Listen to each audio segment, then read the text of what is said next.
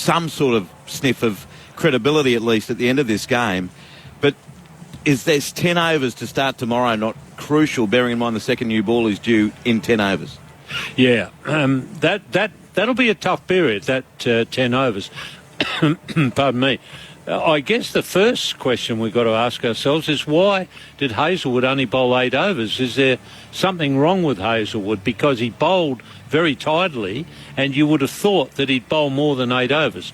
So if there is perhaps something a little bit wrong with him, he could well be bowling first thing in the morning. But those 10 overs are a problem. Then you're confronted with the second new ball. That'll be a problem.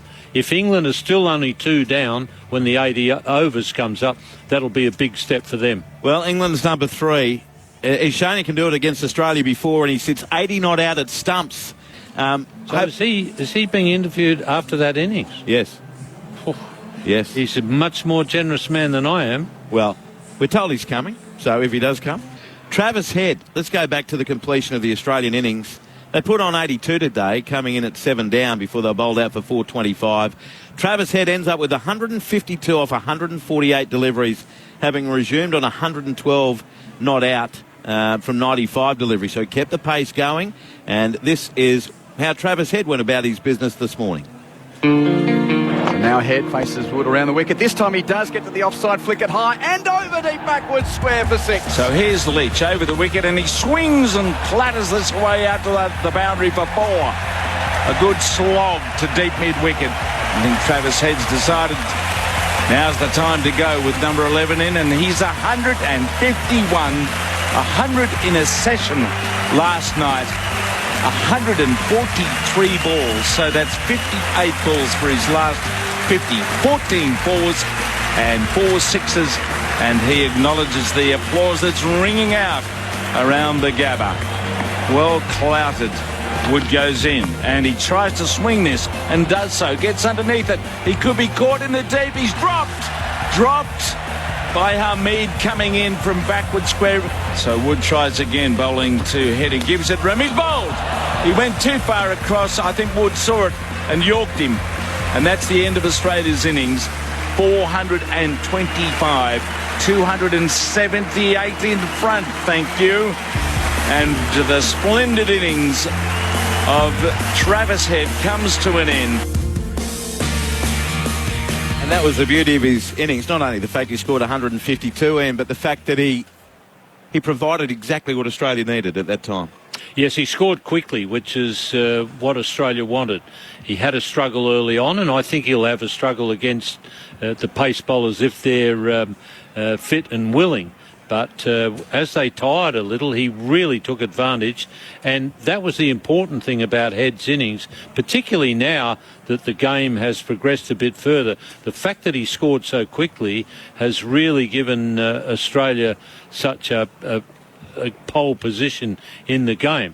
England have whittled that back by having such a good partnership, a 159 run partnership, but England still have to do a hell of a lot.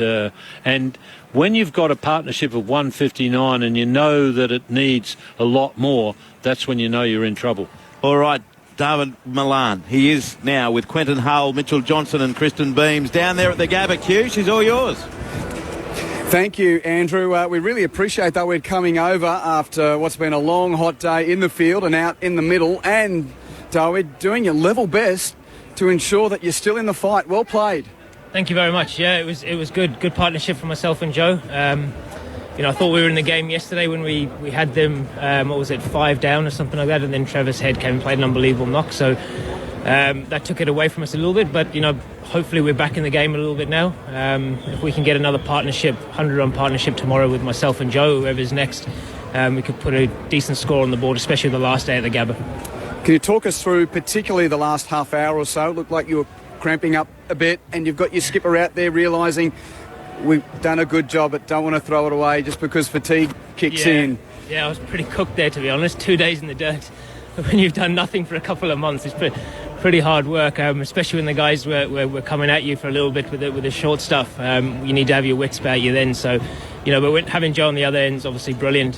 He's been there loads of times before, and he's obviously scored a lot of runs against the best and the quickest. So look, it's a great challenge. I'd rather that than someone trying to nick me off every day. It's good fun. Yeah, so what's been the difference between the first innings of batting innings to the second innings batting innings? Is it the pitch? Is it that you guys left a lot better, played the ball under your nose, waited for the short ball? What was it? Yeah, a little bit of both. The wicket was obviously a lot softer first innings. We probably could have left a lot more. I think we learned a little bit from watching how Davey went about it, how well he left Ollie Robinson at times. So that was a good learning curve for us going into this innings. I think the wicket has changed a lot since that first time we batted. It seems it's still a little bit too paced, but it seems a bit truer that you can sort of trust the bounce, especially with the divots. Especially when the ball gets soft here as well. It sort of loses that zip a little bit, even though the bowlers are still bowling quick. You don't feel like you can sort of follow it a little bit. You can hold your line and stuff. So look, it's become a good wicket. Hopefully we can get a good day tomorrow and cash in. It looked like a really good little contest between you and Nathan Lyon there. How enjoyable are those little battles within the battle? Yeah, it's brilliant. I think I might have got away with one. I think I gloved one straight to him as well.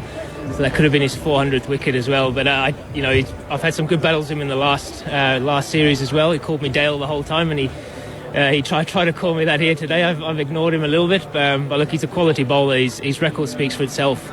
It's always trying to work out how you can score off him, because he just doesn't give you that many bad balls. So it's trying to rotate, trying to find different ways. But yeah, he's a good man and a good bowler. Well, you were here 4 years ago and scored a very good 100 at the Wacker, so obviously your game's evolved and the squad's evolved. So what can you see different about your game and what this group might be able to offer to be better than your previous trip here? Yeah, look, I think when you actually look at the last trip, we felt we were actually in the game a lot of the times, and we lost a crucial session which just destroyed us. And I think hopefully with the experience that we've got, guys are 4 years more experienced. We haven't got too much of a different squad. You've got Stokes back in the team. You've got Woody that can bowl quick now and that's fit. So we have a few different options. Hopefully we can, a bit like the mistake we made in the first innings where we lose 3 or 4 wickets in a session, if we can not make those mistakes with the bat and hopefully keep containing with the ball for as long as we possibly can. Hopefully that will keep us in games longer and potentially win more games. Do you think you've frustrated the Australian bowlers enough today to go in tomorrow pretty confident? Look, I think any time a team's 200 for 2, you'd be frustrated. But look, they're quality bowlers. They come up with different options. It just takes one breakthrough for them to capitalise. It showed the last series, and hopefully we don't make that same mistake. The good thing about these guys is they run in all day, and they've always got a different plan, and they always can challenge both sides of the bat and up top and full, which is great about Test cricket. What's it like to bat with your captain? We've watched from afar and we see the numbers, yet obviously he's been forthright saying, I've got something to prove in this country, and you've shown us there in a couple of hours just what it means to play with that cap on in Australia. So tell us what it's like to be out there with the England captain fighting for some respect at the start of the Ashes. Yeah, it's brilliant. Seem to bowl a lot fuller to him than they do to me. Unfortunately, I don't know why. Maybe that's because he's got 15,000 runs or whatever he's got behind his name. Well, not even that, maybe 10,000. But yeah, look, batting with Root, he's good. He takes the pressure off you. He's always busy, always looking to score. And I guess that's what the good players do, or the best players do. They take the pressure off themselves and off their partner. Playing in Australia is obviously the ultimate challenge. A lot of teams that come here, and a lot of players' careers have sort of been tarnished by it, with the Ashes. And the one good thing about playing for England in the Ashes, if you do well, it's good for your career as well. But that means nothing if you don't win games of cricket, so hopefully we can get a few wins this time. We heard the Barmy Army a little bit more today. How helpful is that when you come to enemy territory and you can hear your own fans out in the crowd? Yeah, it's good. We didn't give them much to cheer the first innings and the bowling innings. So, yeah, it's nice, especially when you get a bit of momentum. They sort of jump on the back of it. They've been a bit quieter than what they were last year. They were out in full force last year with the restrictions. This year it's obviously tough, but to see so many supporters come out, especially after the first day that we had, to still be behind us is brilliant. Well, you've put your foot in the door of this test match. Rest up. Look forward to see what you can do tomorrow. Thank you very much. Thanks for your time. David Malan here down after what's been a terrific back end of the third day for England.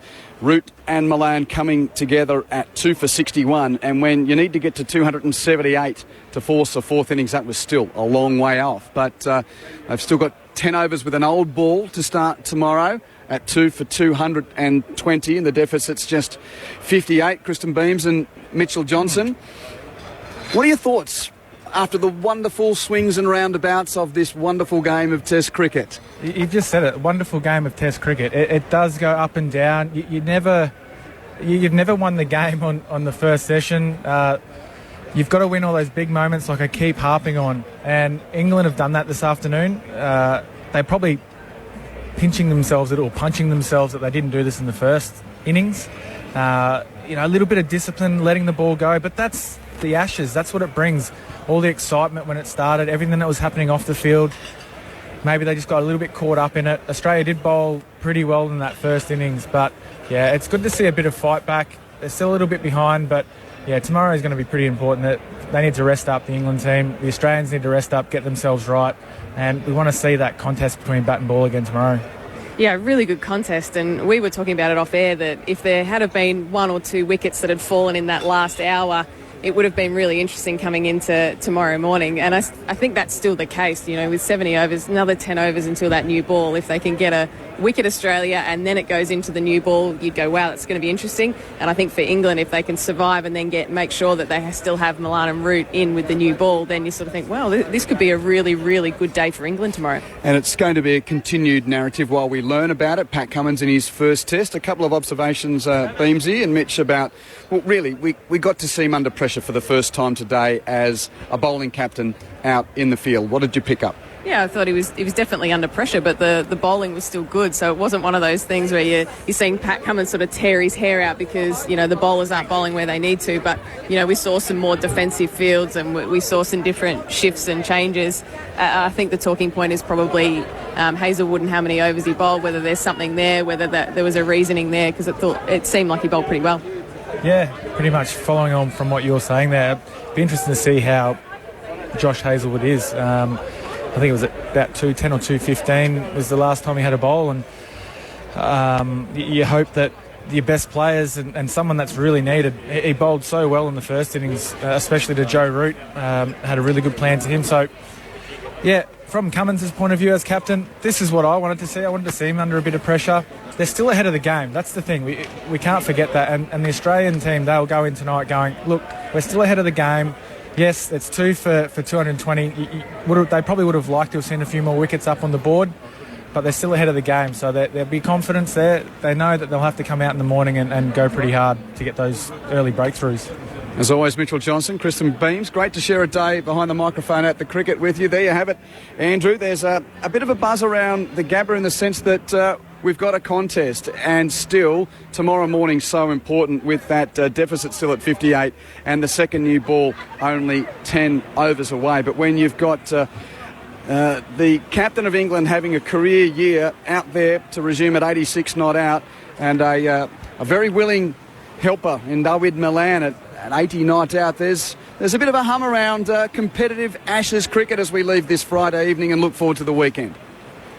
And Q, how good is it that the people of Brisbane, who have been responding really well, over 28,000 today, get the chance for some weekend cricket as well.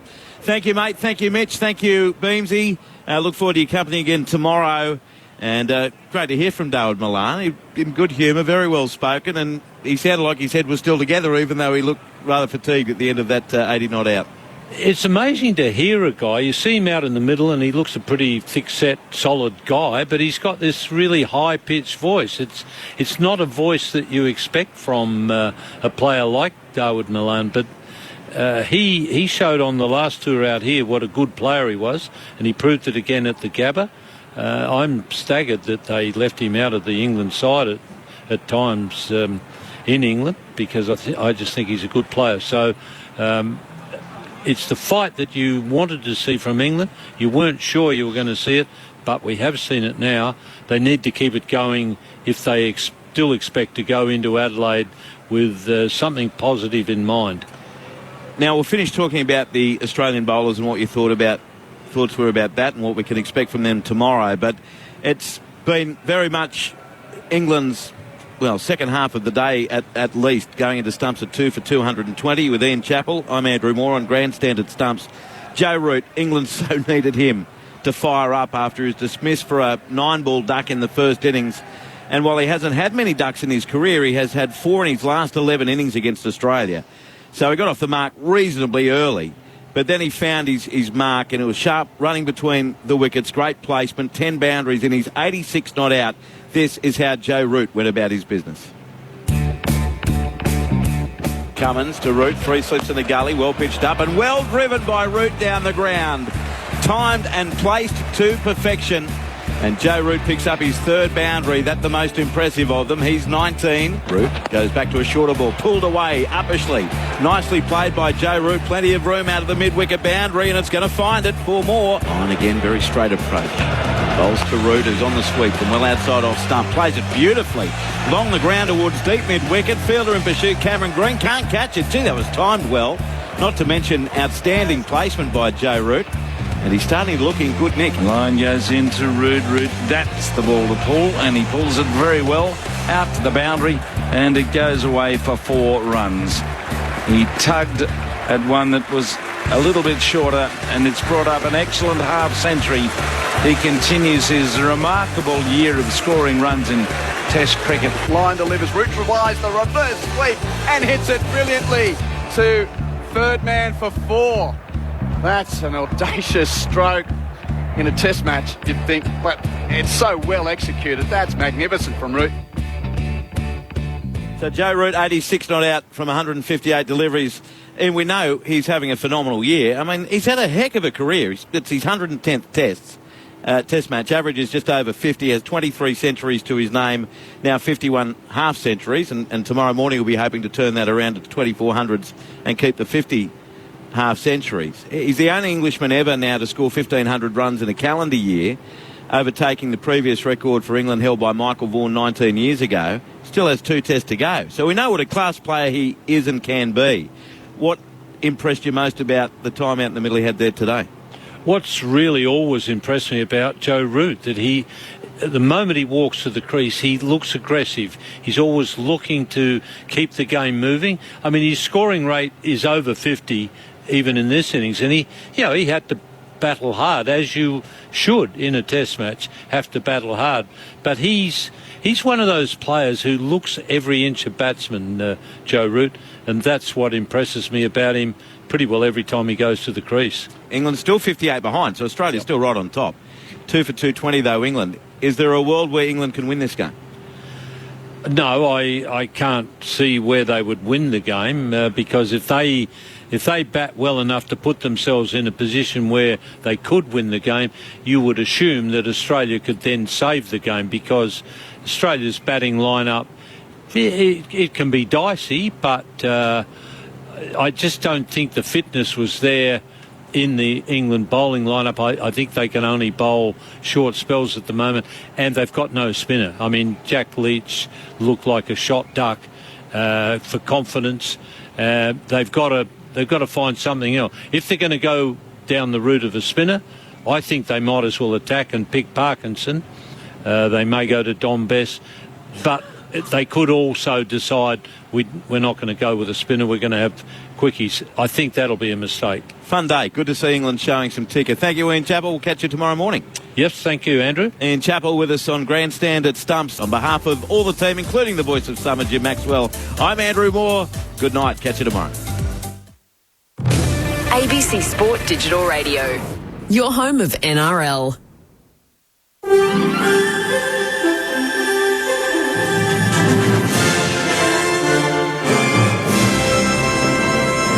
ABC News, good morning, I'm Yvette Gray.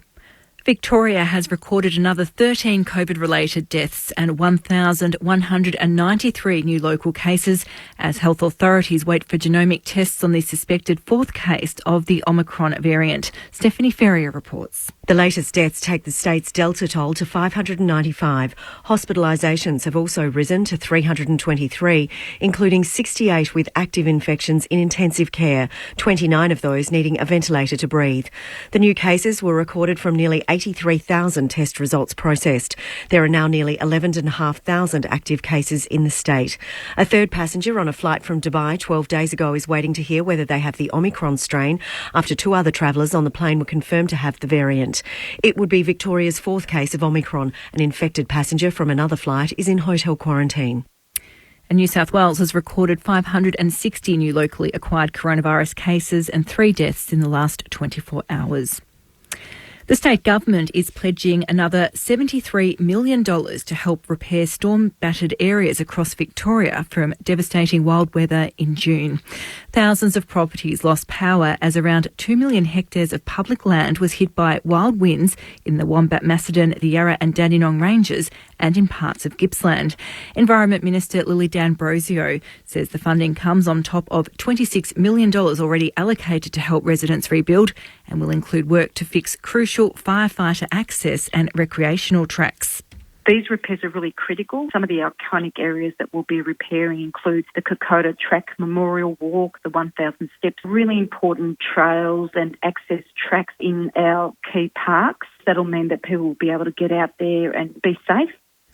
Lawyers for WikiLeaks founder Julian Assange will fight a ruling by the High Court in the UK that's found he can be extradited to the US to face charges of espionage. As Europe correspondent Steve Kinane reports, today's ruling overturns a previous one. This appeal was about a decision made by a district court judge back in January where she found that it would be oppressive to extradite Julian Assange to the US to face espionage charges because of mental health reasons. Now, the US lawyers during this appeal argued that they could provide diplomatic assurances that Julian Assange would not be kept in supermax conditions, that he could access mental health services, and if he was sentenced, that he could serve that sentence in Australia. Julian Assange's lawyer says basically that diplomatic assurances mean nothing under international law, but the judges in this case found in favour of the US. US music star Taylor Swift will have to face a jury trial in the States over allegations of plagiarism over her hit song Shake It Off. As the BBC's Mark Savage reports, she's accused of stealing the lyrics from an obscure group called 3LW. Shake It Off is the highest-selling single of Taylor Swift's career, but were the lyrics copied from this song? The writers of that track say they were, and they're suing the star for a share of her profits. The case was actually dismissed in 2018, with the judge saying the lyrics were too banal to be copyrighted. But that decision was overturned on appeal, and Swift is now facing a jury trial over the claim, with a date to be set in the coming weeks. Organisers of the Melbourne Marathon are hopeful this weekend's event will help bring life back to the city after the pandemic. The full and half marathons are sold out, with 28,000 runners signing up to take part. Postponed from October, it's expected to be the nation's biggest running event to be held since the start of the COVID-19 pandemic. Melbourne Marathon Festival Director Marcus Gale says the marathon will revitalise the city of Melbourne. No doubt through the staging of this event, we'll see cafes, restaurants and bars all packed Saturday night and into Sunday afternoon, all because we've got so many people and their friends and family participating and joining in the activities over the weekend in the CBD. And in Formula One, Lewis Hamilton has set the quickest time in the second practice session at the Abu Dhabi Grand Prix. Australia's Daniel Ricciardo set the 11th best time in his McLaren in the evening practice session. To the weather for the state, showers and drizzle across Gippsland, mainly in the ranges and far east. Isolated light showers or drizzle about the central and Otway ranges. Cool to mild and partly cloudy in the south, mostly sunny in the north and warmer towards the northwest. In Melbourne, partly cloudy, a top of 23. Tomorrow, mostly sunny, 25. Monday, mostly sunny, 32. It's 17 degrees. ABC News. Hi, Beverly Wang. And Benjamin Law here from the Stop Everything podcast. We're sure you're down with the zeitgeist, but in case you've had other things on your mind the last couple of years, you should download the ABC Listen app and unleash a world of entertainment for your ears. Ooh, there's featured episodes, true crime blockbusters. I might just take over here. Simply search for what you want. Sports, science. Like, Stop Everything. Add it to your favorites and you'll never miss an episode. Bev, our podcast is even on here. The ABC Listen app. Download it for free today. ABC Sport. We begin this broadcast by acknowledging the traditional custodians of the land on which this match will be played today and pay our respects to their elders past, present and emerging. We extend that respect to Aboriginal and Torres Strait Islander peoples listening. Grandstand Cricket, The Ashes. On your radio, ABC Sport Digital and on the ABC Listen app. So here's Leach over the wicket and he swings and platters this way out to the boundary for 4. And he's 151, 143 balls. Well clouted. So Wood tries again, bowling to header. Gives it Remy bowled.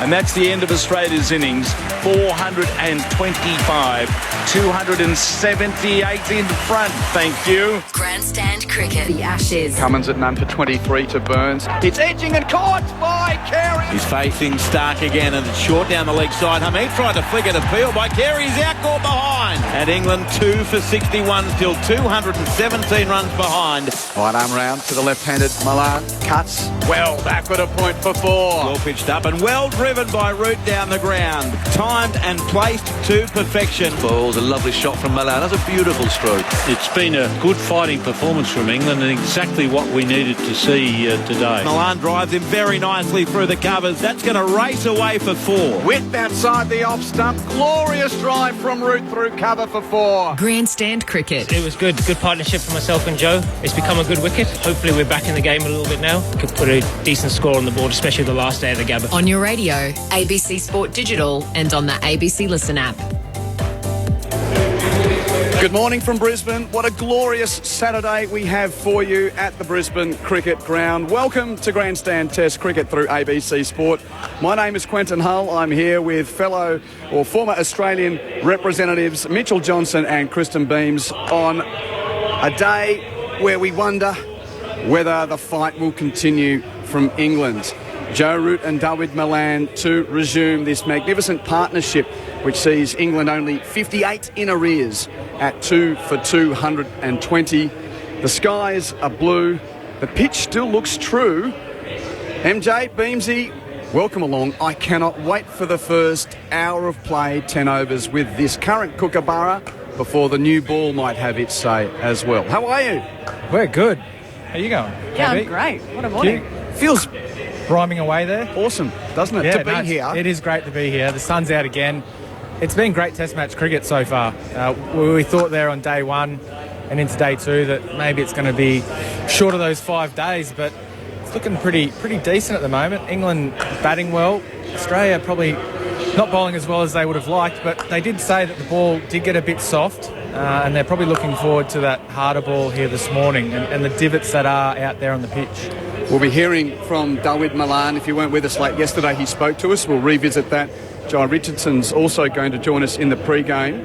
Beamsy, I'll give you a moment to talk about the cricket, or has that been usurped by the announcement that has just been confirmed about the 5th Test? Yeah, amazing news, no doubt. And, you know, we were talking about it yesterday and it hadn't been confirmed. And today we have the confirmation that it is headed to Hobart and will be a day-night Test match with a pink ball. And all of Tasmania is no doubt rejoicing whilst panicking about how to get a ticket and the rest. So it's an exciting time, and no doubt there's a lot of excited people to also get down to Hobart. It's a beautiful time of the year to be down there. Literally in the last 5 minutes, the release has come out, so we will get to the pre-game here in just a moment. But it's huge news in the context of this series and also for the people of Tasmania that it will be a pink ball day-night test at Bellerive Oval. Commiserations with the people from your part of the world, MJ, with Perth missing out. But, I've got both sides of the coin here. The dismay of the West and the joy of the Apple Islanders. I'll give you some of the quotes verbatim from this press release from CEO Nick Hockley. We considered a range of factors, including commercial, logistical and operational considerations. On the balance of these, the CA board agreed on Bellerive Oval being the most appropriate venue to host the 5th Men's Ashes Test match. We also acknowledge the postponement of the Australia and Afghanistan Test, due to be played in Hobart earlier this year, played a part in the decision. Now, there's a couple of asterisks here.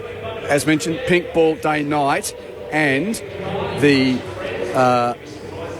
capacity for crowds each day will be 14,000.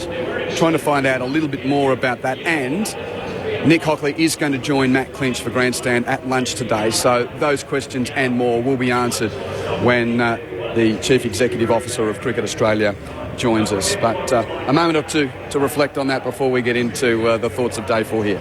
Yeah, very special. I think, if I think for people of Tasmania, they probably didn't think they were going to see Test cricket, let alone an Ashes Test match. So I think that's going to be, an amazing time. And I'm really intrigued on the pink ball side of things as well, in terms of, which team gets the bigger advantage with a pink ball. Did England get a say in the fact that it was a pink ball test? Or I think there's a few more little storylines that might come out over the next little while. Yeah, agreed. I think it makes this test even more important, I think, for the Australian side, because I believe that the England team can really do some damage with that pink ball with their bowling attack. If you're looking at what they've done in this test, they've left out Anderson and Broad. Does that really get them going now? Thinking there's 2 pink ball tests. They love to swing the ball. So I'm very interested in the decision, but it's been made and you live with it. And Beamsy, you are our local knowledge there. Just explain what it's like playing cricket at night in January in Hobart. In a word, freezing. I don't think it matters what time of year. I think it's still pretty cold there at night time, so I think it'll be a good test. You go from this beautiful hot weather, and I'm sure all the players are like, right, I just need to make sure I've got all of the appropriate kit, I've got hand warmers, I've got everything that I need. But look, it'll still be amazing cricket. They'll no doubt love it. We'll all love to watch it, but it will be a little bit cold in the old fingertips. I'm not sure how Nathan Lyon feels about it. Well, I actually played a Shield game down there, a pink ball, just before that New Zealand series, and I was against the pink ball, but that's irrelevant. But the conditions down there, it was cold at night. The pink ball definitely swung around, and it was quite good as a fast bowler. Like, it was quite hard for the batsman to pick up in that period, that daylight, that twilight sort of period. But the thing is that really got to me was it did get really soft really quickly, and the ring fields was set, and it was really hard for batsmen to hit past. George Bailey was playing in that game as well and said it was quite hard for him to hit past the field. So it'd be interesting to see what they do with the pitch there. Will they leave a lot more grass on it like they tend to do in Adelaide, or will they just leave it as a normal Hobart pitch or not? Who knows? I think an appropriate digression, albeit a short one, because how many talking points are around this Ashes series, this Ashes Test match, and the next couple of hours of play. 58 the deficit for England. 8 wickets in hand. Joe Root resuming on 86, not out. He's never scored a Test 100 in this country, yet he's already scored 6 of them in this amazing year that he's having. New ball due in 10 overs. Josh Hazlewood didn't bowl late yesterday. We've been told he's okay. David Warner still won't field because his ribs are sore. So even if Australia does get to bat today, he won't be allowed to bat until number 7.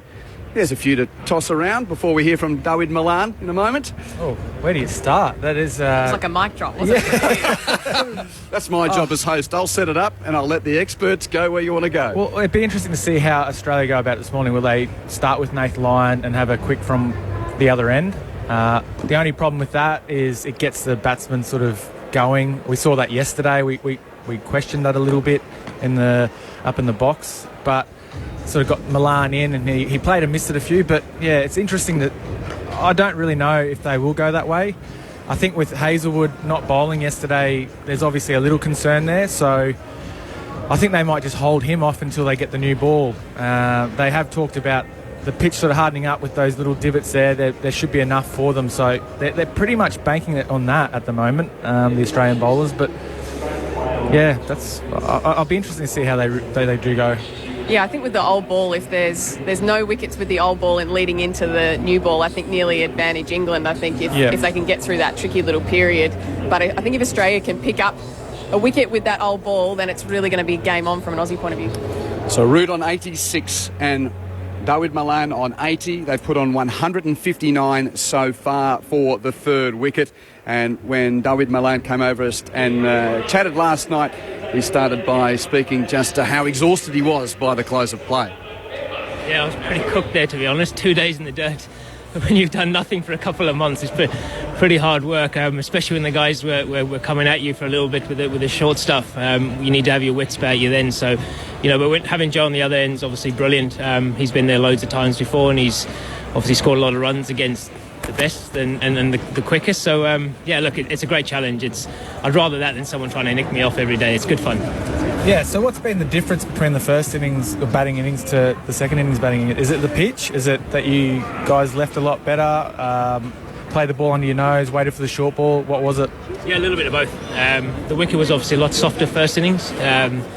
We probably could have left a lot more. And I think we learned a little bit from watching how Davey went about it, how well he left Ollie Robinson at times. So that was a good learning curve for us going into this innings. I think the wicket has changed a lot since that first time we batted. It seems it's still a little bit too paced, but it seems a bit truer that you can sort of trust the bounce, especially with the divots. Especially when the ball gets soft here as well. It sort of loses that zip a little bit, even though the bowlers are still bowling quick. You don't feel like you can sort of follow it a little bit. You can hold your line and stuff. It looked like a really good little contest between you and Nathan Lyon there. How enjoyable are those little battles within the battle? Yeah, it's brilliant. I think I might have got away with one. I think I gloved one straight to him as well. So that could have been his 400th wicket as well. But I've had some good battles with him in the last series as well. He called me Dale the whole time, and he tried to call me that here today. I've ignored him a little bit, but look, he's a quality bowler. His record speaks for itself. It's always trying to work out how you can score off him, because he just doesn't give you that many bad balls. So it's trying to rotate, trying to find different ways. He's a good man and a good bowler. Well, you were here 4 years ago and scored a very good 100 at the Wacker, so obviously your game's evolved and the squad's evolved. So what can you see different about your game and what this group might be able to offer to be better than your previous trip here? Yeah, look, I think when you actually look at the last trip, we felt we were actually in the game a lot of the times, and we lost a crucial session which just destroyed us. And I think hopefully with the experience that we've got, guys are 4 years more experienced. We haven't got too much of a different squad. You've got Stokes back in the team. You've got Woody that can bowl quick now and that's fit. So we have a few different options. Hopefully we can, a bit like the mistake we made in the first innings where we lose 3 or 4 wickets in a session, if we can not make those mistakes with the bat and hopefully keep containing with the ball for as long as we possibly can. Hopefully that will keep us in games longer and potentially win more games. What's it like to bat with your captain? We've watched from afar and we see the numbers, yet obviously he's been forthright saying, I've got something to prove in this country, and you've shown us there in a couple of hours just what it means to play with that cap on in Australia. So tell us what it's like to be out there with the England captain fighting for some respect at the start of the Ashes. Yeah, it's brilliant. Seem to bowl a lot fuller to him than they do to me. Unfortunately, I don't know why. Maybe that's because he's got 15,000 runs or whatever he's got behind his name. Well, not even that, maybe 10,000. But yeah, look, batting with Root, he's good. He takes the pressure off you. He's always busy, always looking to score. And I guess that's what the good players do, or the best players do. They take the pressure off themselves and off their partner. Playing in Australia is obviously the ultimate challenge. A lot of teams have come here and a lot of players' careers have sort of been tarnished by it, with the Ashes. And the one good thing about playing for England in the Ashes, if you do well, it's good for your career as well. But that means nothing if you don't win games of cricket. So hopefully we can get a few wins this time. We heard the Barmy Army a little bit more today. How helpful is that when you come to enemy territory and you can hear your own fans out in the crowd? Yeah, it's good. We didn't give them much to cheer the first innings and the bowling innings. So, yeah, it's nice, especially when you get a bit of momentum. They sort of jump on the back of it. They've been a bit quieter than they were last year. They were out in full force last year with the restrictions. This year it's obviously tough, but to see so many supporters come out, especially after the first day that we had, to still be behind us is brilliant. Dawid Malan post stumps yesterday, and that revelation that he probably would have been given out had Australia referred this moment. Trying to get this 400th pole. He's around the wicket here to the left-handed Malan, comes forward and kicks it away. Crowd catch it, ballooned in the sky, and Lyon ran down and could sense that the crowd was behind him, so he just played up to it a bit. He did. He wanted it though. It seemed like a crowd catch, but there was glove onto pad into Lyon's hands, and he was on 37 at the time. Mitchell Johnson and Kristen Beams. That's an amazing... It's cost him. Oh. It's cost Nathan Lyon his 400th. Well, there you go. He sort of went up, like we heard, and the crowd was sort of... Well, and they're bowling towards us, so we're looking through the keeper in the back of the batter when Nathan Lyon's coming from that Stanley Street end. But he didn't look all that nervous. Oh, he should have walked. We've got the Stuart Broad moment of no, it's definitely not. Series. Definitely not. No, the umpires are there to make that decision. They missed that one. The Australians missed a chance to get a wicket. Yeah. I think when you have a referral and it doesn't go your way, sometimes that then gets into your head a little bit. Like, so maybe if there hadn't been any referrals, if Lyon was maybe confident in that, then I reckon you're more likely to have a go at it. But I think because they'd already had one that had gone away, I think it's probably like, that's probably not it. I think because Marnus went too crazy. He was a bit like excited about it, and they just thought, what's he know? He doesn't know much. There's Marnus being Marnus. Marnus being Marnus. Again, okay, let's hear a little from the Australian camp. Jai Richardson was out there for the majority of yesterday. He is the 12th man, so the context that we're able to try and garner from him, he played a recent Shield game here and took 8 wickets bowling really well. He's not, of course, allowed to bowl in this game as 12th, but to try and get a feel for just what's going on out on the playing strip, we asked how this pitch is playing compared to that recent Shield game.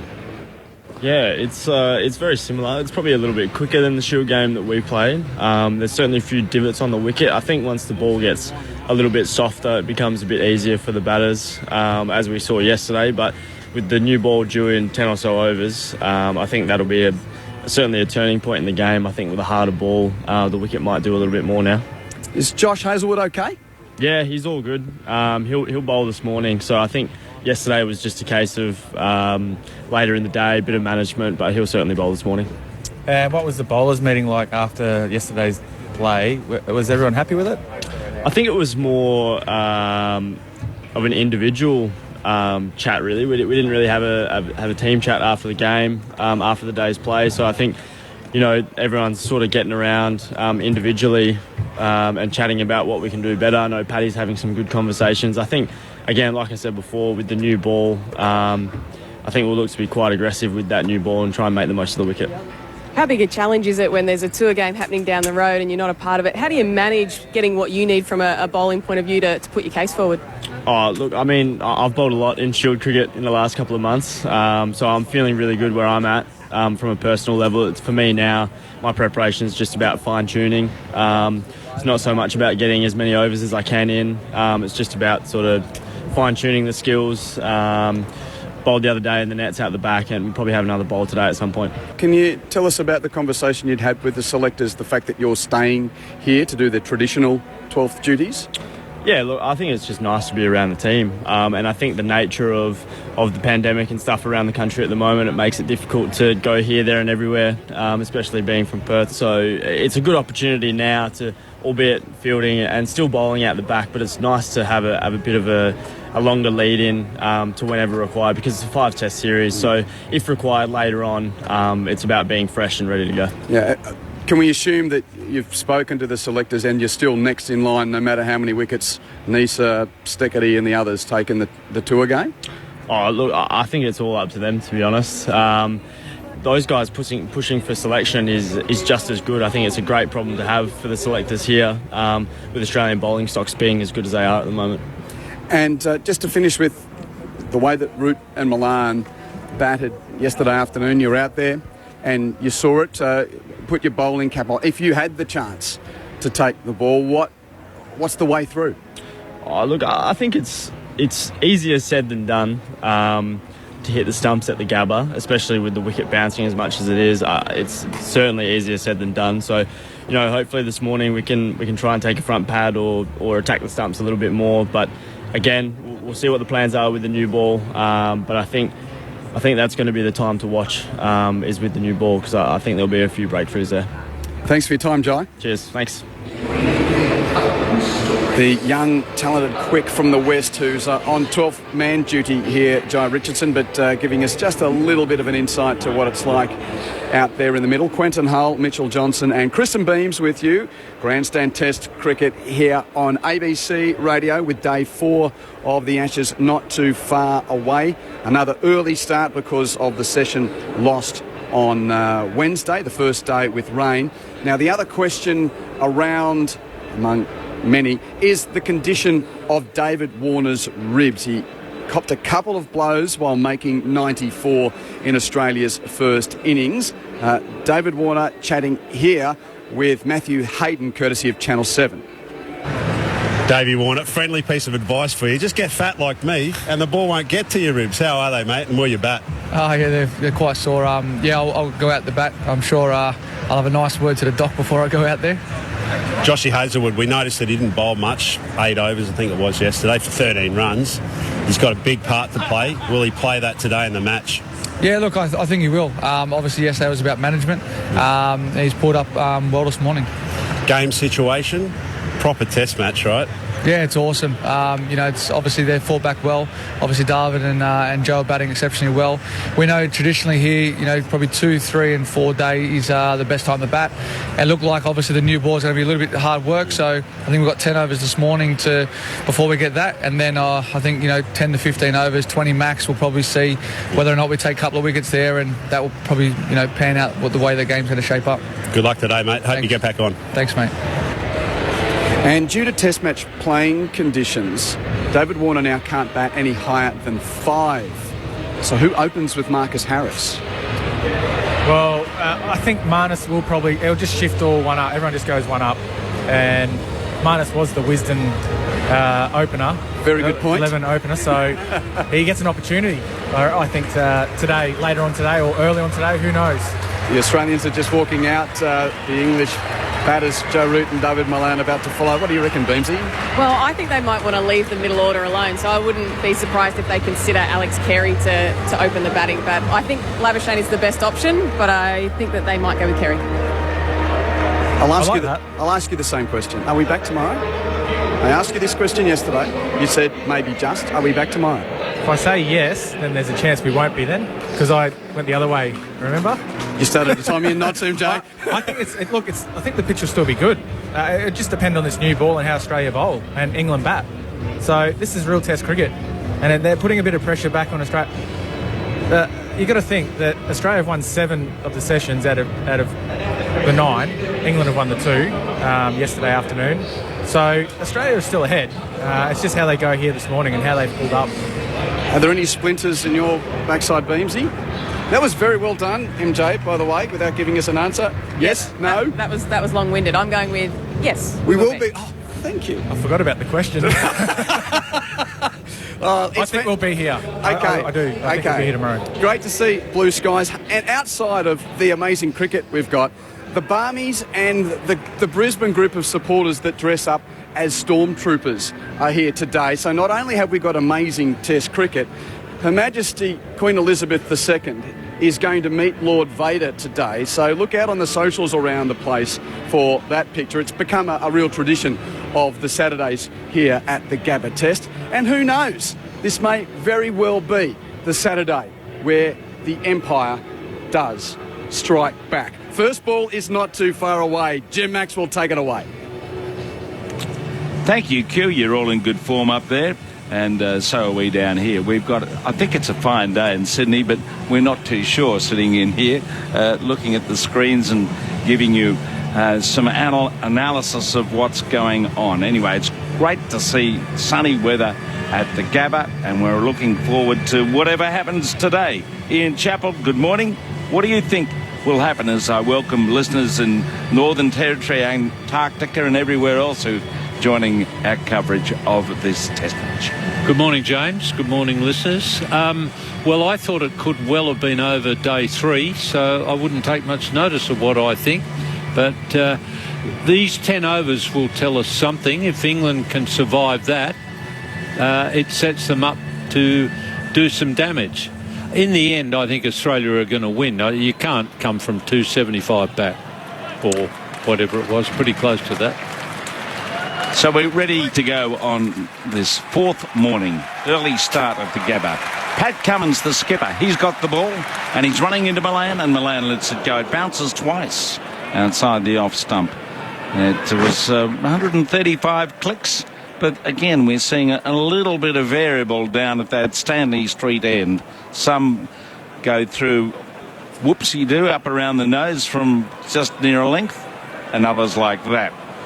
But it's more occasional than regular that we get that kind of bounce. But it's something for the bowlers to have in their mind and the batsmen to think about, particularly when a new nut comes along in 10 overs time. 2 slips and a gully and a trumpet going in the background. You can hear that. Cummins bowls it wide of the off stump. Milan lets it go through to the keeper. Among those Satani, Jerusalem. You're not a Welshman. I've established that, James. No.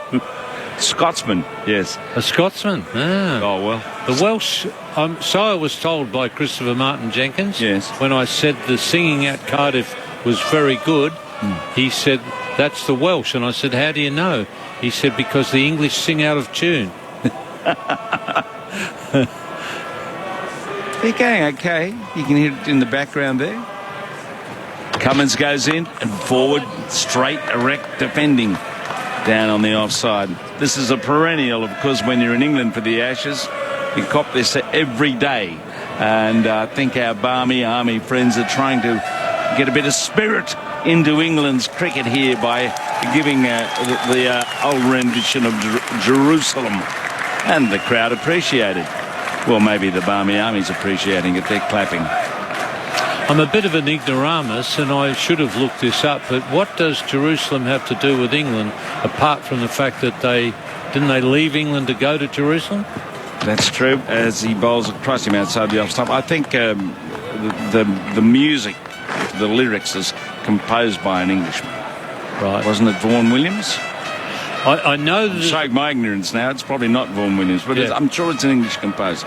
There was a pub in Nottingham. I remember Rodney Marsh, when he lived in Nottingham, he used to take me there a bit, and it was something, the return to Jerusalem, and I know that David Lloyd, the commentator, he used to go to that pub. It was, if it wasn't the oldest in England, it was right up there. Now, around the wicket, Cummins from the Vulture Street end goes to the left-hander, and he leaves alone outside the off-stump. Useful delivery, but again, Milan knew where his off-stump was, and that ball wasn't near it, so he let it go. He's been pretty good at letting the ball go, and as I said, this 10 overs is going to be really important for both teams, probably more so for England. If they can get through the 10 overs, then they've got their 2 established batsmen at the crease to confront the new ball. That'll be important for England if they hope to give Australia something to chase. Cummins once more around the wicket to Milan. Milan gets a wider delivery and he lets it go. Paul Rifle sort of utters, and it's 2 for 220, a maiden to start the 4th day. So you would say Paul Rifle is a man of few words? Fairly laconic, I would say, Honest, yes. Yeah. Even when he's had a few refreshments, he's still laconic. He was a very steady pace bowler, and I think he sort of umpires in the same vein. Very steady. I think that the players respect the job he does as an umpire, and that's important. The players have got to respect, and I think the players do respect all the good umpires. The guys they don't respect, that's when they start to ask the question a lot. And I don't know why they're surprised when they get bad umpiring, because it's the bad umpire that they chase and they haunt and they keep appealing for catches, whatever it is, LBWs. So I don't understand why you treat them badly and then are surprised when they umpire badly. So Nathan Lyon, who could have had his 400th wicket yesterday, but no one realised that it had rubbed the gloves of David Milan when he was on 37, and so there was no appeal. But that was just a little moment in the game that Milan certainly owned up to last night. The bails won't stick in the grooves, Jim. Oh, that's those spigots. Again, it's those wretched spigots. Now, around the wicket, here comes Lyon. He bowls and Root goes with it and takes it to the onside, just through square leg for a single, and he's on the way. It's almost up to that Richie Benaud special number, 2 for 221. No, it's up to Richie Benaud special, mate. It's 87.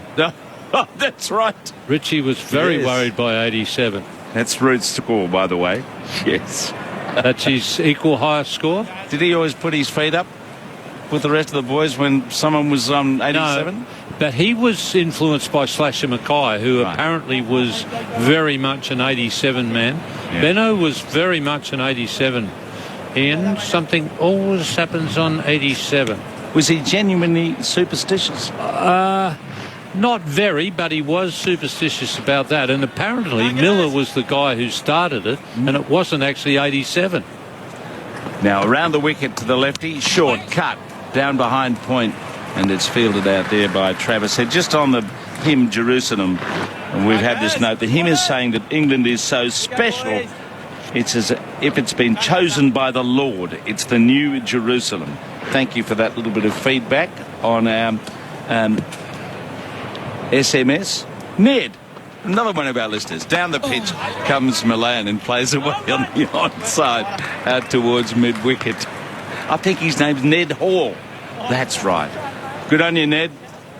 So why do you have an anthem about one person? Can you explain that to me? No. Ned, okay. Ned, we need your help. Here comes Lyon. He bowls Milan's forward and pushes away into the covers. 2 for 2, 2-1.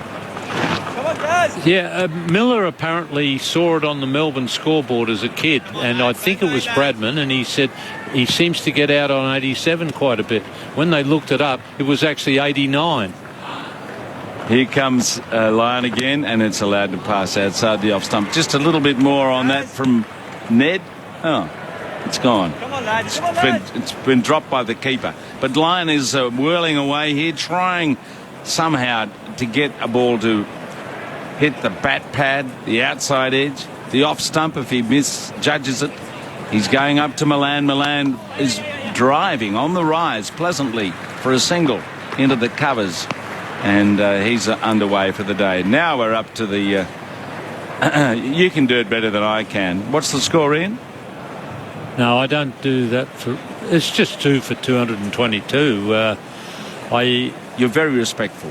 Well, yeah. I mean, I don't see why you try to be another commentator. I mean, I do every now and again. I impersonate Richie, but not as a commentator so much.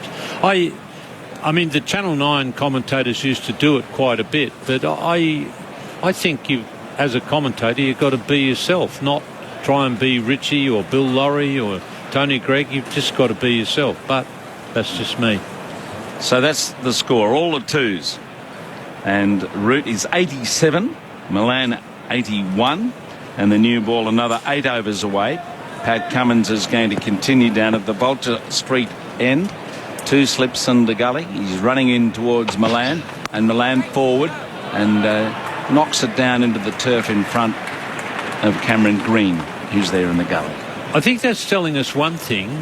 There were a lot of questions. Well, there were some questions about Pat Cummins as a bowling captain. And one of the questions was, will he bowl himself at the right time? Well, I think Pat Cummins is the right bloke to be bowling this morning, and he's on. So that probably answers that question, that he'll get it right a certain amount of time, as all captains. The good captains will get it right more often than wrong. He comes up again, and Milan forward to a ball a little tighter near the off stump, and he defends it well. Very watchful, skillful batting from these two so far. The partnership 161. Just to finish off on Jerusalem, it's based on the William Blake poem. The music's by Edward Elgar, Sir Edward Elgar. It was telling the story of how Jesus may visit England and create heaven there. Okay, I think we've covered the history of Jerusalem satisfactorily. Well, if you want to believe that, go for your life. Well, some do. That's why they sing. Here comes Cummins pitching up a thick inside edge, and we'll get a run for it.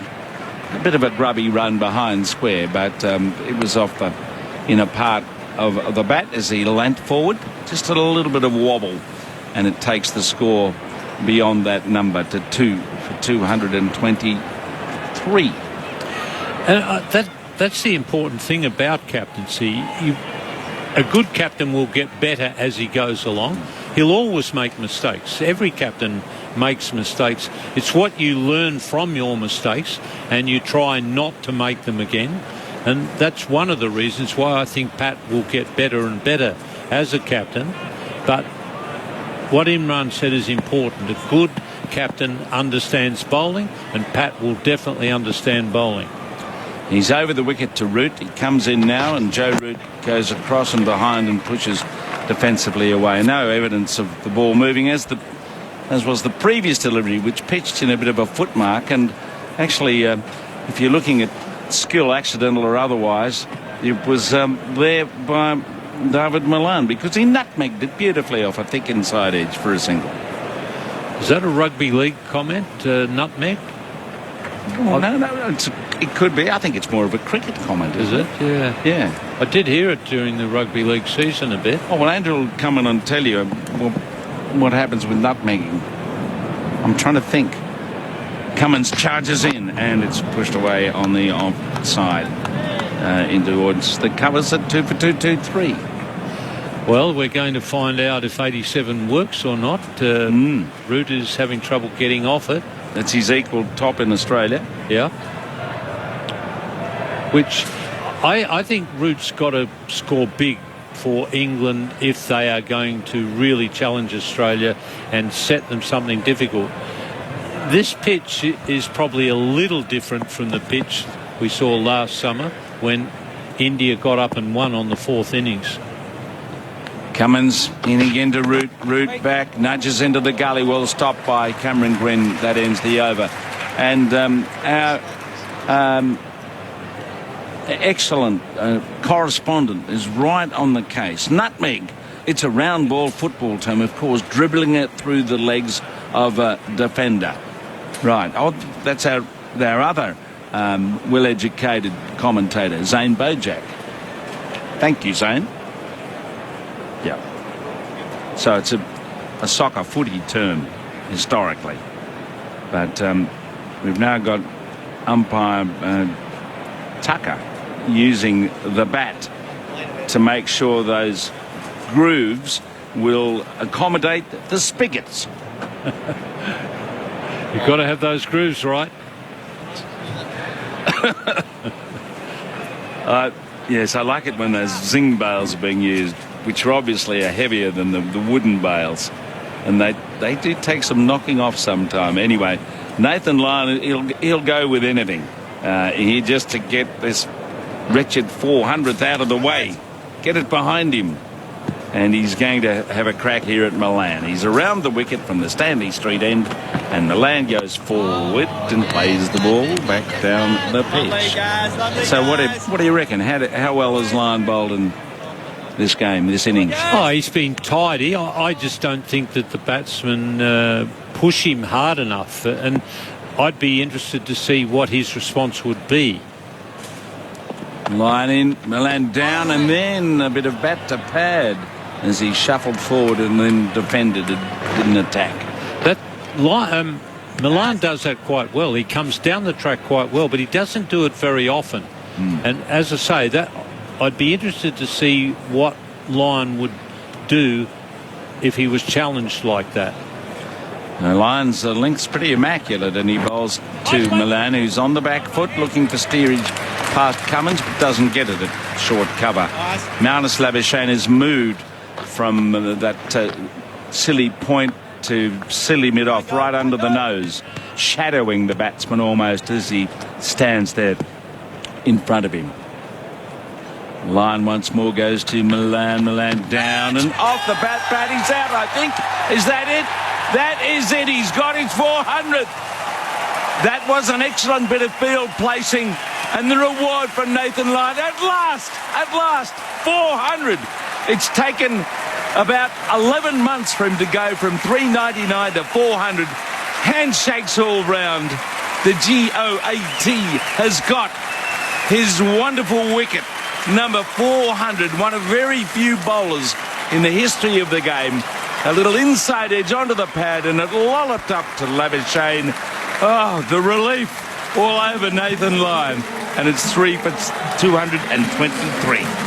Well, once again, the batsman Milan coming down the track towards Lyon, but coming down without great intent. And I think that's where he made his mistake. But an excellent catch there by Labuschagne. Labuschagne, basically, he had moved to a silly mid-off position, but he also went along the track with the batsman. When the batsman came out of his crease, Milan came down towards the bowler, and so he put himself in a position to catch the little inside edge onto the pad and finally get Nathan Lyon his 400th wicket. He'll be delighted to get that behind him, because it has taken forever, even though he hasn't been playing a lot of cricket. So that's what Australia wanted. They wanted to break that partnership before the new ball came along. Now you've got Stokes at the crease, and he'll be there when they take the second new ball. That's what they wanted. They would also love to get rid of Root at the other end, so they've got two new batsmen when the second new ball comes along. But at least they've got one. A wonderful moment for Nathan Lyon. I can remember his wicket in Gaul from the very first ball he bowled in Test cricket. Sangakkara, well caught by Michael Clarke at slip. And now 10 years on, his 400th. What a landmark, with David Milan out for 82. A little inside edge into the pad, and up in the air it went. So Lyon now to Stokes. Stokes, the new man, is letting it go outside the off stump. Yes, luck comes and goes in this game, and he didn't have much of it yesterday. Every time he bowled a threatening delivery, and he was bowling accurately, he didn't get the reward. This morning, he has. Around the wicket again to Stokes. Stokes forward, plays the ball away on the offside, out into the cover. So that is a big break for Australia as they try to win this game at some point. It hasn't been the second new ball. They've still got 6 more overs before that happens. And the applause again for Nathan Lyon at last. Wicket number 400. And Lyon will be pleased that he, the challenge that he got from Milan, he was able to overcome it. Milan really needed to get down the track a little more often and to do more with it when he came down the track, so that he got rid of that man out in close. But Lyon was good enough to keep the man in there, and eventually that brought him his 400th wicket. Yes, very good cricket from Australia. And Marnus Labuschagne lurking in that spot. And it wouldn't have been a catch. He stayed at silly point. But that change in the field, that tactic, has brought the breakthrough that Australia was seeking. And for some time, as I say, we've had 74 overs, and the new ball no doubt will be taken once it's due. But this again is a potentially threatening partnership for Australia if Stokes can get himself in. Now, we're about to start, but no, we're not. Something distracted Joe Root as Cameron Green was running into bowl. He's having a crack in the lead up to the new ball, with Cummins resting himself. We still haven't seen Josh Hazlewood for some time. Richie Benaud would write that down to the 87. He would say to me, something always happens on 87. Green bowls, back goes Root, and flirts, but only for a single to backward point, where Richardson is fielding. David Warner still off the field today. So one more to Root, who moves to the relative comfort of 88. So that's his highest score in Australia. So what we seem to have established, the fact that Warner is still off the field, that he's not allowed to bat before number 5, I think you said, Jim. That's what we heard from the Gabba, yes. Yeah. So Hazlewood, I'm assuming they are saving Hazlewood for the new ball. We're told that he's ready to bowl today. They haven't actually said there was anything wrong with him last night. But the fact that he didn't bowl suggests there was a bit of a niggle. Around the wicket goes Green, and it's allowed to pass by Ben Stokes outside the off stump. So Stokes has had his own niggle problems in this game with his jarred knee. See if that affects his movement at the crease, with England still trailing by, 54 runs at the moment, and Australia in an excellent position. That early wicket. Green bowls wide of the off stump, and Stokes lets it go through. So a bit of teasing from Cameron Green, or maybe he just can't get it right in the length to make the batsman play. Interesting that Stark has come into the gully for Green. Green is the gully fieldsman of choice, but when he bowls, looks like Stark gets his opportunity in the gully. Stark fancies himself as a gully fieldsman. Looks like he's lined up at the bowler rather than the batsman. Here's Green around the wicket, back Stokes defending a ball that is of no great threat as it hit the middle of his bat, getting his eye in here and going on a wander down the pitch. I always thought it was an important point where you lined yourself up as a slipped or gully fieldsman. To me, as a slip fielder, I had to line up at the batsman because that's where the edge was going to come from. I didn't field in the gully a lot, but I would have thought you had to line up at the batsman. Green pitches up and he tries to drive this and does on the bump away to Harris, who's out there in the covers. So Stokes hasn't scored. Root is 88. David Malan is out for 82. Caught by Labuschagne and sent him it off inside edge to pad. And Labuschagne clutched onto it to the delight of all the players, particularly Nathan Lyon. 209 balls delivered in this match before he got his wicket. Green goes in and he nudges it well down to third man, getting over the bounce and steering it down to the rope for 4 runs. So Stokes is off the mark. He's 4, Root's 88. It's 3 for 228. New nut in 5 more overs, but we're going to pass over to an old nut in Andrew Moore with Ian Chappell. Grandstand Cricket, The Ashes. On your radio, ABC Sport Digital and on the ABC Listen app. Jimmy, thank you. Good to hear you in such good form on this morning of day 4 of the first Ashes test. England has advanced its position by only 8 runs and losing the wicket of David Malan for 82 off 195 deliveries. A 162-run partnership with Joe Root, England's highest ever third wicket partnership against Australia at the Gabba. Joe Root 88, Ben Stokes off the mark. He's 4 and it'll be Nathan Lyon, no doubt relieved to get that monkey off his back and become the third Australian bowler behind Shane Warne and Glenn McGrath to pick up 400 test wickets. Just clarifying too, it's 5 wickets down before Dave Warner can come in under the playing conditions. Oh, number 7, not number 5. Correct. Oh. So, yeah, 5 wickets down, not at number 5. So I'm assuming Marnus Labuschagne will open the batting? Yes, so, yeah. And they'll all move up 1? Here's Nathan Lyon around the wicket. A leg slip in place for Joe Root with a slip in his short leg, and he gets a quick single square on the offside. Stokes set off with him, and they do make it. Good running. Joe Root 89. 3 for 229. England trailing by 49 runs. I look upon you as a young man, not an old man, as you, James called you. An old nut, I believe. An old nut, he called you, yeah. I look upon you as a young nut. Young nut, I'll take that. But then I tend to probably look at you as the statistician of your. Lyon bowls, and it's defended by Stokes, fielded by Labuschagne, diving across the pitch enthusiastically. That was a hell of an initiation that you had, Andrew, as a statistician. 17-year-old, just out of school. Yes. One I wouldn't swap for anything in the world, though. Lyon bowls to Stokes, and he's on the sweep, misses it. Appeal for caught behind. Only a semi-shout by Carey and then Nathan Lyon. I don't know that there was full belief that he had nicked it. And the umpire, Rod Tucker, says no. Stokes still there on 4. He'd looked pretty comfortable up to that point, Stokes. It was a bit of a wild shot from him. It was a windy wolf, wasn't it? Well outside. Wild Village Yahoo. It's even better. Here's Lyon. Bowls and he struck on the pad, I think, heading down leg side. Stifled appeal by the Australians. And all of a sudden, Nathan Lyon with 400 test wickets to his name, causing some trouble here for Ben Stokes. That one clearly missing leg.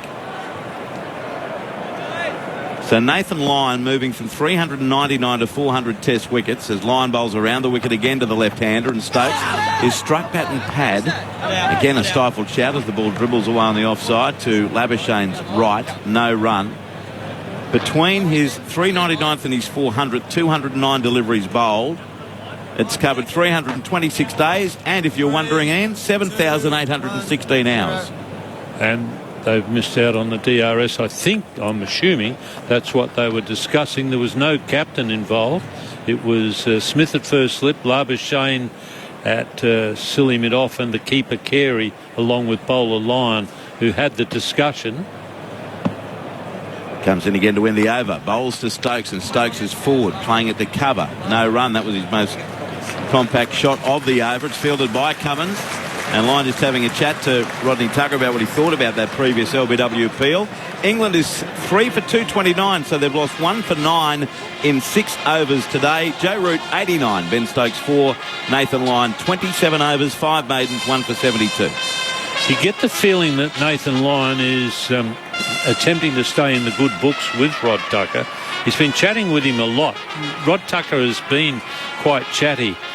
As a captain, I wasn't too sure about chatty umpires. I preferred the type who just umpired. Strong silent?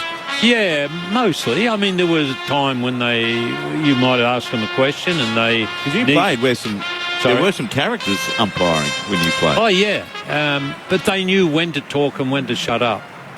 Here's Cameron Green bowling over the wicket with a slip and a gully in place to Joe Root, who... Does he nick it? He's out! Joe Root still can't get 100 in Australia, and all of a sudden a lot of the optimism for England is fading fast. They've lost both of the overnight batsmen before the second new ball. Cameron Green gets his second test wicket, and how disappointing for Joe Root. Caught by Carey off the bowling of Green for 89, and you'd think England might be on a highway to trouble here at 4 for 229, still 49 runs behind, and we're very early in this first session. Well, Joe Root was asking for trouble there. He played a nothing shot at the ball. It was a tidy delivery on off stump, well, outside off stump. He didn't need to play at it. But the thing about it with Joe Root was he either looked to score off that or he let it go. Just poking at it as he did was asking for trouble, and trouble he found. A good knock, but you can see why he hasn't made 100 in Australia. If he's going to play those sort of nothing shots, they're going to get him into trouble. So now Australia have got exactly what they wanted. 2 new men at the crease for the second new ball. They'll be over the moon about that. Ollie Pope will come in. He batted okay in a pretty ordinary first innings effort by England to score 35 off 79 deliveries before Cameron Green picked him up. Ollie Pope became Cameron Green's first test wicket. Ben Stokes is 4. He's only faced 12 deliveries. 4 for 229. Joe Root caught Carey bowl Green, 89 off 165 deliveries with 10 boundaries. And the new ball just under 4 overs away. You just wonder how crucial a blow that is for England to be able to extend this game even late in the day now with those 2 gone. Yeah, Green has suddenly gone from taking no wickets and not really looking like a test wicket to a dangerous bowler for Australia. And it's really handy for Australia to have someone who you can look upon to bowl 8 or 10 pretty tidy overs.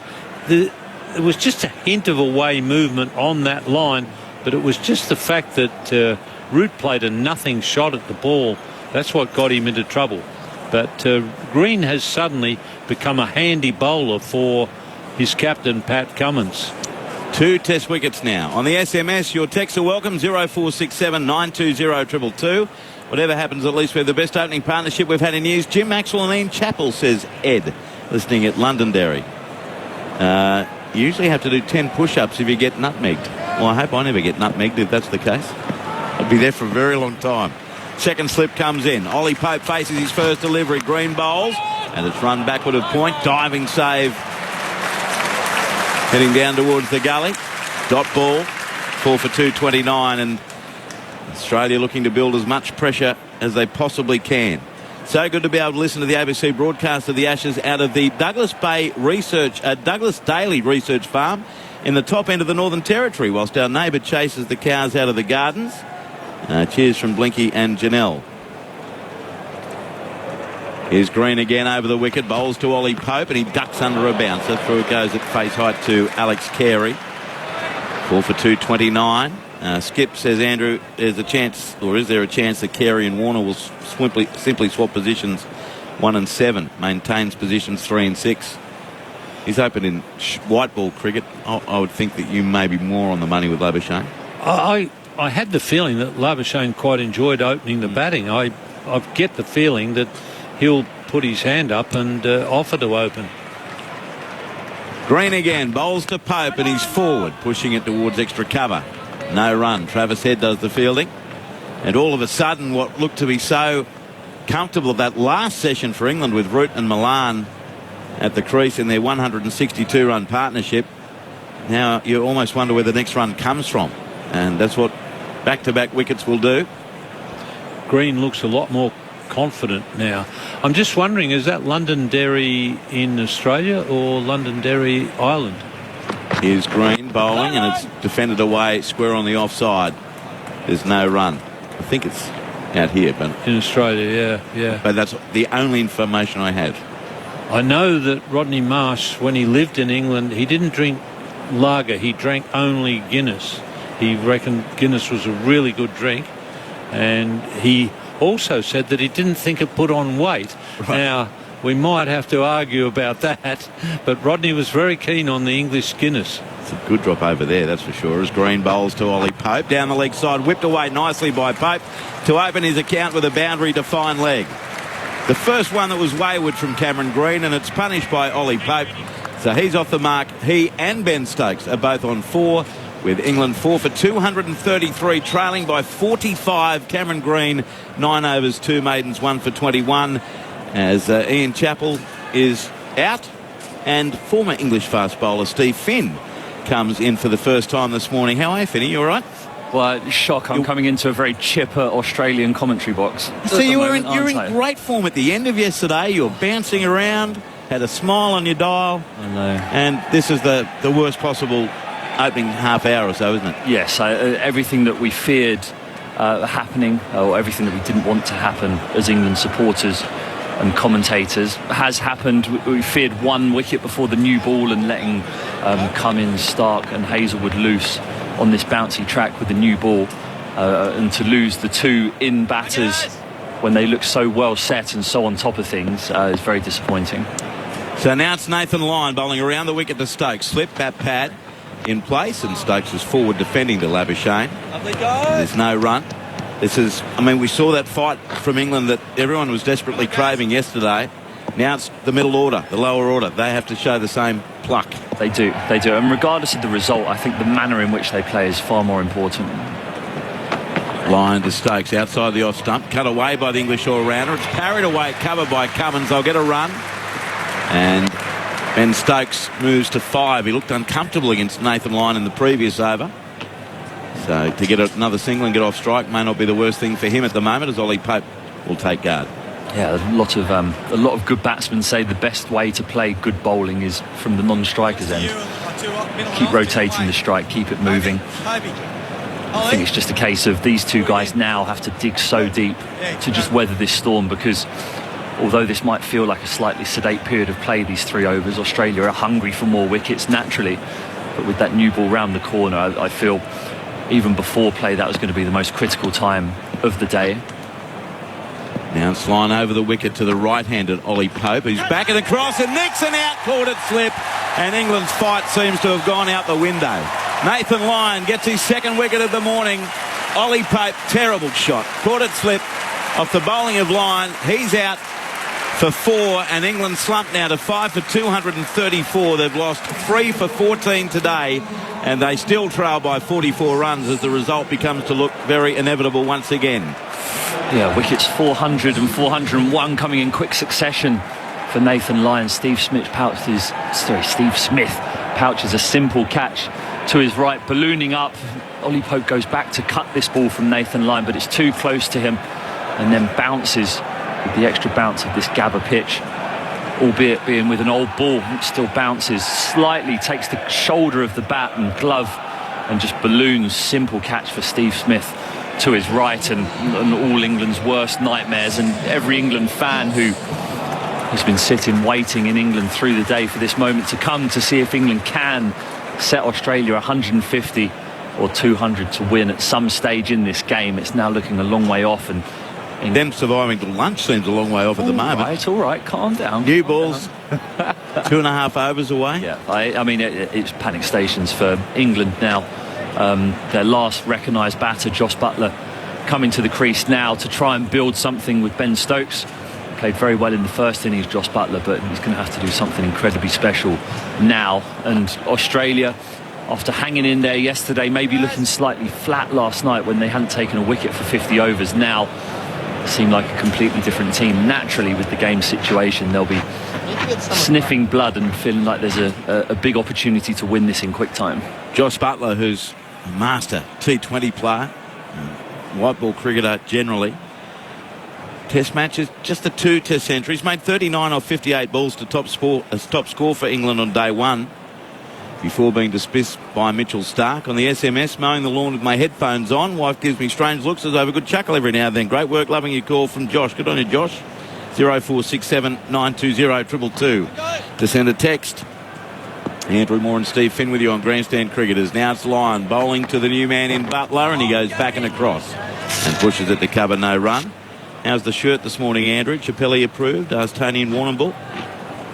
It's a bit of a cricket-themed flowery arrangement today. Chappelli loves it. In fact, he wants a copy. He wants one. I can say that now because he's not on air. Because he gives me a very similar greeting no matter what shirt I wear every morning. Lyon bowls, Butler's forward defending. Away towards mid-off, no run. It's the sort of shirt. In England, we have these nights. I mean, I dress very plain, much like I am this evening, but you have a night every now and again where you call it, I can't quite use the word on national radio, but it's a poor shirt night, we call it. Yep, I'm with you. And that's one of the numbers that we'd wear. It's Lyon bowls to Buttler, and Butler's beaten outside off stump. He tried to withdraw the bat, maybe just did in time to end a really good over by Nathan Lyon. 28 overs, 5 maidens, 2 for 73. With the new ball still 2 overs away, England have slumped to be 5 for 234, and they're in the same position as my shirt. Yes, dire straits. You go trawling round charity shops in the UK. I mean, people get rid of their tat, and you go to the charity shop and see who can pick up the worst looking shirt for the evening. And you're suggesting I might have been a finalist? Well, I thought, finalist? You've won it by streets. Wow.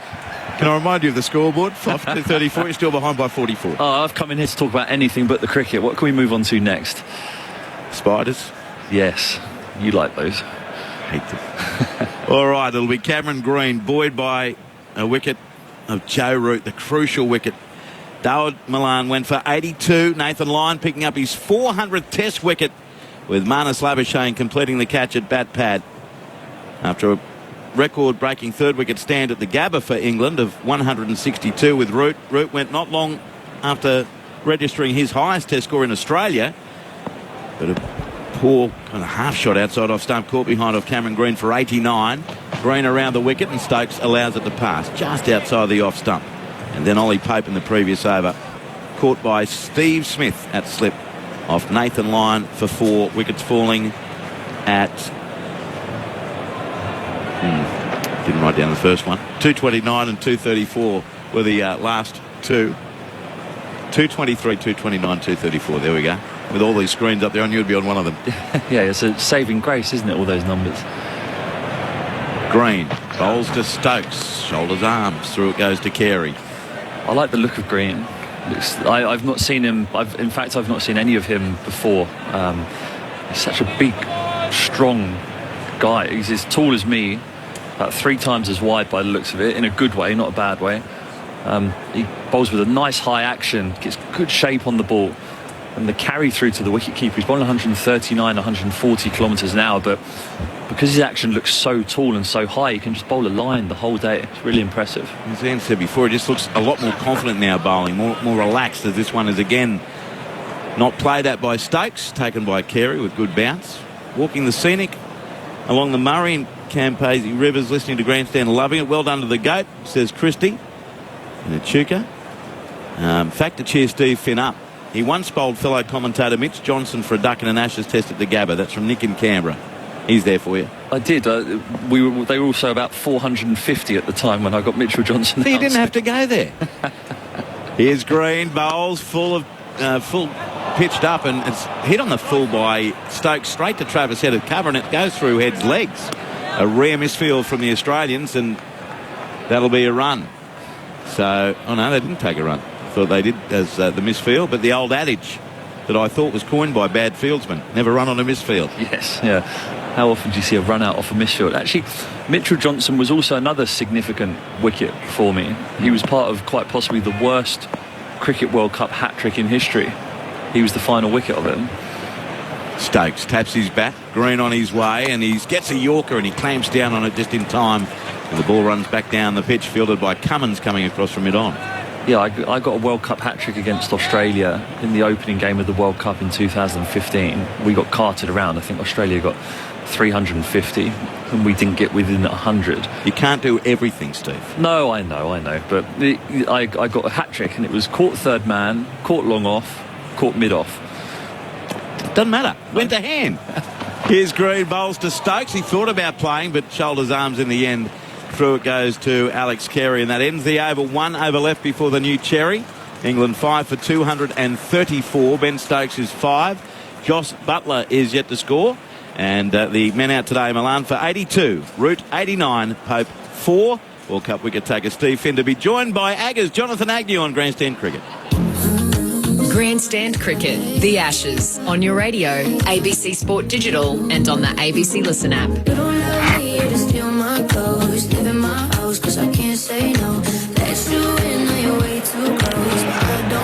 Indeed, good morning everybody. Andrew's been revealing, I thought it was the same shirt you wore every day. I've been keeping an increasingly discreet distance. I didn't realise they were different. There we go. Anyway, good morning everybody.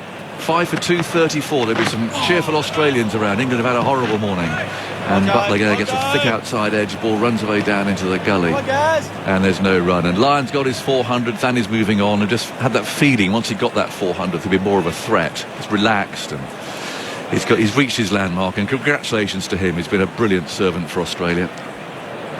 And he walks in again now, then breaks into a bit of a trot. And there's a reverse sweep from Butler. Hits it for 4. England trying to cash in here a little, perhaps before the new ball is taken, but to have lost 3 wickets before the new ball's taken is a really disastrous run of play for England. Just what, well, it's more than Australia would have wanted, I think, or expected. One maybe, but it was so important from England's perspective that Malan and Root were there for the new ball. Here goes Lyon, bowls, and that's turned away by Butler. That's in mid-wicket. Take a run. Yeah, we had such a positive morning over in the BBC commentary box, didn't we? Talking about the potential permutations later in the day or later in the game, and just praying, and we mentioned it a few times, just praying that England get through those first 10 overs unscathed with 2 in batters to face that new ball. But as it so happens, there's 2 brand new fresh batters at the crease with Australia smelling blood now. Yeah, and Woke's in next. 2 around the batting goes Lyon. Bowls, Stokes forward. We'll know what he can do though. A bit of a crowd catch there to Labuschagne at the point.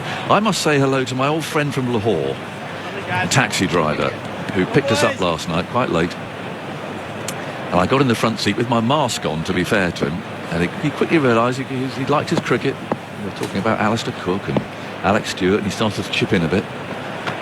There's Lyon bowling. Stokes comes forward, plays out into the offside, and there's no run. And I was chatting away, and I said, do you like your cricket? Oh, I've been listening on the radio. I know who you are. I know who you are. I said, really? I've seen you on the television. So I don't think you have. I know who you are. I've seen you on the telly. And I said, I don't think you have.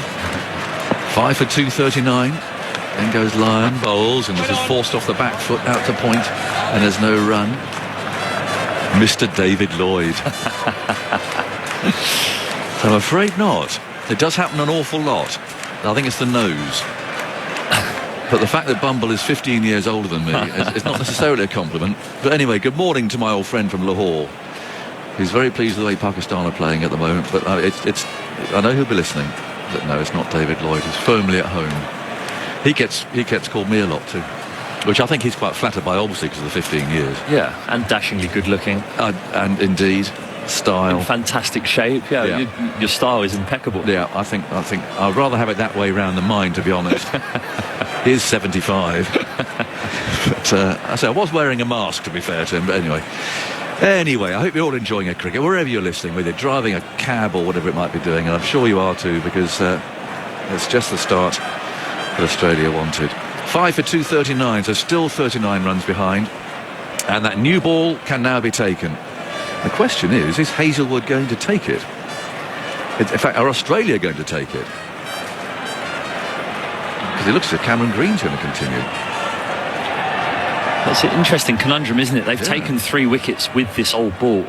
They maybe feel like Cameron Green's just getting it to reverse swing. I can see Travis Head being really particular with the way he's shining the ball, and when you see a team that are trying to get a ball reverse swinging, the players will hold it by the seams and none of their palm will touch the ball.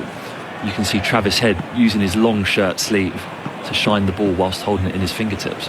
So they haven't taken the new ball, and Green is going to continue. He's taking the wicket of Root, and he bowls to Butler. It's quite full, and Butler leans forward, plays the ball out to cover, and there is no run. So well, cricket is full of surprises, let's be honest. And I thought they perhaps nailed on for taking the new ball at 80 overs. We've sort of been doing a countdown to it all the way, and Thorpsey, Stark and Hazelwood coming in. And with the way that Australia opened their attack this morning, that was definitely the plan with Cummins and Lyon. Green, 6'8", bowls a beauty, beats Butler. There you go. There's that little bit of swing you were talking about. Butler trying to nibble forward, and of course they can get another wicket and get down to Wokes and co. And that would be a time probably to take the new ball, but just held its own, that one. I think that also with the carry in the wicket, if this ball is moving laterally and Cameron Green's bowling such a probing spell at the moment, then and Lyon at the other end looks not a different bowler, but he looks galvanised by the fact he's taken his 400th Test wicket. Yeah, definitely. Green again towers over the umpire and puts Butler onto the back foot, forcing that as far as Harris, who's fielding in the covers. Lovely happy murmur of the Gabba crowd there. You get the odd footle of the Barmy Army trumpet, but they've gone quieter now. They were very vociferous first thing. But yeah, they've slightly, I think, lost a bit of energy and steam there. 5 for 239. Green wearing 42 on his back, bowls, and that's driven by Butler. Sprawling, scrambling save there at mid-on. Denies him a run. It's Cummins there. 5 for 239. So Green will be feeling chuffed. In fact, just about everything that England didn't want today has happened, and that Lyon's got his 400th. Green has taken a really important wicket, which will do his confidence a lot of good. And of course, they've lost these 3 wickets. Green again bowls. Butler checks the drive, pushing it past Harris, who's in pursuit now, picks the ball up just outside there. Well, an imaginary one-day circle there in the covers. 5 for 240. So England 38 behind. Just to add to England's woes, speaking purely as an Englishman, look, we're not trying to pretend we're at the Gabba. We're not trying to pretend. But if I tell you that every single screen, and there are 5 of them, have all frozen. So I can hear the footmarks, I can hear a grunt. Well, I didn't hear bat on ball. This is going to be like the old days. Where is that pencil? And we're going to have to knock it on the table and pretend that hit the bat, but that one didn't. We can be sure. I think I'm estimating that was bowled outside the off stump, and that there was no stroke. Yes, this is going to be a good test of cricket knowledge. Well, it is. And what's actually rather more bizarre about these pictures, they're sort of frozen in a very odd state. None of them are showing the same thing. There's like a rainbow on one of them. There's a horrible sort of mess of something there to our left. I think all we're going to have to do is probably, I mean, Quentin is there. Quentin is at the Gabba. Quentin, has our sound link got through to you as well? Are you all right? Can you see what's going on? I've just seen Josh Butler play a reverse sweep. Aggers. Perfect. Well, then take it away, because to help you out. I'm just seeing rainbows and all sorts of things here. So please take it away. It's too early in the day to be seeing rainbows, Aggers, but yes, thank you for that painting of the pitch. It is a different time, and we're doing our best to bring the best coverage to you, but we were due for a stint in about 10 minutes anyway. Lines around the wicket, and Stokes slaps him out through mid-wicket for 4. 5 for 245 as Stokes moves to 9 and Butler is 7. Mitchell Johnson, he's literally coming off the long run because he had a coffee in hand at the back of the box. We were having a chat and getting ready for our stint in 10 minutes' time. But MJ, I'm sure it's not the first time you have unexpectedly been called into the attack. Yeah, no, you got to learn to adapt. Be ready for anything. Pivot, what's the buzzwords of the pandemic, all that type of stuff? Just trying to fill out my G2G, actually. Okay. There is a silly point and a slip. The line around the wicket to the left-handed Stokes, who defends on the offside. And we're even, just a moment ago, actually, I was on the keyboard letting the guys know. I saw the byplay between Steve Smith and Pat Cummins and Cam Green, whether or not they were going to take the new ball. So this is the 82nd over of this current ball. Perhaps just to give Lyon a bit more of a chance here as Stokes comes forward and strokes back to the Australian spinner. Buoyant, not only taking wicket 400 this morning, but 401 as well. Yeah, I guess the way they're looking at it is they've had some success with this old ball. Maybe they'll get another one before they take that new ball. Stokes waits and tries to cut off a bottom edge, nearly played it on. And Steve Smith scurries behind Carey to gather. How close was that? Oh.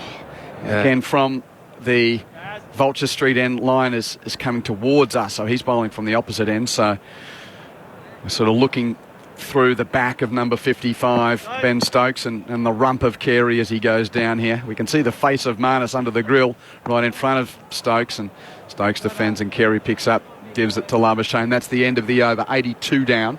5 for 245, so still 33 in deficit, England.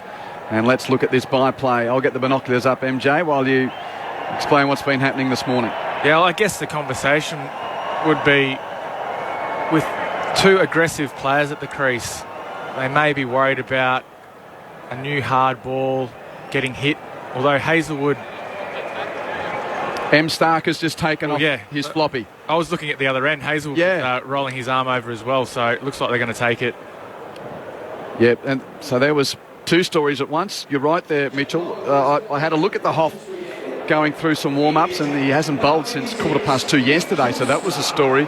But now Mitchell Stark at the other end has taken off his broad-brimmed white floppy, and he is going to be entrusted with the second new ball after they tried for that. Well, with no disrespect to Cam Green, I think just that second extra of that over extra of Nathan Lyon with the old ball. I think they probably wanted Nathan Lyon just to bowl a few more to Stokes. Obviously, being a right arm spin bowler away from the left-hander. But yeah, this is the right way to go about it, I feel. In these conditions, they got the too early breakthroughs. So yeah, now for the big quicks to stand up. If you are furiously tuning into ABC Radio, nice to have you with us. If the pitches are frozen, if your other services are frozen, that's why it's always best to be at the venue. And we're here, Quentin Hull and Mitchell Johnson, watching Mitchell Stark and describing for you the second new ball here on this fourth morning with England at 5 for 245. Stark bowling to Butler, 3 slips and a gully. It swings back and he gets a run off an inside edge down towards the deep fine leg. And Ben Stokes slips over at the striker's end as he was planting his bat and thinking of turning for 2. And he's still down on his rump. And he's going to slowly pick himself up. Another run for England. Butler to 8, 5 for 246. Yeah, big spells coming up for Mitch Stark, swinging the ball. Hazelwood at the other end. Very important to not get carried away. Still want to get on that area, the nice areas, the full areas they talked about. The pitch hardening up with a couple of little divots there. They were looking forward to getting that new hard ball in their hand. I feel like McGillivray and our predecessors. No pictures available. I'm not going to quite, get the pencil on the on the block of wood. But at the moment, unfortunately, the television pictures have locked up all around the place. We haven't got the pitch effects, but we've got the sound of the Gabba fans watching Stark run into Stokes. He's beaten, and that fizz through to Carey. At a good height, the keeper taking it above his left shoulder. Welcome to our BBC listeners as well, who have joined us. Quentin Hull and Mitchell Johnson here with your lads doing a great job under the circumstances from the bunker in Sydney, which at the moment is not receiving anything from the Gabba, but we're here and it's a privilege to be able to be here and bring you the continued story of this test match, with England still trying to wipe away 32 further runs to ensure we get a fourth innings. And Stark with the second new ball. Stokes on strike on 9. And he's beaten again outside the off stump. Maybe played inside the line. It didn't carry through with as much fizz as previous to keeper Carey. Well, that's what I was excited about, that last ball. Not the last one, sorry. The previous ball before the last. And the way that fizzed through. The Carey taking it, swinging away. Stark had everything. And then the next one, not quite getting the same bounce. Very similar length. So this is a really important little session here with this new ball. The Australians know they need to get one of these guys. He's aggressive batsman. Stokes, experienced. Butler, seeing what he's doing, done through the World Cup. Space through cover if Stokes wants to drive. It is full. He drives, but only to mid-off, and Travis Head does the fielding. So we've got the regulars around the ABC network, along with BBC 5 Live Sports Extra. Quentin Hull and Mitchell Johnson here, and furious cricket fans all over the world with the television blackout, trying to keep across this engrossing Saturday morning of cricket at the Gabba. By the way, which has already seen 3 wickets fall. That of Milan for 82, Lyon's 400th test wicket shortly after. Root for 89, his top score in Australia, and then Pope for just 4. Stokes facing Stark and leaves that one alone outside the off stump. Yeah, I kept saying 2 wickets. It's been 3 wickets. So with that old ball, so I thought maybe they would have taken it straight away. They've taken it, given Nathan Lyon and Green a couple more overs. It looks like some of the pictures are back on the television screen, but hey, it's good news. The pictures are always better on the radio. TV on mute, radio turned up.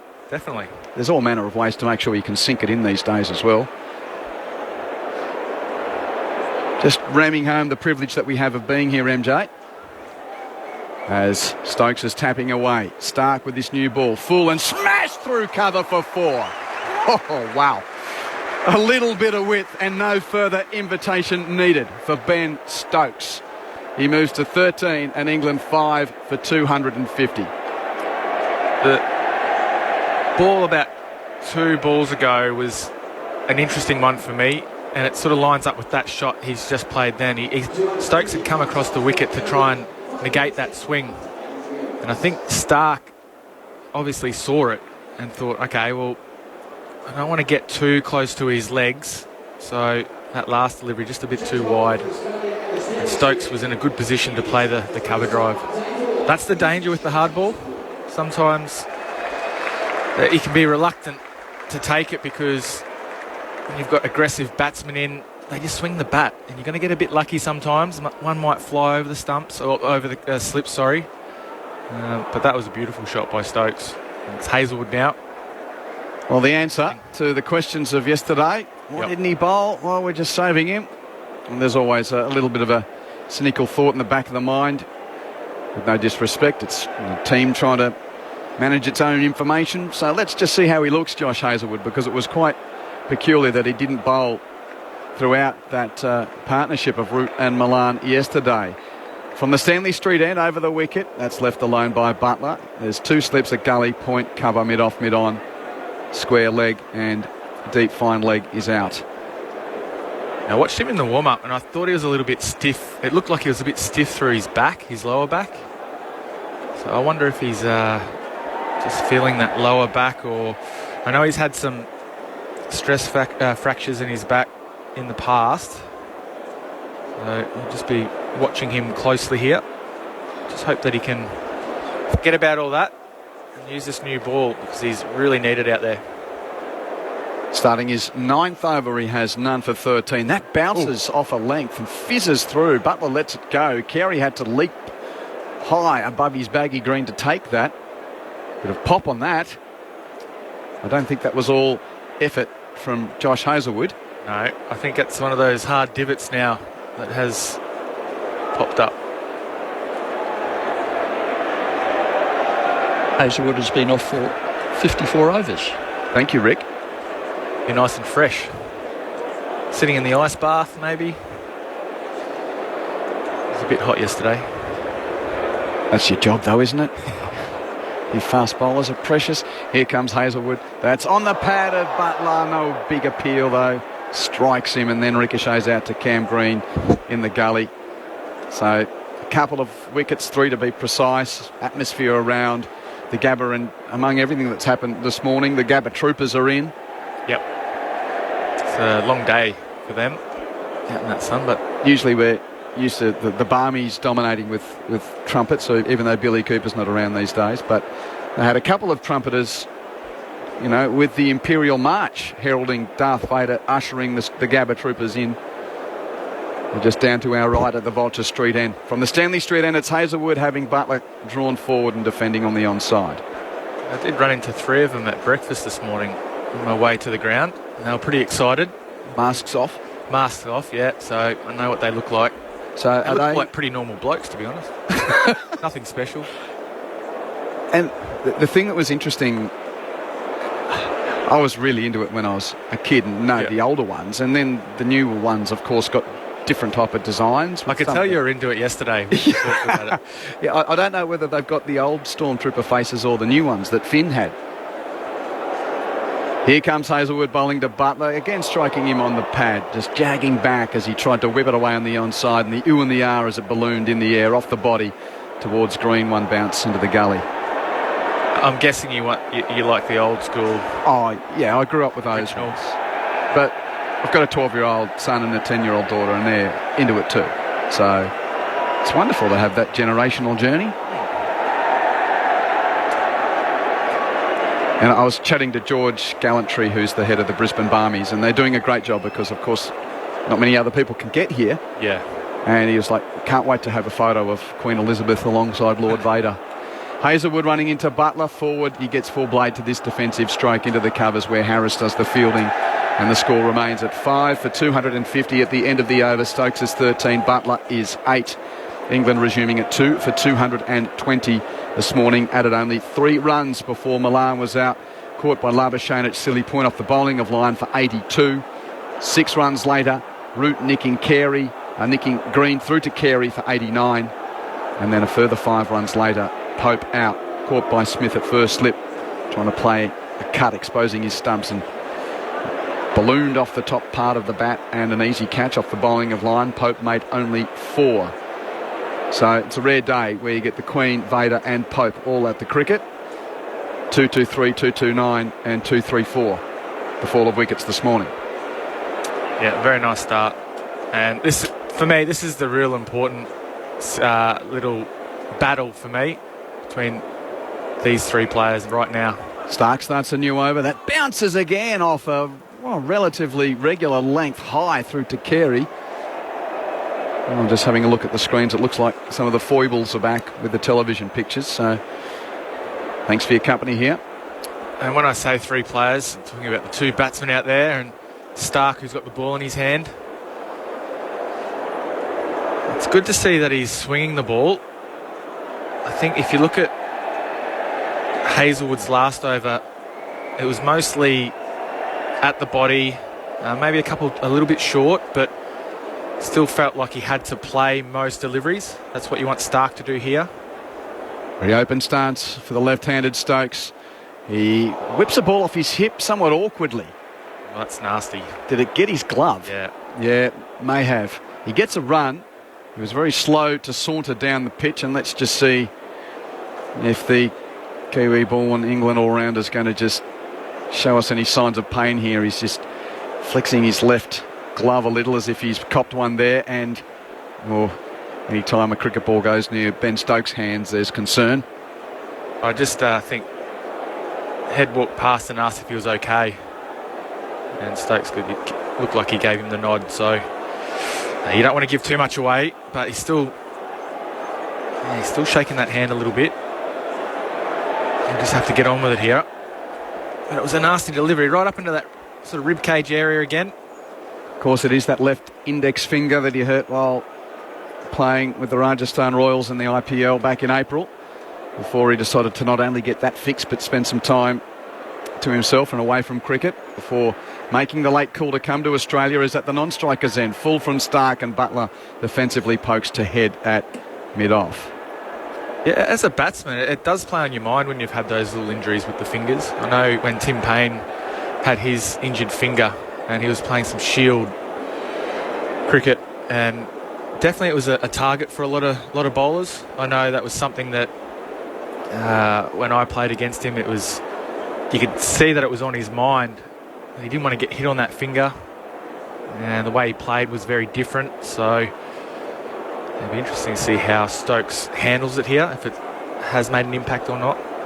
Stark with this new ball, full and driven by Butler down to Cummins at long on. He takes the single and he moves to 9 at 5 for 252. If you are just tuning into the radio, we are ABC Sport Grandstand Test Cricket.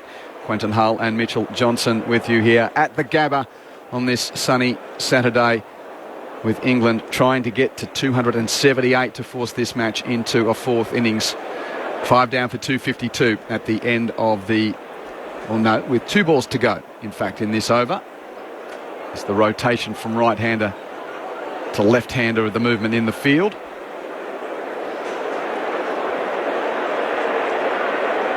Over the wicket comes Stark, and it's fizzing through to Carey. And again, good height. And just looking at the gloves, not far away from that very new-looking baggy green that Alex Carey is wearing. Had a good game, hasn't he? He's been excellent behind the stumps. Yep. Yeah. I had a chat with Steve Smith last Sunday, and they suited up because they had the big series launch. And he said, "Oh, can I have a look at your baggie and take a photo of it?" And yeah, he said, "Oh, I've got to get it. I've got to get it remastered a bit and fixed up a bit." But it's great to see the tattered and torn nature of it. You think of the stories of that cap and where it's been. Stark full, that's not even offered at by Butler, well outside, by Stokes outside the off stump. Rick. Just going back to Root and Milan, they're out, of course, now, but by scoring the 3 singles they did today, they took their 3rd wicket partnership beyond that of Hick and Thorpe, 160, which was the record for the 3rd wicket here at the Gabba by an English team, and ended up with 162, so they've established a new record. Thank you, Rick. So how many overs with the second new ball does Captain Cummins sit and watch the other 2 quicks have their turn? Yeah, I think he may give Stark one more and then bring himself on and bring on that tireless length and line that he bowls. Hazelwood, 4th over of the second at new ball, bowling to Butler and left alone. 2 slips gully, point mid-off, mid-on. In saying that, mid-wicket and fine leg. Sorry, in saying that, if he's still swinging it next over, I'd give him probably another one. Because for me, Stark is at his best when he's swinging the ball. That's when he's most dangerous. And swing a couple back into the right-hander, Butler, and then bowl one across him. That brings him right into the game. Try and nick him off. Use his bouncer. Hazelwood on the straight approach.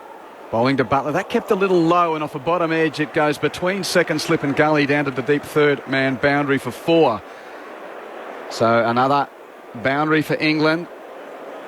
And Butler moves on to 17, I fancy. Rick, I might even have to go to your manual scorecard here, because I think even the big screen at the Gabba is being affected by these technical foibles. What's the score? Well, no, 256. Okay, thank you. They were very quick on that. modern world of technology, as soon as one thing goes down, you get scared for the domino effect all over the place. The scoreboard's still right. That's good news. Butler off a inside edge turns Hazelwood to mid-wicket and no run. Yeah, good line again. The previous one that went down to the third man region just stayed low, and that'll start to play in your mind as a batsman. As a bowler, still got to find that good length. I think Hazelwood can keep banging a good length here, because if it is going up and down, you don't want to be too full. You want to just find it. It's probably almost like a hip height to knee roll height.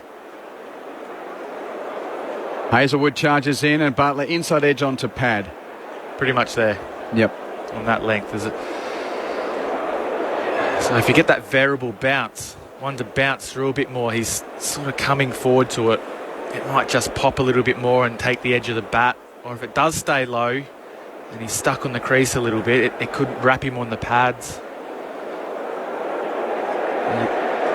Tender, you can get a little bit full sometimes when it is going up and down, and it's okay to do that, but you prefer to use the variable bounce by pitching it into the wicket a bit harder. Hazelwood in and Butler drives and is beaten.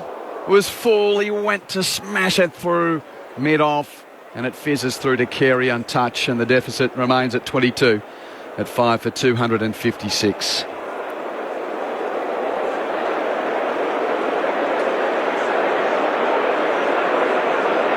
And that last ball is exactly what I was talking about. It was a very full delivery. And because his feet were a bit muddled from the previous two deliveries being a little bit shorter. That's what Hazelwood can do. Last ball of Josh Hazelwood's over. Butler on 13 is opening the blade and taking another boundary, this time in a little more controlled manner between second, slip and gully. Same place as the boundary of earlier in the over. That looked a little bit more calculated, though, from Josh Butler as he moves to 17 and England 5 for 260. Soft hands. That's a typical way to play the ball in English conditions. Just waited on it, open the face, let the pace of the delivery do the work. And Stark's going to get a third over with this second new ball. Yep. Like I said, I think if he's swinging it, you give him a couple of extra overs on top of what you'd normally would do. I think his rhythm's been pretty good. Labuschagne at first slip, Smith at second, Harris at third, Green in the gully. Now they're catching men behind as Stokes has his bat raised and Starks runs in and lets it go to Stokes outside the off stump. It's fantastic to see him here, Ben Stokes. I know we're all sort of pro-Aussie and the Ashes brings it out in us, but as a cricket fan, just to hear, by the way, after that squad was announced, yep, I'm there. Yeah.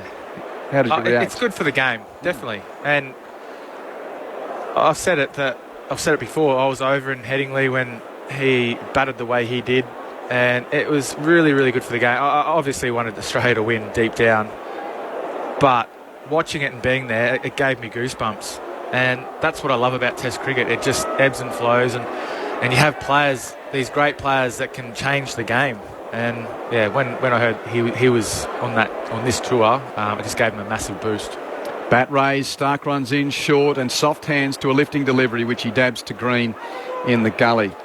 And we're just getting further news about the interesting scenario with the broadcast power. Apparently there's, well, as we know, the RTS technology, the Ruton Snicko and so forth, there's been an issue with that. There's been a power issue in the broadcast compound at the Gabba, and that's why the world feed television has gone down, which it's being worked on at the moment. And just having a look, those who are cricket nuts like you and I and Rick and all those around, used to watching the old Sheffield Shield one camera feed from behind the stumps. That's all they've got pumping out of the Gabba at the moment. Here's Stark, full. Stokes drives, misses. It beats the edge and goes through to Carey. Yeah, good over so far. The first delivery was on a very good length, probably knee roll height. Stokes had shuffled across the crease to the off stump and let it go. But when the delivery went through, he had a look at Stark because it did swing quite a fair way away from him. And Stark's just working him over here. He's brought out the false shot. It's all about the line where he starts this, and I think it's got to be around that off stump. Even if he is shuffling across, start it on that off stump. If it swings, beautiful. If it doesn't, your chance of getting a nick or a bowled. Stark tries again. That's on the hip once more. Balloons in the air, and there's no short leg. I don't know whether it took bat. And young Hugo Burden's out there as well, I think, at the moment. The replacement fielder, he comes in from mid-wicket. And again, a watch on whether or not Stokes is looking for his hand there. No, I think that was more thigh pad that time. Yeah, it was the same line. It wasn't quite as short as the one that got him on the hand. But he seems to be struggling with that one a little bit. I think it's because he is shuffling across to the off stump, and he's just, maybe his head's moving a little bit while he's trying to play the shot.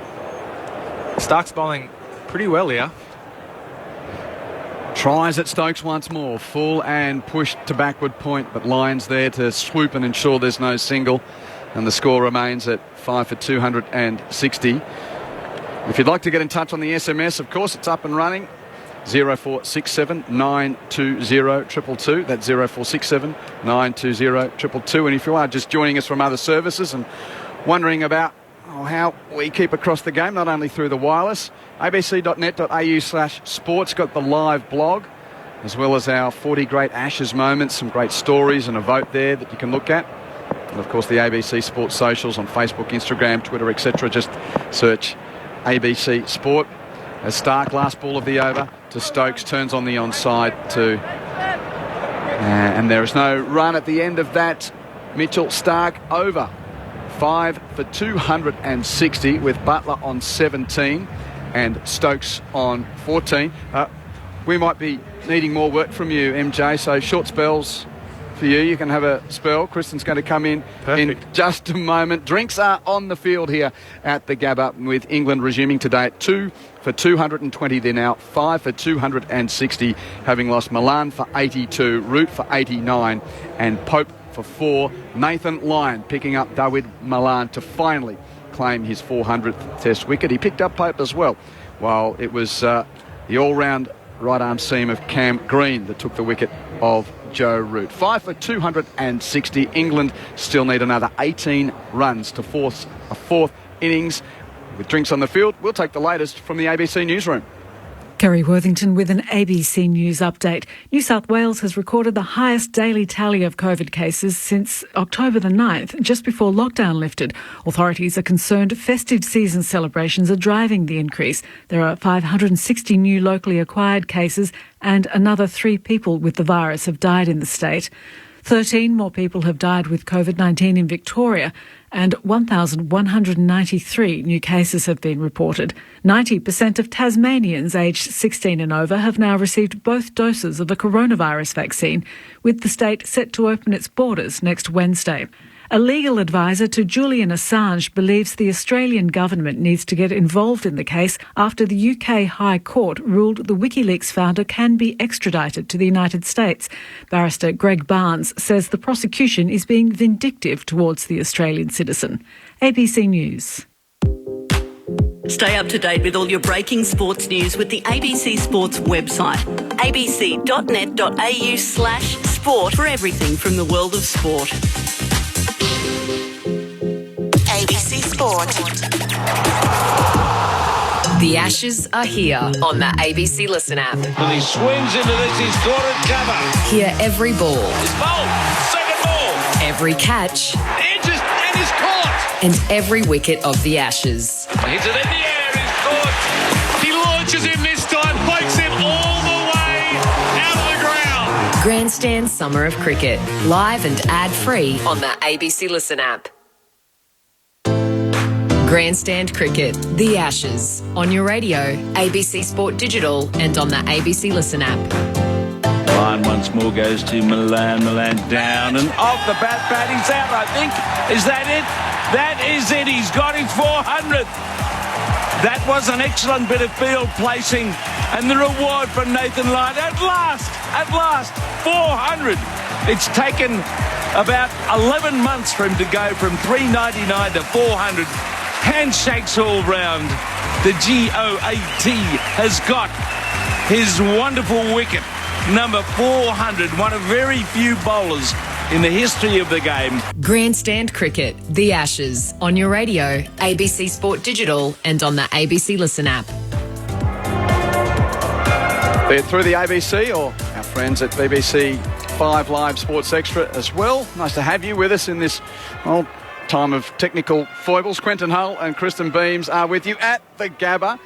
We can hear the Imperial March and the Gabba Troopers and the trumpeters down to our right as the players resume position after drinks in the first session of this fourth day, with England still needing another 18 runs to get us to a fourth innings of this match. Milan 82, Root 89, Pope 4, the 3 to go this morning. Butler on 17, Stokes on 14, and Beamsy, we were talking about just the foreboding of those 3 quick wickets, and then you think, hold on, we've got Ben Stokes and Jos Buttler out there.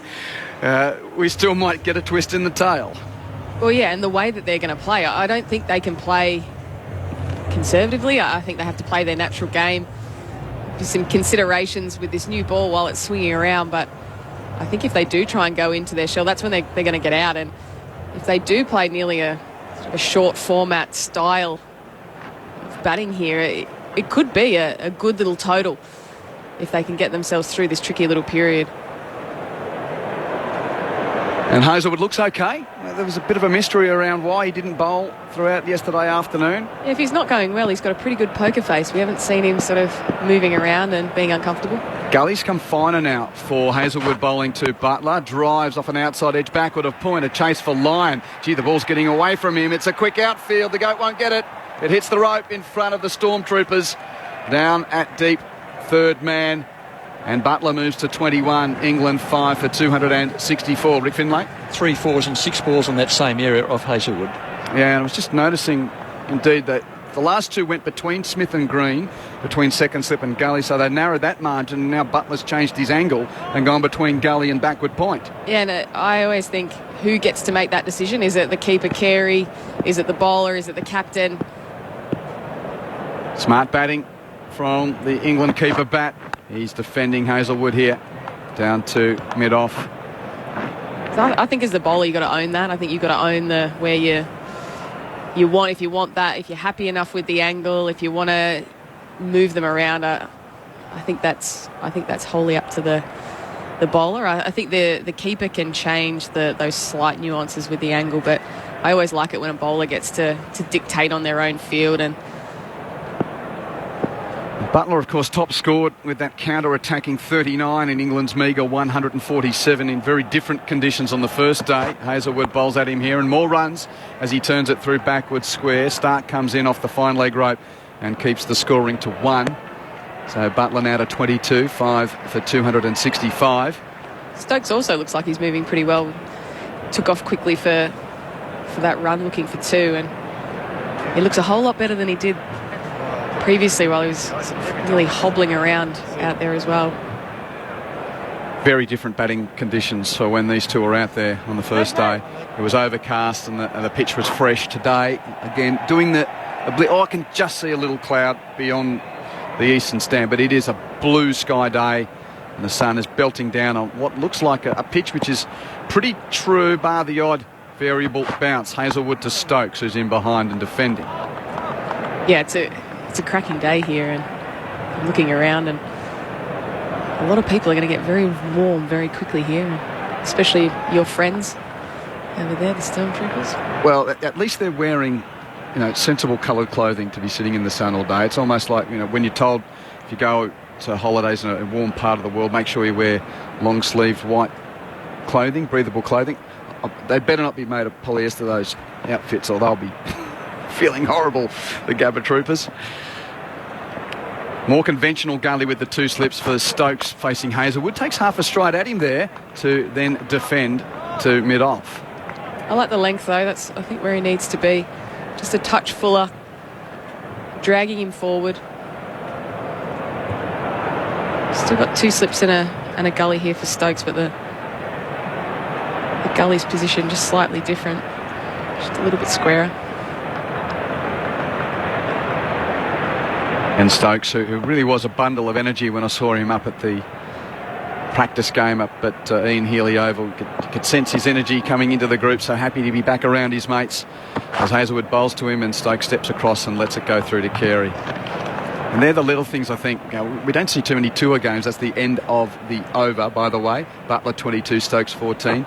We're here in the big stadium, and it's not as close as when you can get to a suburban ground and a picket fence, and then you see who's keeping the energy up on the field. And like a lot of those guys had been through quarantine and so forth, but it was so noticeable that Ben Stokes he was the bubble in what was essentially a centre wicket for those players. And to me, it just said, knowing that here's a guy who thought, yeah, I wanted to be away from the game, now I want to be in the game. And that was more than anything outside of his batting, his bowling, to see that energy was something. Yeah, I think as a player, and you get the opportunity, whether that's a tour game or an Ashes Test match, when you're representing your country, you feel a little bit like a kid on Christmas morning. I think to have that opportunity, and particularly when you've had time away from the game and you're probably missing it and you're working through some things as well. There's no doubt that you come back in and just be excited to show off your skills, and that's what we want to see. When we come to these big stadiums on the big stage, we want to see people showing off their skills. Cummins is into the attack now, replacing Stark from the Vulture Street end. First delivery lifts a little, but is well controlled by Butler, defending off his splice. That looks pretty comfortable off the back foot there, in and behind it. Pat doesn't often miss, does he? Even first ball of a spell. He's got 1 for 44, Pat Cummins, the 47th Test captain of Australia in his first Test in that role. Took 5 wickets in the first innings. What was a dream day for him. Didn't have to worry about the toss. It fell Joe Root's way.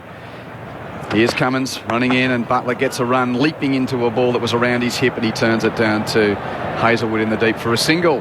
So Butler to 23, and England 5 for 266. We see no short leg in play at the moment, opting for the square leg, and I think that says a lot about probably these two batters and more of that attacking mindset. I wouldn't mind seeing a short leg, even if it was that sort of deeper style of short leg that we saw England employ with Hamid. Even just for the first over, first few balls, even that ball, whilst it wouldn't have gone to a short leg, but at least popping in the air a little bit. I think you want to try and ask as many questions as you can with that new ball, even if it does leak you just a couple of runs per over. Cummins now bowling to Stokes. Full, and Stokes steps across, defending on the offside. All of these little one-on-one battles outside of the collective. Cummins v Stokes. Looking forward to seeing how that story reads by the time we get to Hobart for the 5th and deciding, maybe, Test. For those of you not catching up with that word, it's been confirmed. Yeah, people should be making a list of how many times we just dropped that into the conversation. Hobart, Hobart, Hobart. Well, there's been lots happening around today, but you do have a little story about last night that I'd like you to tell when we get a moment. As Cummins runs in, Stokes steps across, gets a leading edge to gully, he's caught! Green takes the catch, Stokes did not know where that went, and Cummins takes the huge wicket of Ben Stokes. He's out, caught by Green in the gully for 14, and England is 6 for 266. Wouldn't it be something if by the time the technology is back online that Cummins has overstepped here and they can see it? That's the only reason there's a loiter. Wow. Because we just got a note, by the way, the technology's back and working again. I don't think they are going to have a look at it. No, Stokes is on his way. Wow, that just bit off the wicket there. Caught Stokes by surprise, and that's a very good catch. That's a tough angle to get a catch on. He's played down the wrong line. It's ballooned off the edge and gone quickly, and Cameron Green has moved really, really well to take that catch, and he's shown time and time again in that position that he's a very, very handy fielder. And that's a really important breakthrough, and I think we'll see Australia play slightly differently now with Woakes at the crease. I think there were some considerations that the that the Butler-Stokes partnership could have been one that really drove England forward, and something that probably Australia are really concerned about. I think now we'll potentially see them try and attack Wokes as much as possible and let Butler take those singles and maybe have a more defensive field for him and really hone in now. Seriously, perfect, Pat. 4th ball of his spell. Yeah, he's perfect. Ben Stokes literally was looking towards square leg when that ball was ballooning to Cam Green in the gully. He had no idea where it had gone. Yeah, unbelievable bowling. And it's just taken the edge of the bat right up near the shoulder, and that's beautiful bowling. And 2 for 45 to go with 5 for 38. 7 for 93. My elementary maths isn't very good. Is that right? 7 for 83. And again, he's moved the bowlers really well. I think it was the right decision to go with Hazelwood. That's why I'm at the top end.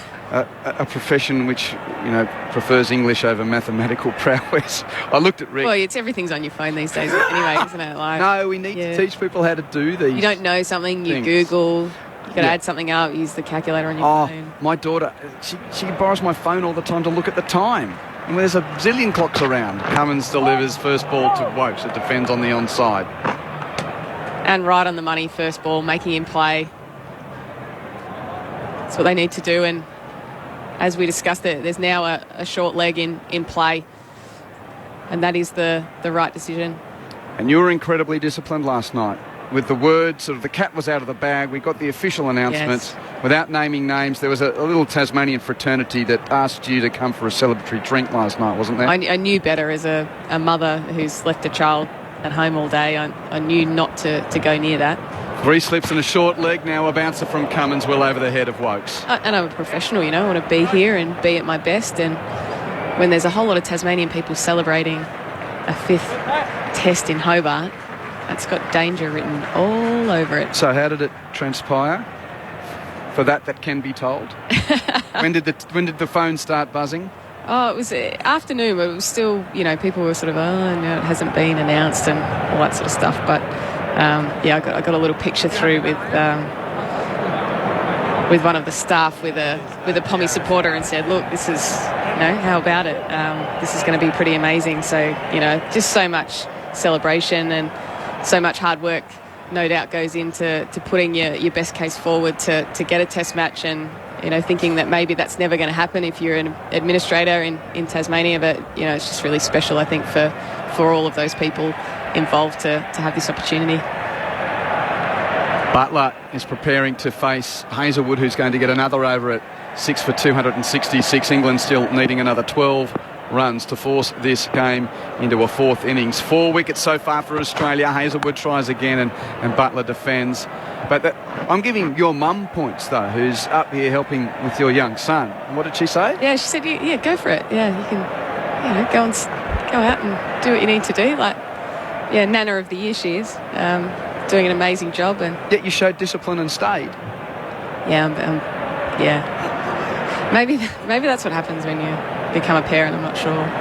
I've fallen into that nicely. You can sort of see what it's going to be like for you the next day, or when you come home if the baby doesn't sleep and whatever else. So you're just on your best behaviour. Hazelwood running in, and Butler on his toes turns on the onside. No run. Is that young Burden? No, that's someone wearing Henry Hunt's number 27 shirt. Yeah, it's definitely the sub-fielder there. And again, we look at Josh Hazelwood and looks really comfortable. We saw with the England quicks that weren't 100%, very short in the follow-through and pulling up and looking like they weren't at 100%. We haven't really seen anything from Josh Hazelwood here that suggests that he's not 100%. The gully is shallow here for Butler. Doesn't offer this time outside the off stump. Now, we had been getting notes as to whether or not subfielder has been on or not, but with the power outages, that I think people are doing other things. I haven't seen Henry Hunt bat in the flesh yet. That's not actually Henry Hunt come down from Shore Road, is it? Good question. Yeah, we don't know. I'll endeavour to find out. because actually, cue me going to the score service to see if there's any action up in that England Lions versus Australia A game. Here comes the Hoff, as he's affectionately known. Hazelwood to Butler, bouncing, lifting, missing the edge, through to Carey. Oh, that was lovely. Just a little bit more bite off the wicket there. The carry was very good through to Carey, taking that at shoulder height. And that's what he can do, Josh Hazelwood. It just seems like he's getting a little bit more lift. I've got those numbers now. I don't think that's Henry Hunt. I just think that's his shirt, because he made 40. Matt Renshaw made 43. Bryce Street's 89 not out, and Nick Maddinson 7 not out. Australia A 2 for 188 with an overall lead of 298. Australia batting first 213. The England Lions just 103 yesterday. Butler on 23 here. Gets played on this delivery from Hazelwood, and he picks up and he's followed through.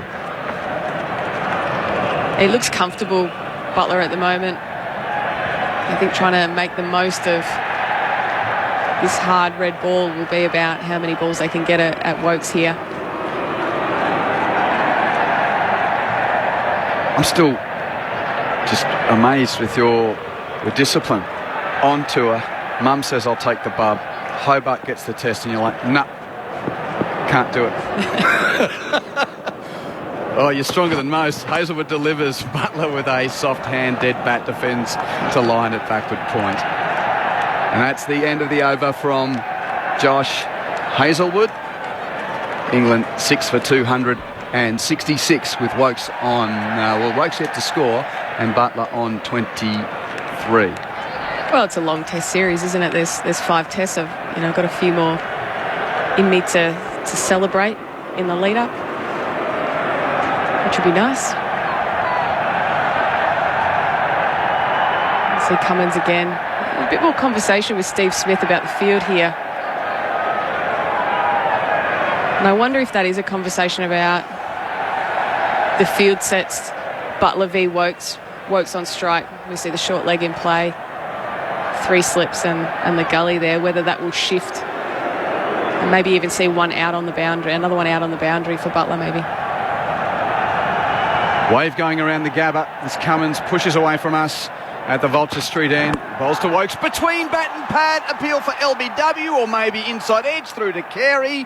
Not out is the call from the umpire.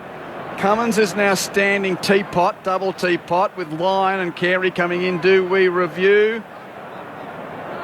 Lyon with the thought on height for the LB.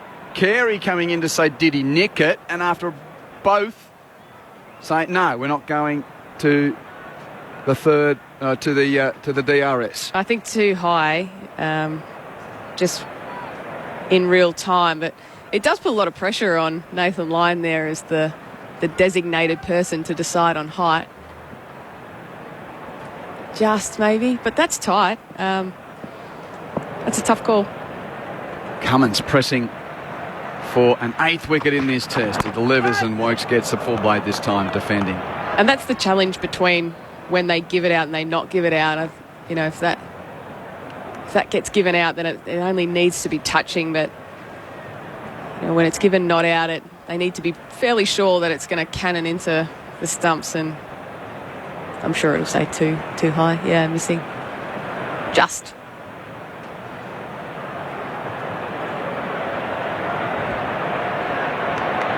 Just trying to work out. He's only a relatively fresh player, Henry Hunt. I haven't seen too much of him. I don't know whether that's him or not. I don't think it is. Cummins is bowling here. Outside the off stump and hands away from body there from Woakes. He poked it on the bounce to Green in the gully. Technically a little iffy there, but he survived. Good moving again from Green. He's so athletic. He's a tall lad. Move really quickly. Ian from Woolgoolga. Beamsy, what a good girl. Behaving yourself last night. Enjoying your commentary. Thank you. 0467 920 222 is the SMS number. 0467 920 222. So I just say or think that, Kristen, along with the rest of Tasmanian cricket, will make up for it when the 5th test comes around. Down the leg side. Oh, Carey, did he get that? Yes, he did. Brilliant. That was down the leg side and lifting over the hip of Wokes, and he put his right hand up. We've seen a couple of acrobatic takes from the test. So his right hand up, a couple of acrobatic takes from the first-time keeper. He's been very neat throughout this game so far, Alex Carey, and nearly to the point it doesn't even feel like he's on debut. I think he's really settled in nicely. He's caught well, he's cleaned up really well. A couple of balls left in this over from Cummins. 12 more required to force a fourth innings, and one of them, if not a couple, will come here as Wokes opens the blade and runs it down to third man. Green gives chase from Gully, ensures it doesn't go to the rope, and 2 more knocked off. 10 to get to ensure it's not an innings defeat at 6 for 268. That one straight to ground. There's still enough to like, though. Ball catching the outside edge. Enough to keep you interested. And we've got a field change here. I know you were down in the bunker in Sydney during the India test that we did here. We've been very lucky to be at the ground. Well, I've been very lucky. I was here with Dirk, and so you'd know what type of madness would have been going on. Well, we're here lucky to just be seeing the cricket, and Cummins bowl and Wokes defending him. Jim's just about ready to go with Steve Finn. So I hope the pulse rates are all down there. That is the end of the over. 6 for 268. Another 10 required by England to get us to a fourth innings with Butler on 23 and Wokes on 2. They can see the cricket. I'm sure the pulses have settled.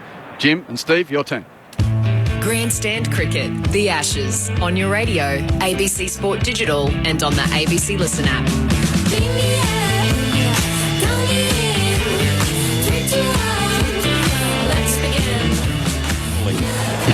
It's up on the screen. That was an extraordinary throwback to the days of black and white television, watching the bowler run in towards the batsman. So you're looking at the game from behind when we did have all these problems. And thanks to everyone who was able to fix up the generator or whatever it is. So we can see Hazelwood running in now, and he bowls in. He's edged and he's caught behind. Straight away, a little stabbing stroke. Butler's nicked it low to Carey. He's on his way, and England still haven't got level at 7 for 268. It's been a dire morning for England, unfortunately, Stephen Finn, and another wicket goes down, the 5th of the day. Yes, it's been a bad morning for England here. Australia have come back galvanised by a night's sleep and a new ball round the corner. And here Josh Hazelwood, who yesterday curiously only bowled 8 overs in the day and didn't bowl for the final 40 overs of the day at all in the last session. So there were question marks over his fitness, but he's now into his 5th over. Bowls a lovely ball, angled in towards off stump, seam perfectly pointed upright, and it just takes the corner of that seam and nips away slightly from Josh Butler, who is playing marginally away from his body. It's the perfect length that we've seen Hazelwood hit so frequently in this test match, and can neither get forward nor back to it, and it takes a thin edge through to Alex Carey, who cleans up again, takes another catch, his fourth catch of the innings, and he's had a tidy few days work behind the sticks, Alex Carey. Josh Hazelwood celebrates, punches the air in customary fashion, and now Australia well and truly into the bowlers with England 7 down and still trailing by 10 runs. You've been watching Hazelwood here. I just get the feeling he doesn't look 100%. Yeah, There's something wrong. Yeah, that's fair to say. I think the ball's not zipping through at shoulder height to Alex Carey. I mean, he's obviously still mighty effective.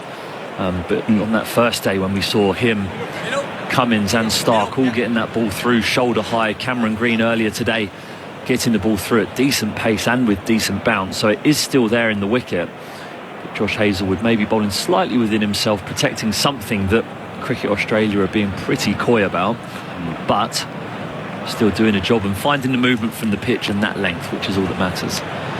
So Robinson is out there, and Wokes at the non-striker's end on 2. Hazelwood bowls it, and it's pushed away by Robinson to the onside. So England still need 10 runs to make Australia bat again, and all this was started with the original ball, and the wicket went of Milan, caught bat pad by Labuschagne and Silimidov from line for 82, and a great celebration and relief for Nathan Lyon and becoming the third Australian bowler to get to 400 Test wickets.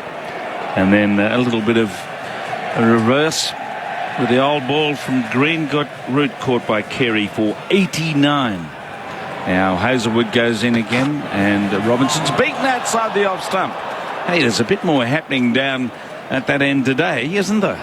A little bit of variable and high quality bowling, and so close to another edge. Yeah, a mixture of the two, I think, here. They're asking whether Ollie Robinson has edged that. There seems to be some interest from the slips about it, but nothing really from the bowler or the keeper.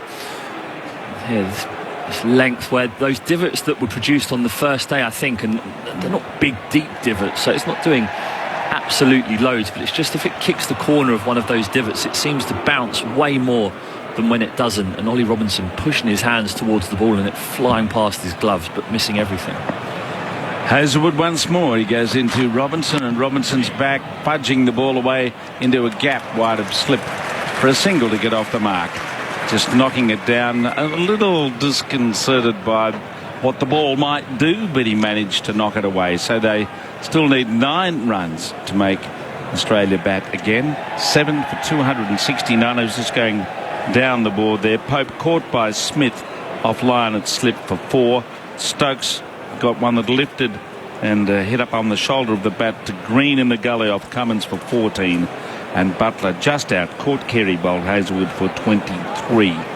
So 7 for 269. And Wokes is taking guard with 3 slips and a sort of 4th slip gully where Cameron Green is hovering between the two. And Hazelwood firing away around the line of the off stump. Here he comes. He's into Wokes, and Wokes is on the back foot, and he plays a good stroke through the covers. It's running away towards the boundary. They've taken 1, they're back for 2, and the ball goes all the way to the rope for 4. A pleasant stroke on the back foot. A bit of vacancy on the offside for him to find a hole there, and it's 7 for 273. Lovely back foot punch by Chris Wokes. Just waits for the ball, doesn't push at it too much, allows the ball to come to him and plays with a straight bat through extra cover. Big vacant gap, there 4 slips waiting for the catch. And Josh Hazelwood won't be too unenthused by Chris Wokes playing out there in that manner, but a nice stroke nonetheless, straight out the middle of the bat. Now Hazelwood, last ball of the over, bowls just outside the off stump. It came back a tad, but was away from the line of the off stump. So Australia making things happen pretty regularly at the moment. England still need 5 more runs to force a 4th innings. 7 for 273. Jim Maxwell and Stephen Finn here on this extraordinary morning, simply because we take so much for granted when we've got all this wonderful technology around us, but for some reason it all went whoopoo and fell over. It wasn't just for a short while either, was it? It was 45 minutes, I reckon. Decent length of time. We're all sat there watching blank screens, wondering what on earth was happening. Luckily for us, nothing really did happen whilst we were off. No, a wicket didn't fall. No. Yes, that's true. And when we come back, straight back on, wicket. Not fair.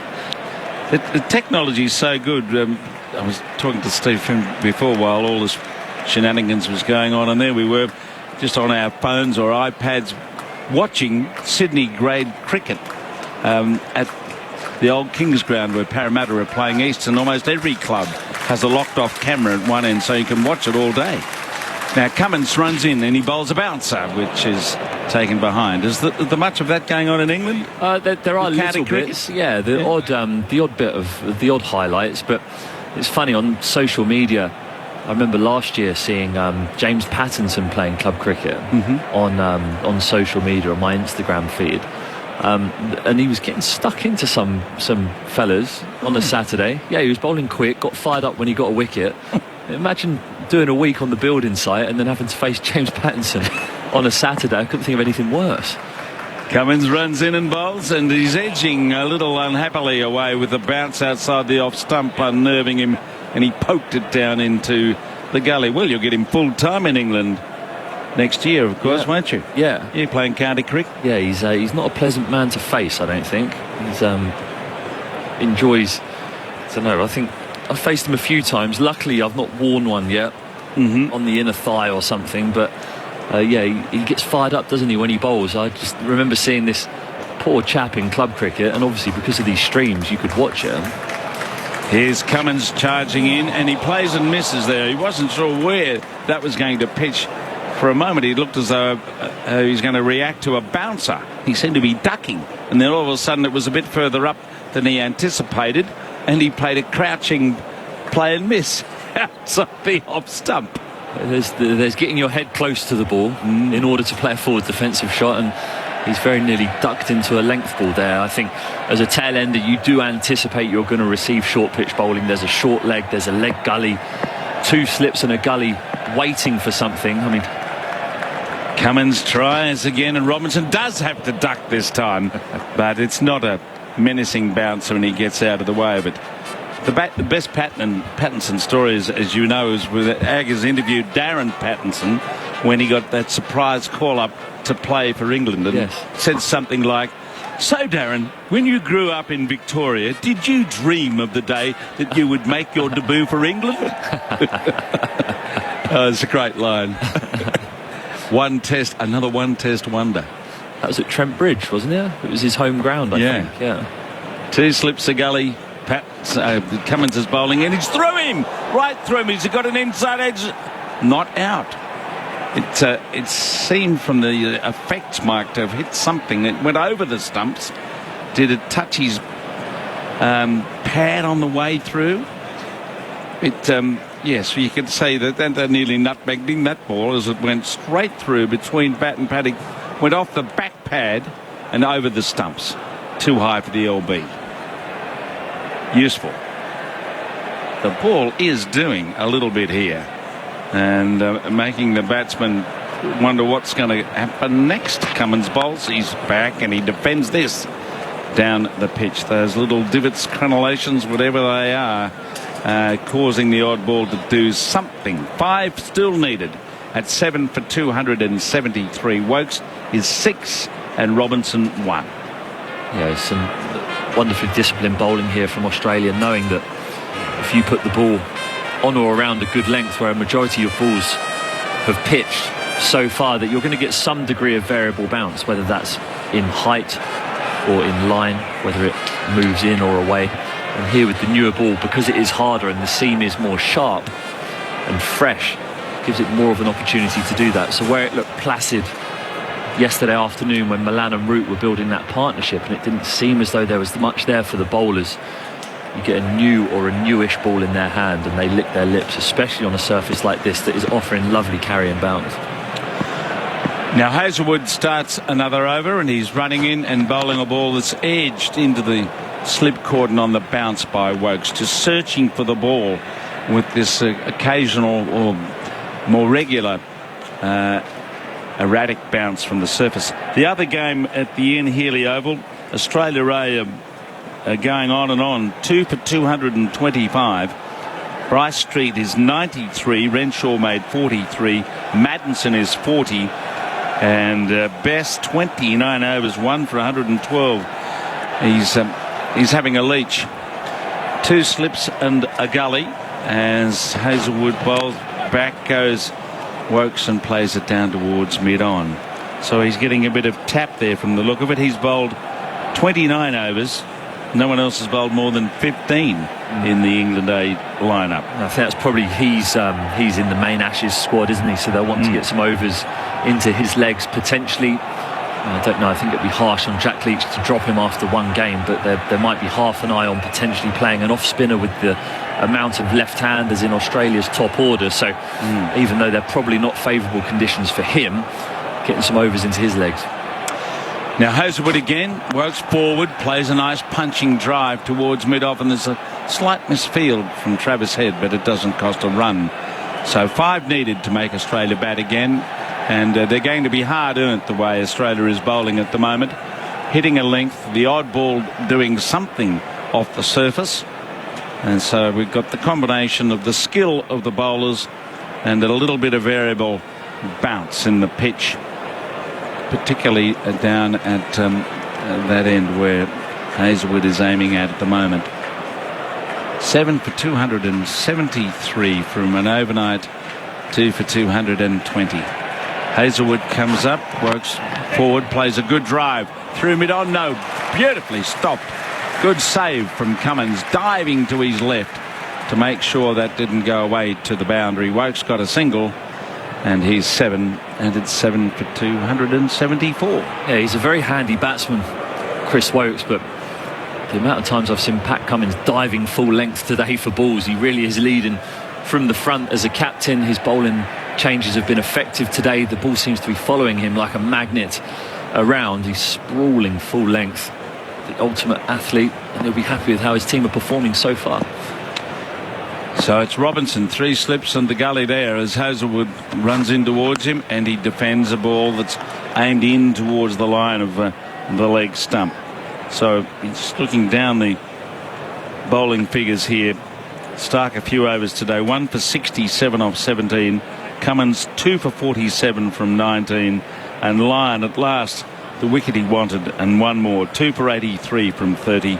Green 1 for 22. He got Root out from 11 overs, and Hazelwood in his 14th 1 for 31 as he turns down at the Stanley Street end and makes his way in on the angle towards Robinson, and Robinson ducks a bouncer, got out of the way of it, turned his head and went underneath the delivery to end the over at 7 for 274.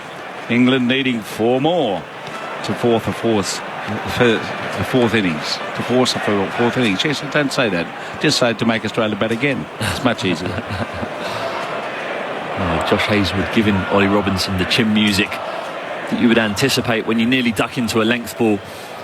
Then from every moment after that, you're expecting and anticipating the Australian bowlers to slam them in halfway down, I'd imagine, and as a tail ender that is a horrible experience. Especially, I mean, Ollie Robinson is a handy batter, but when people slam them into me when I was playing Test cricket, you're a bit like, oh, not that pleasant to experience. Have a flap. No, well, at least these days you've got a bit of the armadillo on you and a helmet. Yes. In days gone by when tail enders didn't get as many bounces perhaps as they do in the modern game, but if they ducked, they wanted to make sure they watched the ball. Because every now and then they got whacked on the melon. Not much fun. Now Cummins is just fiddling with the field here. That's 7 for 274. We're about half an hour away from lunch, potentially. Will we get to lunch? Well, here comes Cummins. He runs in and he bowls a short lifter that goes through and past the outside edge and the gloves as he banged it in, and Woakes got out of the way of it. Had he got something on it, it may have gone over the top of Carey for 4. But again, we see this bounce that is so unnerving, unsettling for the batsman at times. Yeah, and I think that the fact that it's been slightly unpredictable today, not completely, just the odd bit of trampoline style bounce means that it's hard to get back into the ball. Cummins bowls in at the batsman who defends right back and across Woakes, and that's pretty much all he can do at the moment. Every now and then it's in his half, as it were, or his full length, and he can play a drive. But as we can see on one of our many screens here, the crowd chanting away down there. Nathan Lyon is in the deep, and it looks like from what he's doing that he might get another bowl in a moment. Well, he's giving an indication that he'd like to bowl as Cummins runs in again. Woakes back, plays off the edge into the gully, and the sure hands of Cameron Green, pretty handy in the slip caught in the gully. Big man, moves quickly, and well, he did take an easy catch today, but he does move pretty well. Yeah, he's been really impressive. Yet to obviously see him bat too much. He left a straight one first innings, but he looks like a mighty fine cricketer. Really impressed with his bowling today. High, strong action, good bounce, good pace. And he seems like he cleans everything up in the gully. He's like Joel Garner at gully. Cummins again, and an edge goes through the slips and down to the boundary for 4. He found the gap fortuitously. Thick outside edge between Cameron Green and the 3 slippers And the scores are level with that edge to the boundary.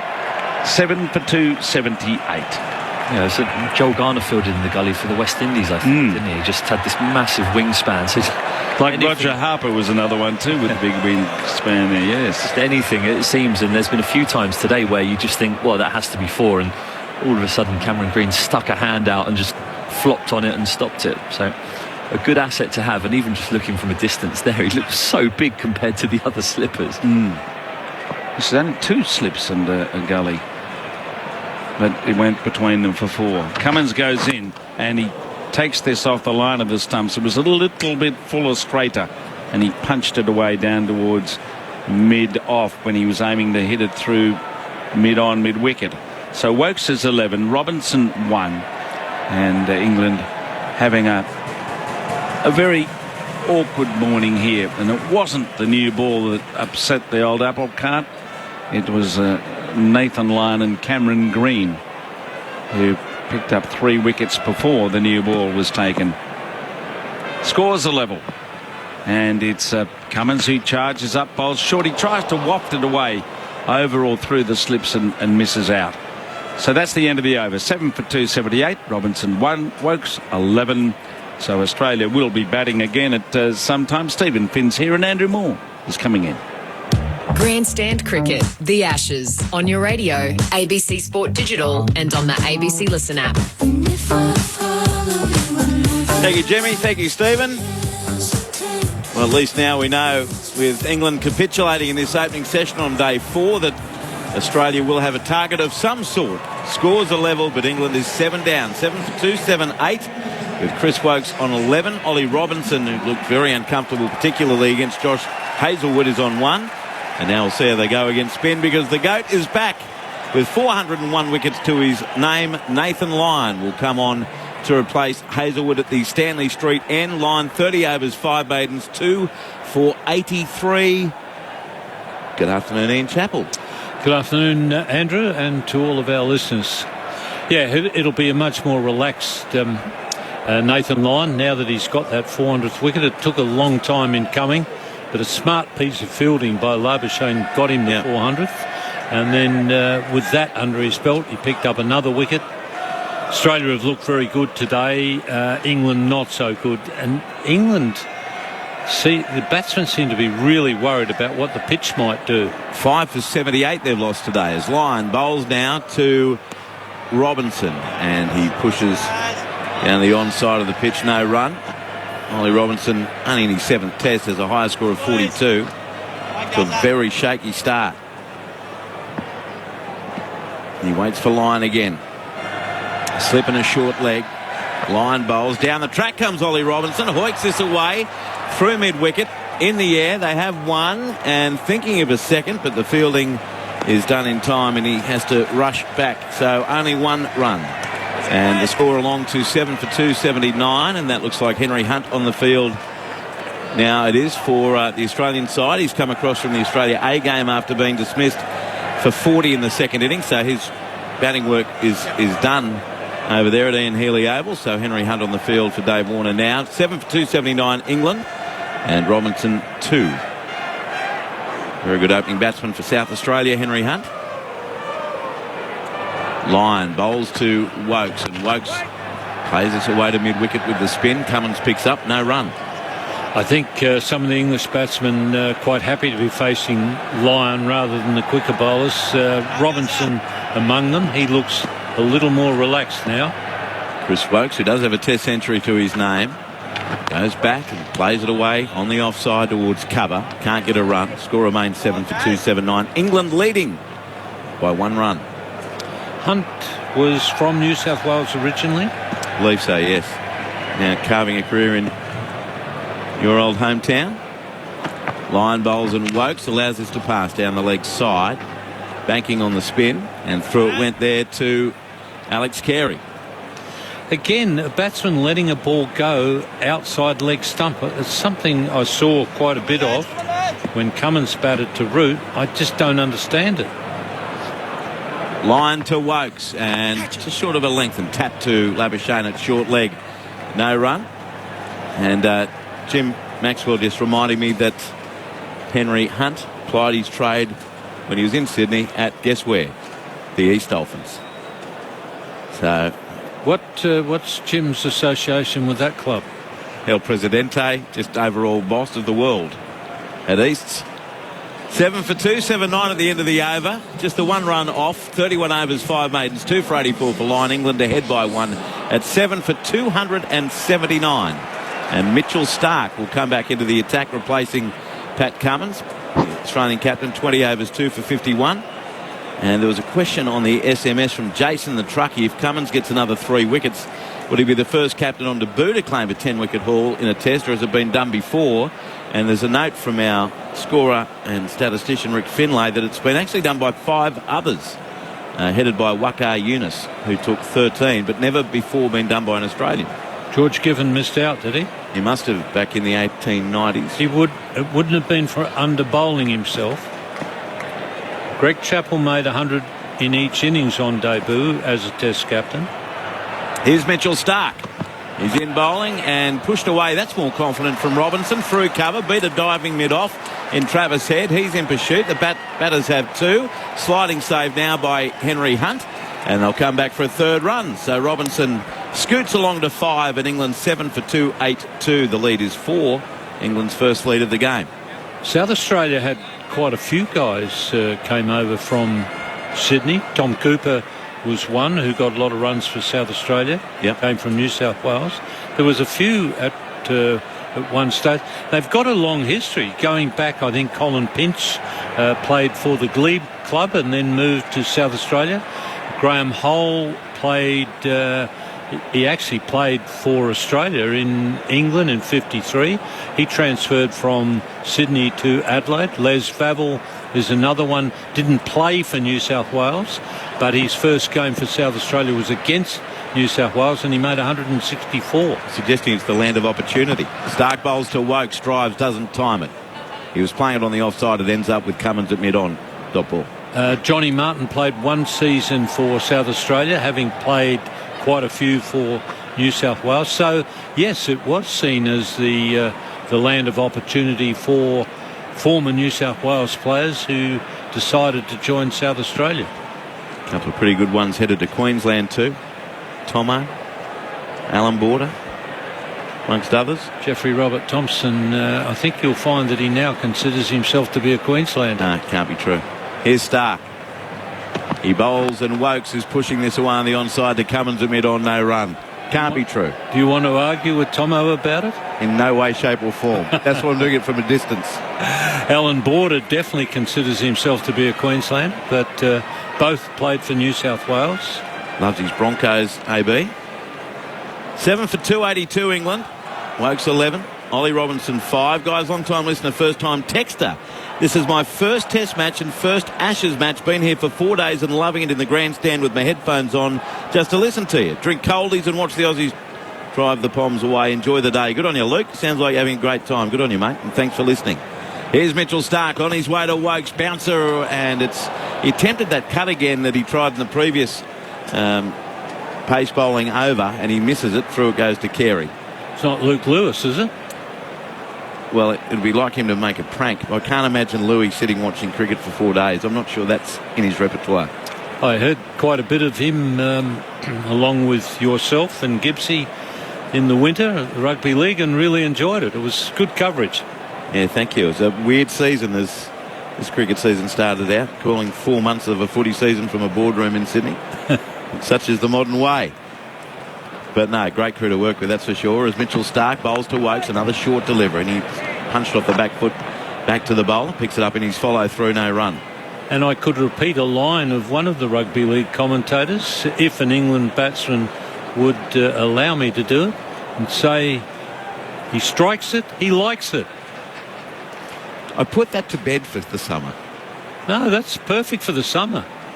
Somebody hits a nice four, you should say, he strikes it, he likes it. Yeah, there are a couple of these silly sayings I come up with in the footy. I just put them to bed for a few months over summer. Here's Mitchell Starc. 7 for 282 England. Just in front, flash and a miss outside the off stump by Wokes. Through to Carey, moving in front of Steve Smith at first slit. That ends the over. The 3 runs off, scored by Ollie Robinson, 7 for 282. The lead is 4, Wokes 11, Robinson 5, and Stark now 18 overs. 3 maidens, 1 for 70, with lunch still 21 minutes away. What was the other one? Game, set, and what was that? Bingo. What the hell was that all about? I don't. Hey? There's no rhyme or reason. No, to it. you're They just right. seem There to isn't. stick. They just seem to stick. But listen, why don't we leave it at you enjoyed listening to the rugby league coverage this year? Well, I thought there was a couple of queries. Leave it on a high. I had a couple of queries over the rugby league coverage. Yes, all relating to me. By Game, the set, and bingo was one of them. I was trying to work that out, but you haven't helped me. Your explanation has not washed. I don't have anything sensical to explain it. Here's Nathan Lyon. In again, bowling to Robinson, who's forward. Nicely so. Plays it back down the line to the bowler Nathan Lyon. But apart from that, I really enjoyed the coverage. Apart from when I was annoying you with silly expressions. 7 for 282. Milan out for 82. Joe Root 89. Ollie Pope 4. Ben Stokes 14. Josh Butler 23, having resumed on 2 for 220. Lyon sees Robinson come down the wicket. Again, he's swinging away. It doesn't go anywhere near where he intended, but he'll get at least a couple of runs to deep square leg. Mitchell Stark picks it up. Chris Wokes hurries Robinson through for a 3rd run. Wokes makes it easy, but he had to get Robinson getting a bit of a wriggle along. He does. They get the 3. So Robinson 8, chancing his arm against Nathan Lyon. England 7 for 285. The lead is 7. The thing that'll be interesting is if Robinson does chance his arm in a tight situation when England have a chance to force the issue, but it's going to take a bit of heart. Line to Wokes this time. Gee, that keeps low as he went on the back foot, and just the odd one is being inconsistent with bounce. That would be one of them, and Wokes does well to survive it as the ball was spinning in. Puff of dust in the pitch and the ball missing leg stump. And it'll be a matter of whether Robinson is brave enough to take the attack to a bowler like Lyon. Comes in again with a straight approach, and Wokes goes back. And this time it's a more correct bounce, and he just punches it down the ground towards long on. Cameron Green comes into field, underarms it back to the bowler, and Wokes moves to 12 with that single. 7 for 286. The lead is 8. Just a little partnership of 18 between Wokes and Robinson, and it's Robinson again. Does he use the feet? In comes Lyon. Reverse sweep by Ollie out. That was hopeless. And he's caught at backward point. Nathan Lyon gets the wicket. And Ollie Robinson's out for 8. 8 for 286. That was shocking from Ollie Robinson. Nathan Lyon has 3 for 88. I suppose you can always say that when a reverse sweep leads to a dismissal. But he looked all over that. He's gone. And it's 8 for 286. I could imagine a commentator saying he strikes it, he doesn't like it. He went to play the reverse sweep, which is, I mean, that's something I have a real problem with. Why it's considered that the reverse sweep is a lot less dangerous than leaving a crease. That was certainly a dangerous shot with a fielder at backward point. And when Ollie Robinson top-edged it, and it just ballooned to the man at backward point, you'd have to say that it wasn't the best choice at all. Even the choice of shot, I don't think, was a very, very wise one, particularly a ball that's flighted up outside the off stump. If you use your feet to it, you could play it through the offside, you could get down to it and even hit it through the onside. But please don't reverse sweep it. But he did. And Nathan Lyon has picked up his 3rd wicket, and he's well into the 400s now. Feeling much better with life, isn't he? Travis Head took the catch, incidentally, at backward point. And Robinson out for 8 from 17 deliveries. 8 for 286. The lead is 8. And in comes Mark Wood for England. Mark on the opening day made 8 before Pat Cummins had him caught at short leg by Marcus Harris. And Lyon 3 for 88 in his 32nd over. On the SMS 0467 920 222. Do you reckon you've seen enough fight in England's second innings to suggest they'll be competitive for the rest of the series? Loving the call as always. That's from Hutto. Let Chappelli answer that after this delivery and over from Nathan Lyon as he bowls to Wood, who is back and across and defending square on the offside. Carey picks up. End of the over. England 8 for 286. Wokes 12. Wood yet to score. the fight in that partnership between Milan and the skipper Joe Root was very, very good, and that indicated to you that England are up for the competition. But some of what's happened today makes you again query whether they have got the fight for the competition. I guess we're going to find out about England in Adelaide, because that's a test match that they should compete in. They're banking on. And, you know, if they play really well, they should win the Adelaide Test. But if they get a hammering in Adelaide, then I'd be prepared to say it'll be 5-0 to Australia. And another question on the same vein, Aaron asking, great job guys, what does a big defeat early on in the series do to a team's mindset moving forward?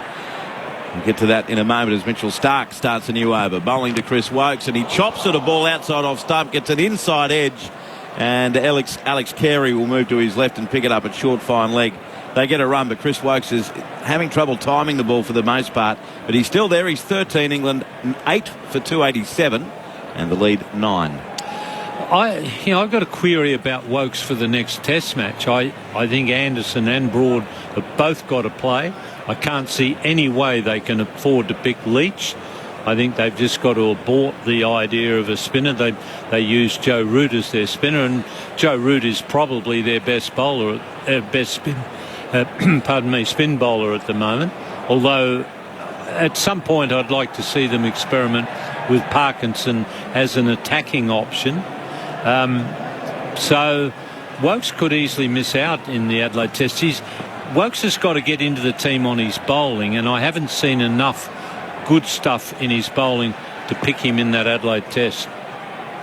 Now it's Starc in, short ball. Mark Wood does well to deflect it off his hip as it was rising towards his chest. Gets a run down to short fine leg, and he's off the mark. Mark Wood 1, Wokes 13, 8 for 288. The lead now into double figures. It's 10. Andrew, just wondering, with all the centuries Joe Root has scored this year, is it conditions of competition that stops him from doing the same here?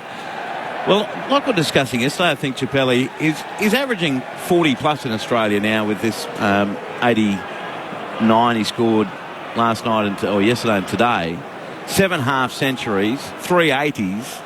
So it's a fine line between pleasure and pain there, I guess, between 80 odd and getting the 3 figures. As it's Starc bowling to Wokes, plays this off the back foot and a diving save to his left by a head to prevent a run. Score remains 8 for 288. And especially at parts yesterday, I thought he looked as good as he's looked in scoring those centuries that I've seen from him earlier this year, particularly in Sri Lanka and India. Is it something about conditions here that prevents him from being less than what he is elsewhere, or not? Well, you can get something into your head, and I guess I would use Doug Walters as an example. Now, everybody says Doug didn't play well in England. That's not true. The first tour we had of England was 1968. Doug went with an enormous reputation.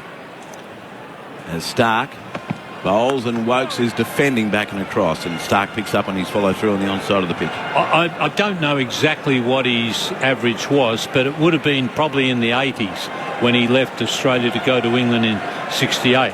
I was lucky to get in the Australian side, so I had no reputation. We had that tour, a test tour of England. I'm just interrupting you, Ian. 68. Yeah, well, we'll just keep commentating. Okay. We're frozen. Yeah. We're frozen. All right. But Doug scored 338. I scored 341 in that series. And everyone said what a great series I had and how Doug Walters struggled. Starc bowls, Wokes works it off his hip, gets a single, moves to 14, 8 for 289. Might have made that bit up. Oh, we're restored. We're back. I don't know how we got the single, honestly, but he did get a run.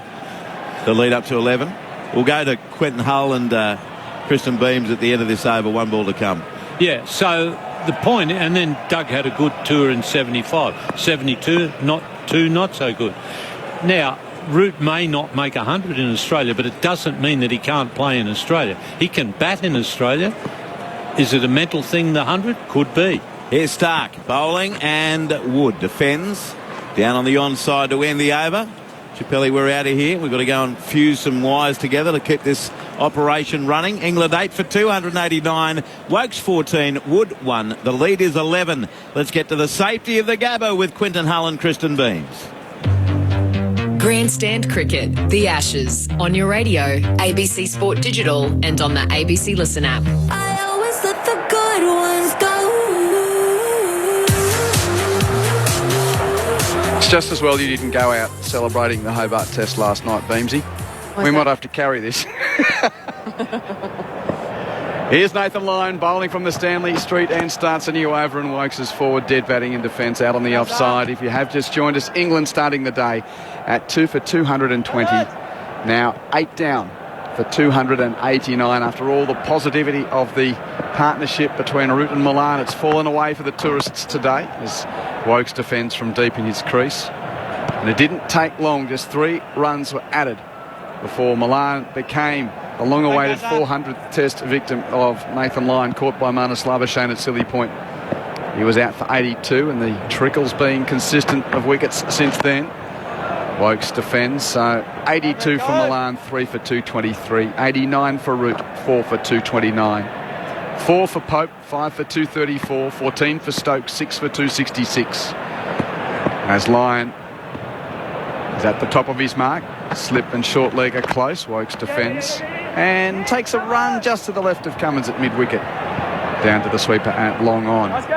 Butler out for 23, 7 for 268. Robinson out for 8, 8 for 286. And that single takes Wokes to 15. Wood is 1, and England now 8 for 290 and 12 in front as Lyon delivers and Wood's defending. I feel a bit foolish now. You asked me the question about whether we were going to be here tomorrow, and I didn't want to sit on the fence. Come on, guys. Which is why I said yes. There's nothing wrong with being authentically wrong. At least you're authentic. I am wrong. I've said that. Okay. Now. You're not it's only a guess. Wood gets a run off the bottom edge, takes it to deep backward square for a single. It's part of the fun.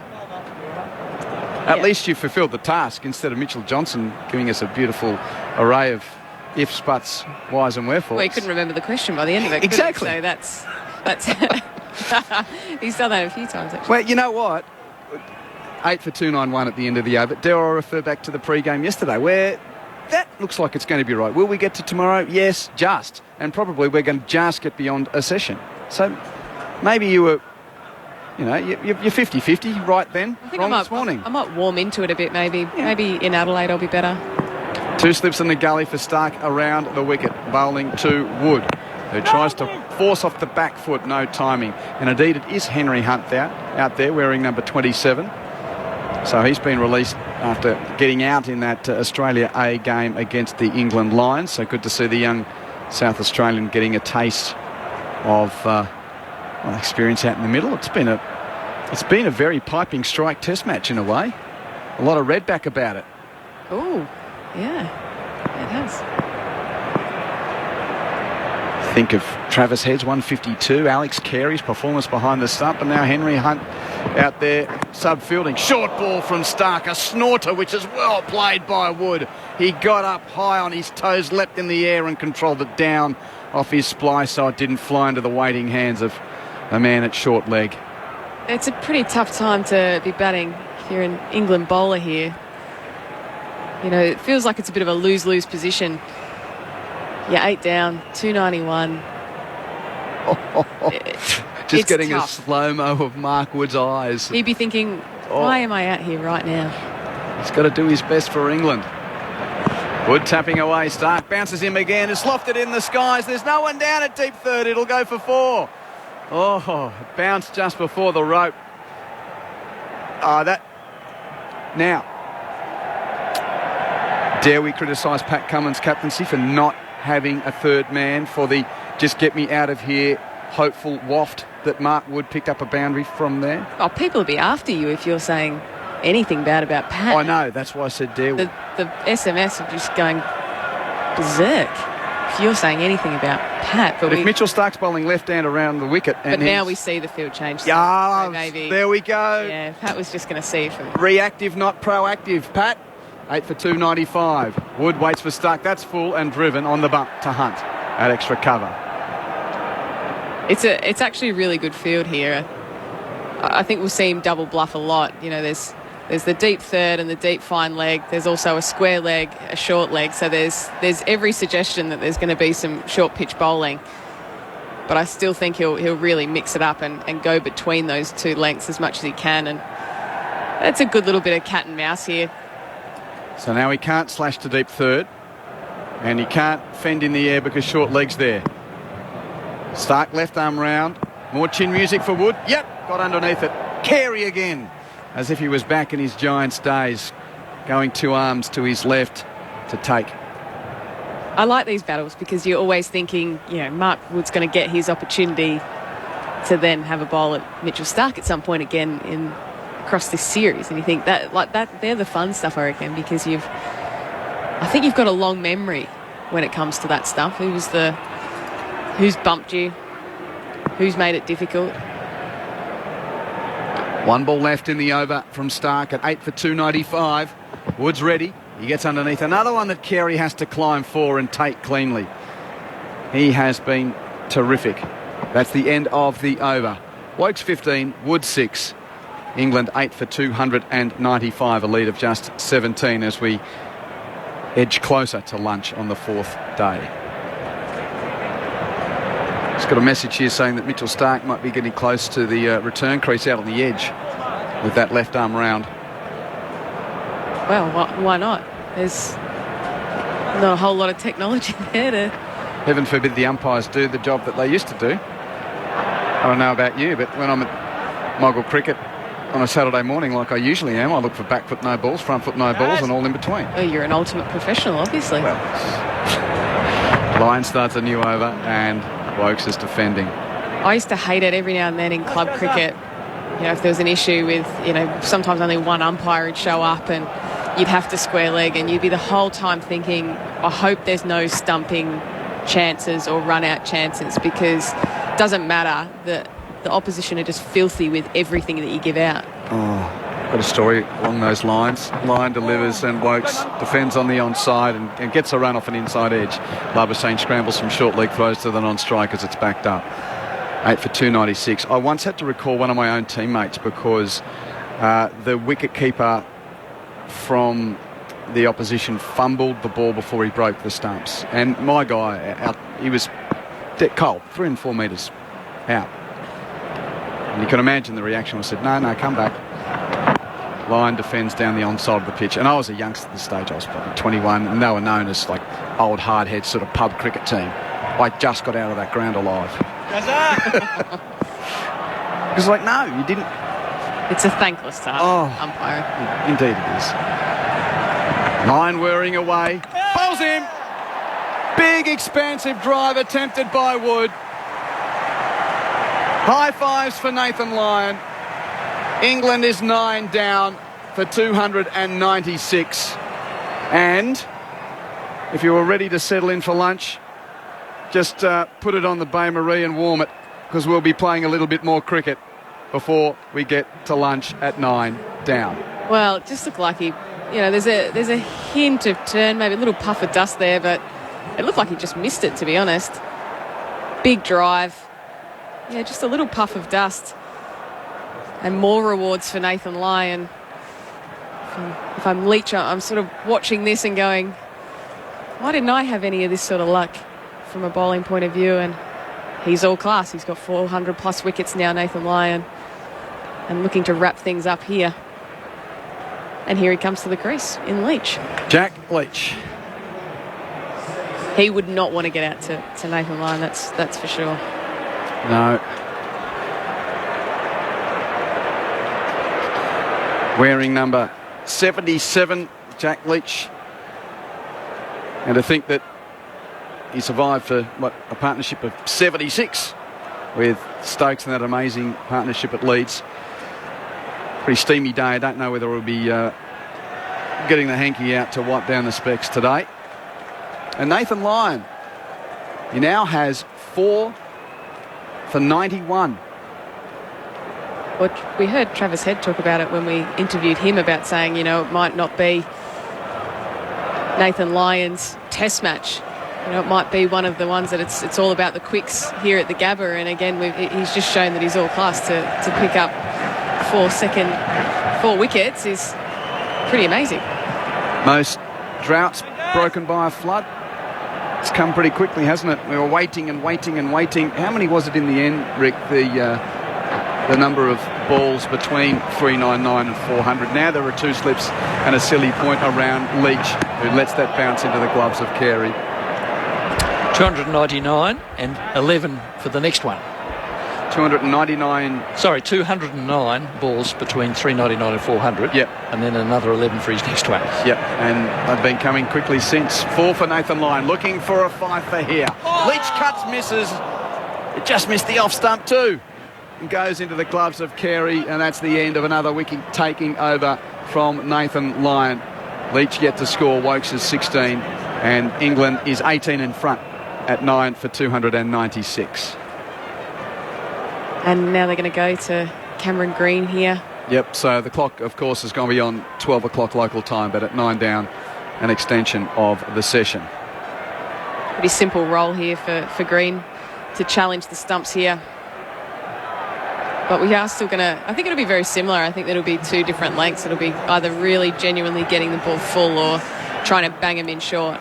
And for that reason, we are seeing 3 fielders go to the boundary and catching positions of third, fine leg and a square leg as well. So it's that little game within the game, isn't it? The bowlers are out. We'll test them up top, or we're going to try and hit the top of off stump. What's the spinner's equivalent of bowling chin music?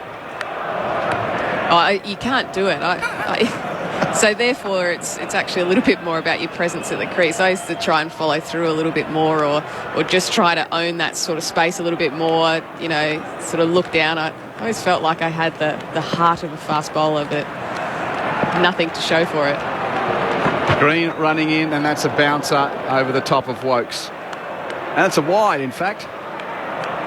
Signalled by umpire Paul Rifle. 9 for 297, so the lead ticks along to 19. Big wicket for Cameron Green earlier today, getting Joe Root for 89. Still waiting for that Australian Test century for Joe Root. It's his best score on these shores. 7th time past 50 as Green delivers and a run. No, Wokes thought about it, says no, as he turns it to the sub Henry Hunt at mid-wicket. Be a nice little moment for Henry Hunt as well to be out there potentially at the... Well, we had a flippant... For a win. Flippant SMS come through. Well, Warner, because he's been off the field with his ribs, is not allowed to open. Why not just let Henry Hunt go out there and do it? He's used to it. Of course, not in the playing squad. 2 slips for Green to Wokes, shortish and defended off a high portion of the bat.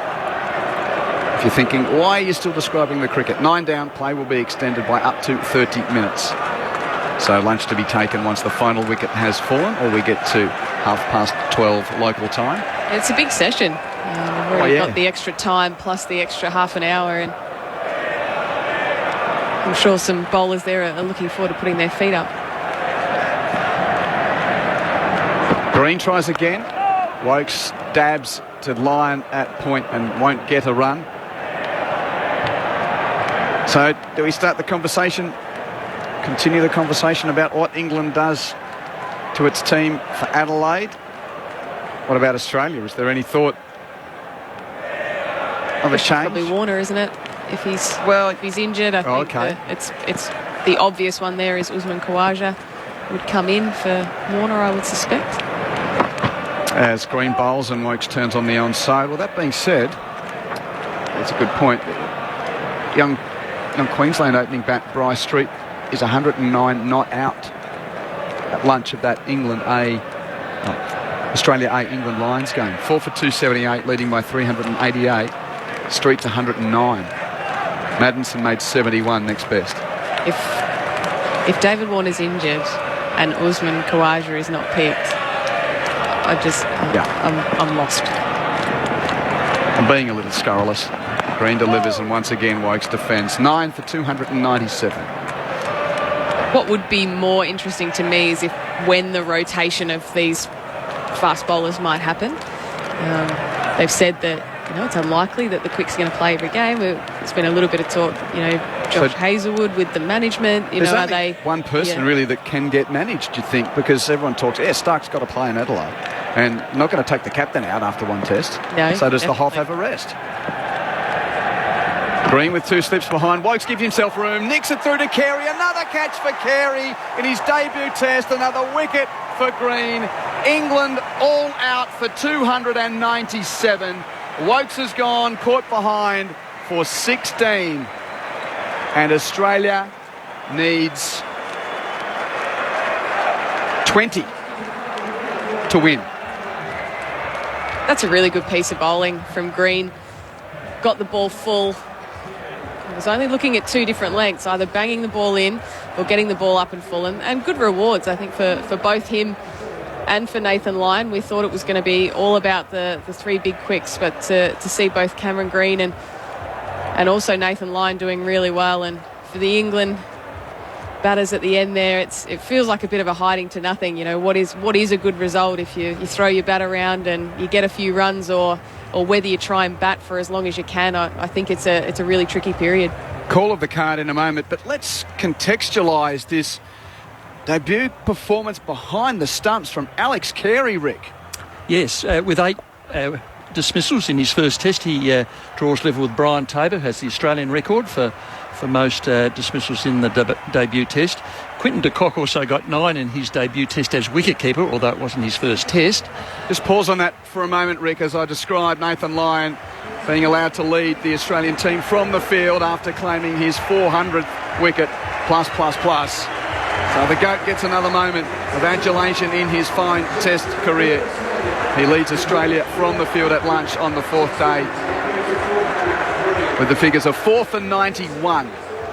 And Australia after lunch will chase 20 for victory, as you were. Yeah, I was saying that Quinton de Kock holds the world record with 9 dismissals in his first test as wicketkeeper, which actually was his second test because he played his first test as a batsman. So in terms of first test, playing the game and also being wicketkeeper in that test, then obviously Tabor and Carey head the list. It's been a very, very good performance, more than one way or the other statistically, or even just the fact that, well, he went unnoticed except for the moments where he needed to leap left, right, high and low, and he gloved them cleanly on most occasions, Kristen Beam. So England resuming at 2 for 220 this morning. They only added 3 runs before the steady stream back to the pavilion began. Malan out for 82, Root for 89, Pope 4, Stokes 14, Butler 23, Robinson 8, Wood 6. Butler last man gone. Did I give Butler in that rundown? Butler 23, yes. Robinson 8, Wood 6, and Wokes last man for 16. Leach not out without scoring, and England all out for 297. The bowling figures for Australia: Stark 20 overs 3 maidens, 1 for 77. Hazelwood 14 overs 6 maidens, 1 for 32. Cummins 20 overs 6 maidens, 2 for 51. 7 wickets in his first test as captain, Pat Cummins. Lyon 34 overs 5 maidens, 4 for 91, so now 403 test wickets for Nathan Lyon. Green's picked up his first 3 test wickets in his career as well, 1 in the first, 2 in the second. 12 overs 3 maidens, 2 for 23, and 3 overs of spin from Labuschagne for 14 runs. A minute or so before we go to our commitments, a newsbreaker. Stick around for Grandstand at lunch. Matt Clinch, Jim Maxwell and Andrew Moore to be joined by the CEO Nick Hockley with that news this morning of Hobart confirming its status as the host of the 5th test. 20 to get. Well, that should be fairly easy done from an Australian point of view, but just domination with the ball. I think the big thing that stands out for me is the difference in the 2 spinners of the 2 countries. You know, you look down and see that Nathan Lyon's not only taken wickets but has been able to bowl 34 overs and to not only give the quicks a bit of a break there, he's been able to play attacking and defensive roles. So that unit has worked really well together for Australia, and similarly with the contribution from Cameron Green as well. I think they're getting nice little contributions from all of their bowlers, and they've worked really well together, and I think that has genuinely been the key, that there's been not a lot of respite for these England batters the whole way through against some very good bowling on both the spin and pace fronts.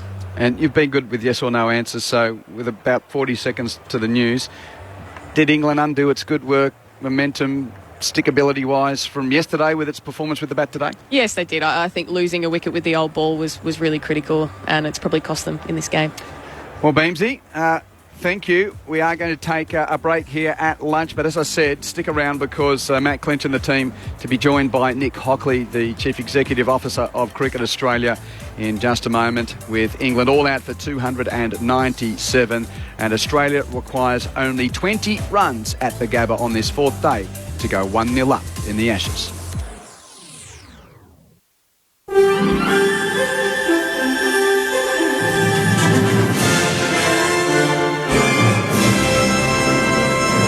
Tim Shepherd with ABC News.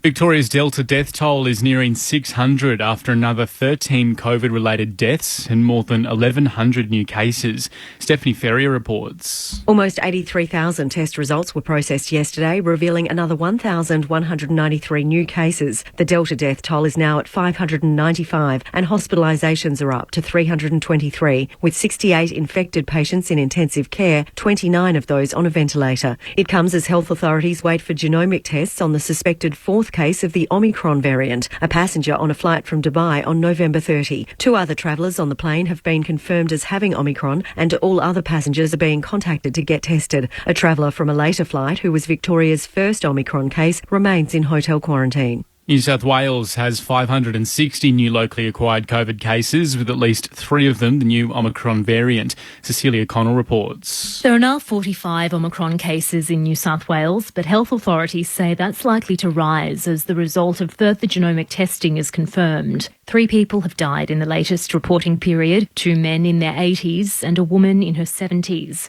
There are 150 people with COVID in hospital, but none with the Omicron variant. Alerts have been issued for the Colt nightclub at Potts Point and the Albion Hotel in Parramatta, which New South Wales Health says were visited by people likely to have the Omicron variant. There are at least 11 cases linked to a Sydney Harbour party cruise with a COVID cluster at the Oxford Tavern in Petersham. In Queensland, 1 new locally acquired COVID case has been found on the Gold Coast.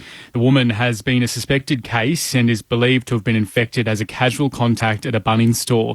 Authorities say she's been out in the Gold Coast community for 5 days. Health Minister Yvette Darth says genomic testing so far shows the local cases on the Gold Coast at the Delta strain. Let's not treat Delta like it's not a big deal. Delta is highly contagious and it can cause serious illness and death. So please, just because it's not Omicron doesn't mean it's not serious. We want people to come out and get tested. Meanwhile, 90% of Tasmanians aged 16 and over have now received both doses of a COVID vaccine, with the state set to open its borders next Wednesday. Overseas, US President Joe Biden has told Americans that he thinks inflation has peaked and will now start to fall. Prices rose by 6.8% in November compared with the same month last year, a 4-decade high. Fuel, food and housing costs all contributed to the rise, with these shoppers in Washington, D.C. saying they're feeling the impact. You know, I got a truck, so the gas prices is really high for me. So some days I have to borrow money to get to work. When I used to go to the grocery store, I wasn't as conscious about prices, and now I'm doing more cost comparison between different brands. Prosecutors in the sex abuse trial of Ghislaine Maxwell in New York have rested their case after 2 weeks of testimony from the British socialite's accusers. A fourth woman testified that Maxwell groomed her for sexual activity with her former partner, the convicted pedophile Jeffrey Epstein. Ms. Maxwell has denied all the charges against her. Michael Nesmith, who starred and performed in the American pop group The Monkees, has passed away at the age of 78. He was a struggling singer-songwriter in the mid-1960s when the Monkees' television debut turned him into an overnight star. The group attracted criticism for being confected and not writing their own music, but in an interview with the ABC back in 2019, Nesmith said he was just happy to go along for the ride. I didn't think it was anything that was going to change the world, but it was changing my world. And I haven't met, a 60 or 70-year-old who doesn't say to me, when I was 8, you guys were the best. Well, I thought when you were 8, you had no taste. Tasmanian Premier Peter Godwin says he couldn't be happier Hobart's been chosen to host the 5th Ashes Test next month. Cricket Australia has confirmed this morning that Hobart's Belvedere Oval will host the Ashes Test in January after it was moved from Perth due to WA's COVID restrictions. The day-night fixture will be held from January 14 to 18. Mr Godwin says it will be the largest sporting event Tasmania has ever hosted. This wasn't all about money. This was about making history. This was about delivering for cricket lovers all around the country, here in Tasmania, and importantly, all around the world. This is a historic day for Tasmania. It's a historic outcome, and I couldn't be pleased. And 84 people have been arrested for shoplifting in Sydney over a 3-day police operation. Police targeted the CBD and the eastern suburbs and say they've recovered $11,000 worth of stolen goods. ABC News.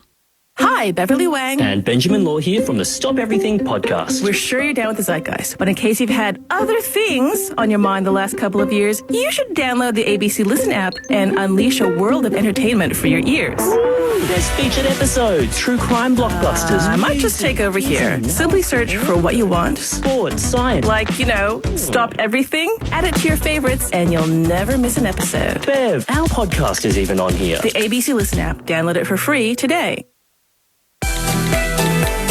The sports conversation never stops online. Check out ABC Sport on Instagram, Facebook and Twitter. ABC Sport social media has all the best content you didn't realise you needed. Grandstand at lunch. And he gets the edge, caught at second slip. Goes off the edge, down to the boundary, and he's caught. Caught it finally. Driving for recovery, he's hit that one with better timing. He'll race to the rope before. A rampaging morning for the Australian bowlers, an extended session as Nathan Lyon claimed his 400th Test wicket and England are all out for 297. So a lead of just 19 runs. Australia will come back after lunch, needing just 20 runs for victory to claim the first Test at the Gabba. And with England having started the day 2 for 220 with Root on 86, Milan on 80, they would lose 8 for 97 in that extended session. So while Nathan Lyon's wait may have been long for England, the ending might come quickly. Hello, welcome to Grandstand at Lunch. I'm Matt Clinch alongside the voice of summer, Jim Maxwell and Andrew Moore. Jim, we had our challenges in this opening session. The power was down. We could see the pictures for a little bit, but by the end, we could clearly see an Australian victory within sight. Well, we probably didn't need to see too much of the picture as it turned out, because it was a pretty dark, grim picture from England's viewpoint, and an exciting time for Australia with Nathan Lyon at last getting that 400th wicket that he's been searching for so long, and that cued a little bit of a procession. The only interruption seemed to be was the second new ball, which took a while to do anything after 3 wickets had fallen to the old ball. And great for Nathan Lyon to have, 1, got there, 2, get his confidence, his mojo back, and as the man alongside me would have said when that reverse sweep was played by Ollie Robinson. Don't do it. You won't like it? No, he doesn't want you to say it. But it was a case of game, set and something, because Nathan Lyon finished up with 4 for 91. Wonderful to watch, wasn't it? I thought you were going to let that go then. We hoped England might offer a bit more resistance with Root and Milan at the crease, Andrew, but in the end, once Australia got on a roll, it was hard to stop. Yeah, a little disappointing, Clinchy, in terms of the contest, because England showed so much resolve with that pair late yesterday, and they finished with a 162-run stand. Milan, when he went for 82 and Root went for 89, as Ian Chappell said, summing up last night, these first 10 overs are going to be crucial for England, because they've got to get through to face the new ball, and they couldn't manage that. In fact, they lost 3 wickets before the new ball was taken. Excellent performance by the Australians, and they're going to deserve in the end a comfortable victory. The CEO of Cricket Australia's Nick Hockley can join us on Grandstand Cricket on ABC Radio, ABC Sport Digital and via the ABC Listen app after the news that Hobart has been announced. Bellerive Oval will host a historic 5th Ashes Test. But Nick, welcome first and foremost. The Aussies closing in on victory. Thanks, guys. An afternoon, yeah. What an eventful morning, and just a fantastic performance all round. In terms of a winning start for Australia, is it just about gone as well as you could have hoped? Oh, absolutely. I think they've. I think it's been compelling cricket. I think a great first couple of days, and then credit to England for coming back strongly on day 3. But fantastic to see Nathan get his 400th, and I think we've just seen this morning what a quality attack we have. And hopefully if you're listening on ABC Radio, you wouldn't have been interrupted this morning, but not sure if it came across you that the TV had a bit of a challenge with the power outage at the Gabba. How across that were you? No, I was getting live updates every minute. Just want to apologise to all the fans out there. There was a power problem with one of the generators in the outside broadcast compound, but I just want to say thank you to everyone working extremely hard to get that back up and running as quickly as possible. And again, can only just say sorry to all the fans. So Hobart's going to host a fifth Ashes test, the first Ashes test they'll host, but a historic moment for them. What was the deciding factors when you put your considerations forward to the board? Well, first thing I'd say is we just had incredible interest from a number of jurisdictions, and we're really appreciative. It just shows the appeal of the Ashes and just the interest in cricket more broadly. As for Tasmania, I mean, we took a balance of considerations, operations, logistics, and we also took into account the fact that they weren't able to postpone Afghanistan test, and we're very, very grateful for the support of the Tasmanian government. It'll be the first ever Ashes test in Tasmania, and we're very much looking forward to it. It's Jim Maxwell here, Nick, and nice to be talking to you on the verge of a big Australian win, and just talking a bit more about the reason why Hobart has got this game. I'm just wondering, commercially, does it matter whether you get 5,000, 10,000? TV's where the revenue is, isn't it? So does the crowd matter much at Hobart other than the atmosphere at the game?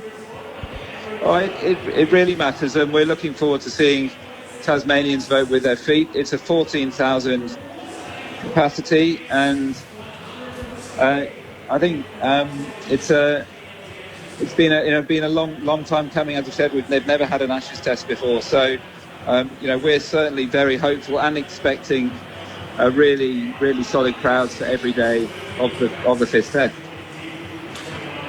Well, I hope your expectation is being realised when we get to it. And it is mid-January and people are on holidays, but you're no doubt aware of the fact that as lovely a place as Bellerive is for a cricket match, historically, the fans just don't turn up to test cricket down there. Well, they'll never have a bigger opportunity than this. And, as I said, we had fantastic support. We've got fantastic support from the Tasmanian government, and I know, certainly speaking to colleagues at Cricket Tasmania, they're hugely excited. So we'll be announcing very soon how people can buy tickets, and we just encourage people right across the country in Adelaide, Melbourne, Sydney, and then we've seen some very competitive cricket here at the Gabba, and we just really hope that Tasmanians turn out in force, and also that if people can get down to Hobart, what a better way to enjoy Tasmania. Nick, it's nice that Cricket Australia is sticking to its mantra of spreading the game and playing this game in Tassie, because it would have been tempting to take the cash grab on offer from Victoria and Sydney in particular. Well, I think when we weighed it all up, we've got to consider that those grounds have already got matches, and there would have been a level of cannibalisation. We've also taken into account there are Big Bash League matches scheduled at those grounds, so that would have been quite disruptive. So when we look at it all in the round, and with the support of the Tasmanian government, and wanting to take the game as far and wide as we possibly can, on those balance of considerations, we're really thrilled with the decision. And again, we're just very grateful that there's so much interest right around the country for this series. Nick Hockley's with us on Grandstand Cricket on ABC Radio, Sport Digital, and via the ABC Listen app.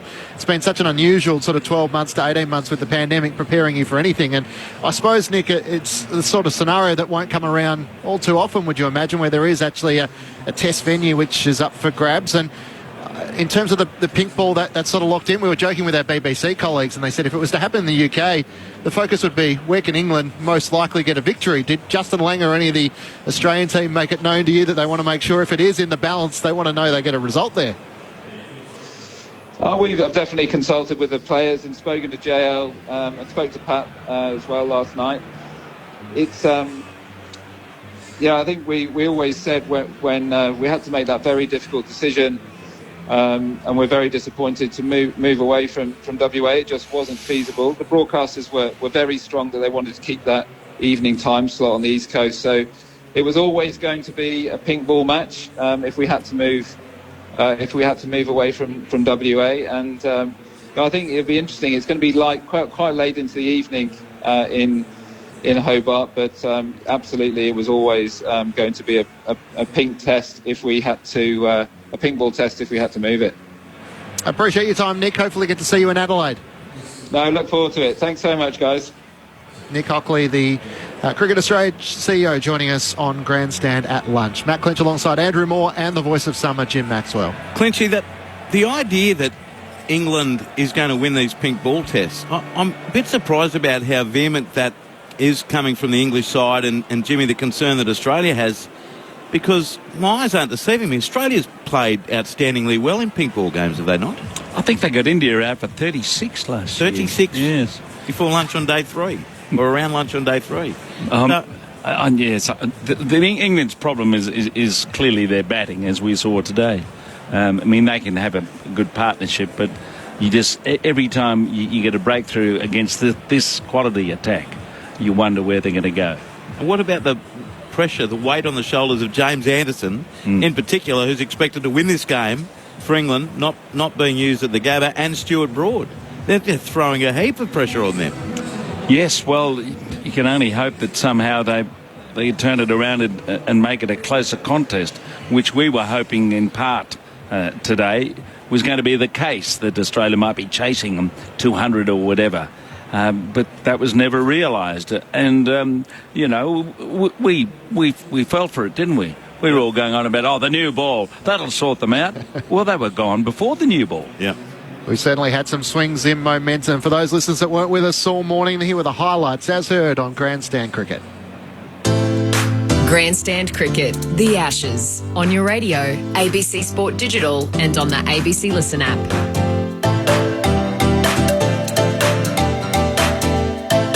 Line once more goes to Milan down and off the bat.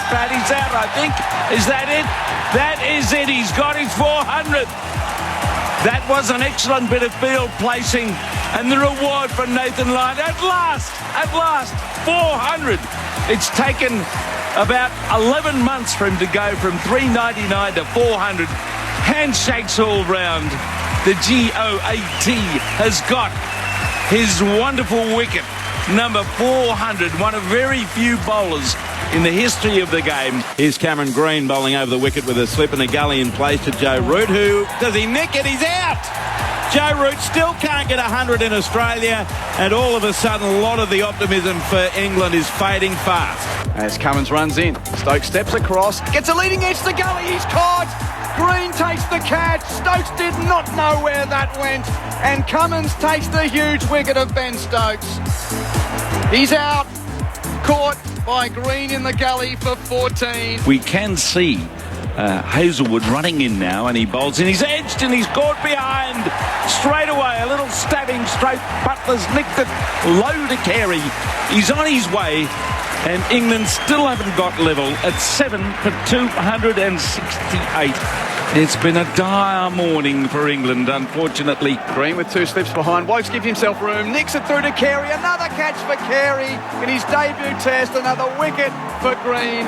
England all out for 297. Wokes has gone, caught behind for 16. And Australia needs 20 to win. Grandstand Cricket, The Ashes, on your radio, ABC Sport Digital, and on the ABC Listen app. It was a long session when you think about the extra half an hour to start with the rain from day one, not to mention the search for the final wicket from an Australian point of view. In the end, England were all out for 297 after their first innings of 147 and Australia posting 425. So Australia needing just 20 runs for victory when the players make their way out. We'll be keen to see who will be opening the batting alongside Marcus Harris. A special guest joining us, the chair of Venue New South Wales, is Tony Shepherd. He's been good enough to join us on Grandstand Cricket. Tony, welcome. Thank you. Welcome. It's good to be on. Now, you've got a special announcement for us. What have you got to share? Yeah, I've got a special announcement. Jim Maxwell has been honoured by being accepted into the SCG Media Hall of Fame, as has Debbie Spillane. But Jim, we love. Jim has been the voice of cricket for 50 years. In this era of the instantaneous, here's somebody who's watched thousands of games all over the world, and so his insights and observations and knowledge is, I think, unparalleled in cricket broadcasting in the world. So we're deeply honoured to have him join our Media Hall of Honour, and we will celebrate it personally in the not too distant future.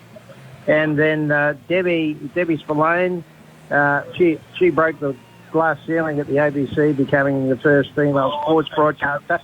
And she is just been a terrific sportscaster, cuts to the truth, gets to the point, and I think it's set a pathway, I think, for women in sports broadcasting across Australia, and we're very privileged and proud to have Debbie in our Hall of Fame as well. But anyway, there's two great appointments, and but Jim is a great friend of ours, a terrific friend of the SCG.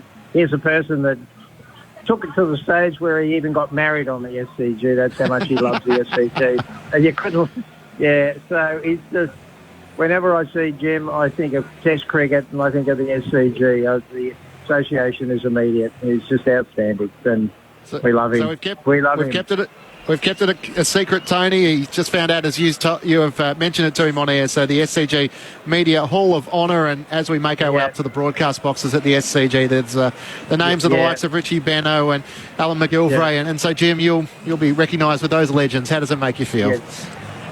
Well, I'm a bit taken aback. Tony, thank you very much for that news. I'd heard yesterday, because my great old colleague Gordon Bray's heading off to see his family in England, and he'd be on a plane now, and I noticed that he'd gone into the Hall of Fame, and that was a great honour for him, as it was for the late Les Murray and Tom Goodman and Ray Hadley, and now I heard Rebecca Wilson overnight is also in the Hall of Fame. So you're going well. Thank you very much for the honour of that. Jim, you absolutely deserve it. We love you, Jim, and we love your work, and you are, as I said, the voice of cricket.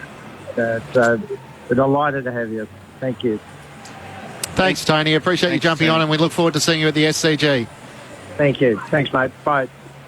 Tony Shepherd joining us, the chair of venues in New South Wales, amongst the other boards he's on. So, Jim, it'll be a nice piece of history for you to tell the kids, and that'll be there forever.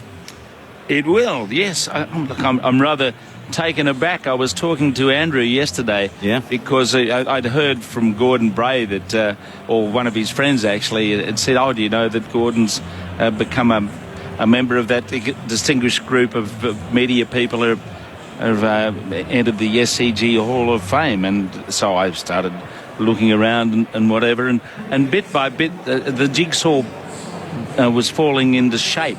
And yesterday I saw Gordon's face on the SCG website, and I saw Ray Hadley, and then again I saw Rebecca Wilson this morning, and lovely honour for her, and particularly for Jim Wilson, her brother, to see that Rebecca has been recognised for her excellent contribution, having left us sadly some years ago. So there we go. The story keeps on moving, doesn't it? Tom Goodman, and I can even remember sitting with Tom Goodman many years ago. He was a beautiful Australian, a lovely, decent man, and Les Murray, another who we fondly remember too, who's no longer here. So there it is. Look, I better shut up. I'll start talking like an idiot at the moment. But, I think he's still got to buy the first round, doesn't he, Maury? Yeah, there's no doubt about that. But Jimmy, it's someone who's been around a while as well, and I spent most of my career in commercial radio and got to know you a bit in the mid '80s and late '80s when I was starting out, and you were always a gentleman, but you're always the voice of summer to me and many others, and for this to be recognition of you, I must admit, when I started doing cricket again with the ABC, that I'm extremely grateful for a few years ago, I was stunned that I didn't see your image on that wall with greats like Alan McGilvray, Norman Muggett-May and all the others that you've mentioned. So I know that will mean a lot to you. I know that place means the world to you. It is. Well, I spent a lot of my life there, I have to say. As Tony mentioned, I did get married on the SCG, which was an extraordinary occasion, as a lot of my friends and maybe some who are listening will remember, when I married Jennifer Kirkby, who has proceeded to spend some wonderful time with me and annoy the hell out of Andrew Moore every football season by giving him a little bit of feedback on the various teams other than South Sydney who play in the competition. Only 30 or 40 times a day, that's all. And you're smart enough not to read every one of the texts she sends you. There's always the direct line, and then there's a personal line at times when you need to go down. 100%. No, but look, it's been a long association with that place. People may not even know this, but I was actually a ball boy in a test match out there many years ago when Australia, in a state match. New South Wales played South Africa, back in the 70s. I was a very senior ball boy. I was 21 because they wanted senior ball boys to be at the ground in case something happened. And, of course, it did, with barbed wire up and all sorts of stuff being thrown onto the ground. But, I've been lucky enough to play cricket on the ground, to go and watch from about the age of 7 or 8 with my father. And to be a member now for 60 years, I suppose. But it's a long and wonderful association through cricket mainly. But there's been a bit of rugby league and rugby union over the years, and there's even something to remember from next door at the sports ground. Yes, where we used to go. East to west. East to west ground. Yeah. So look, very happy memories. I'll get quite sentimental, so I'll shut up now and let you get. Anyone who's ever worked with you will be thrilled, and in this industry, that's saying something. So, congratulations to Jim, to Debbie Spillane as well, who was a pioneer Deb. in her broadcasting time at the ABC. So we congratulate both, and we can't wait to the 4th test in Adelaide. Of course, we go to Adelaide in a matter of days. We're going to get COVID tested at Stumps at some stage when this is over, depending on the mindset of the Australians. I don't think we'll be too far away. So.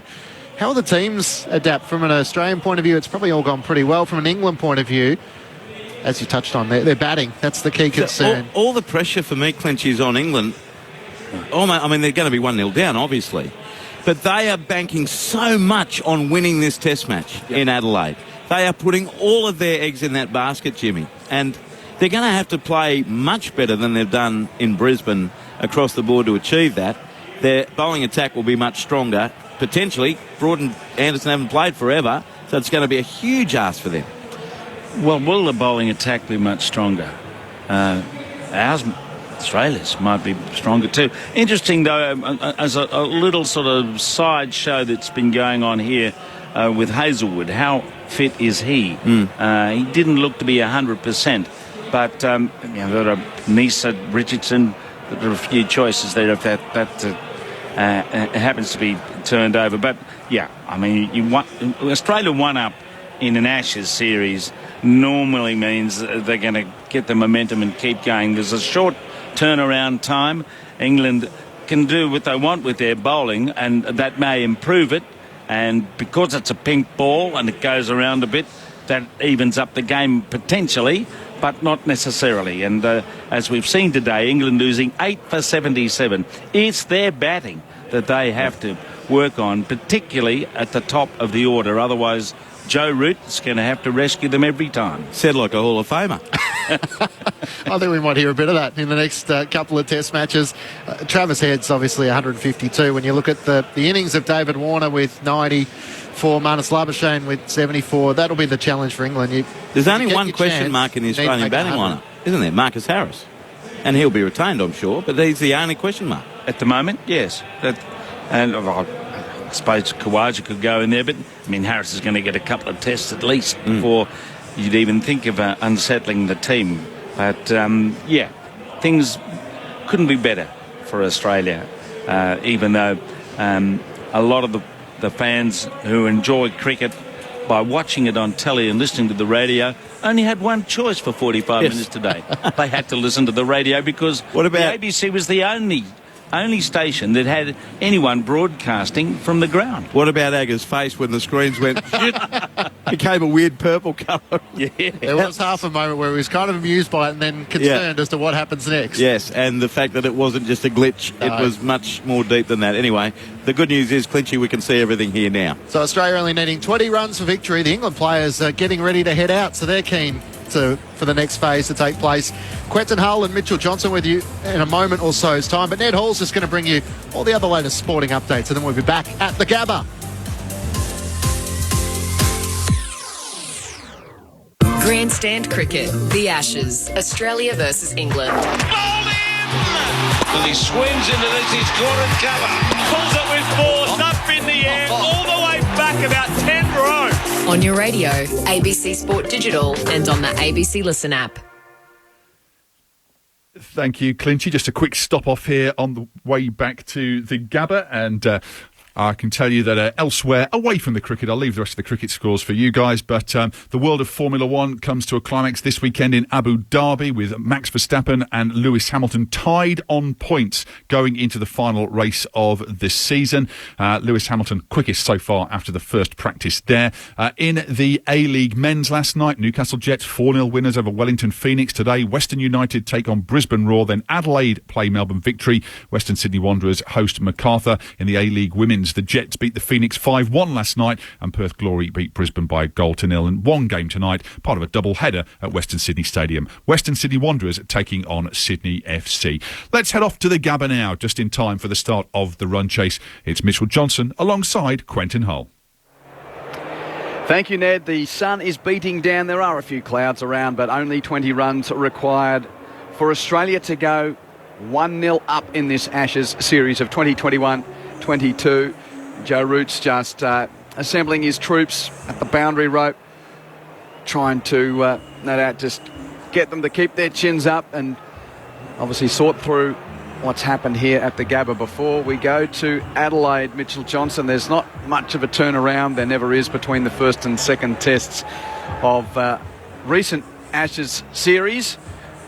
And it's a foregone conclusion outside of the peculiarity of who's going to open with Marcus Harris, due to David Warner spending a lot of time off the field with his bruised ribs, and that will probably be one of the questions in the post-match. Are they bruised? Are they cracked? What is actually going on there? Will he play in Adelaide? We'll have to wait and see. And of course, here on Grandstand, we'll be sticking around throughout the afternoon to bring you all the wash-up, so no need to do away with the transistor once we've got to stumps here, because we've got Grandstand throughout the rest of today and tomorrow to bring you all the news in the post-match here.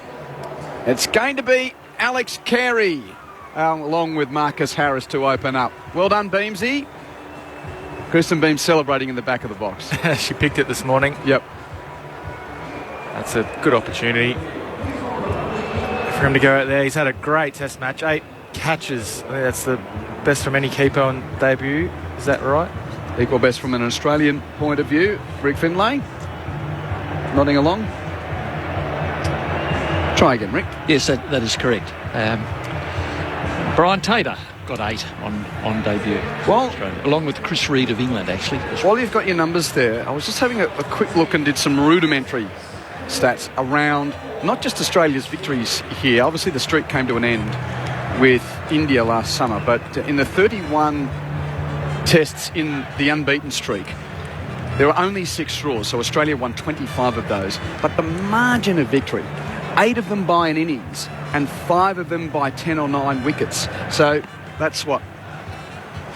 13 of the 25 were by massive margins. So we can add another one to that. I assume this is going to be a 10 or a 9 wicket victory with 20 to get. And just looking at England's record here, they actually won their first 2 tests here in 1933 and 1936. Since then, 20 tests, and assuming Australia will win today, they've only won 2 of the subsequent 20 tests after that good start at this ground. Yeah, and Mike Gatting's team back in 86-7, the last England team to win here. Andrew Strauss's team drew in 2010 on the way to winning the series then. It's going to be Ollie Robinson to start the Australia second innings, bowling to Alex Carey taking strike.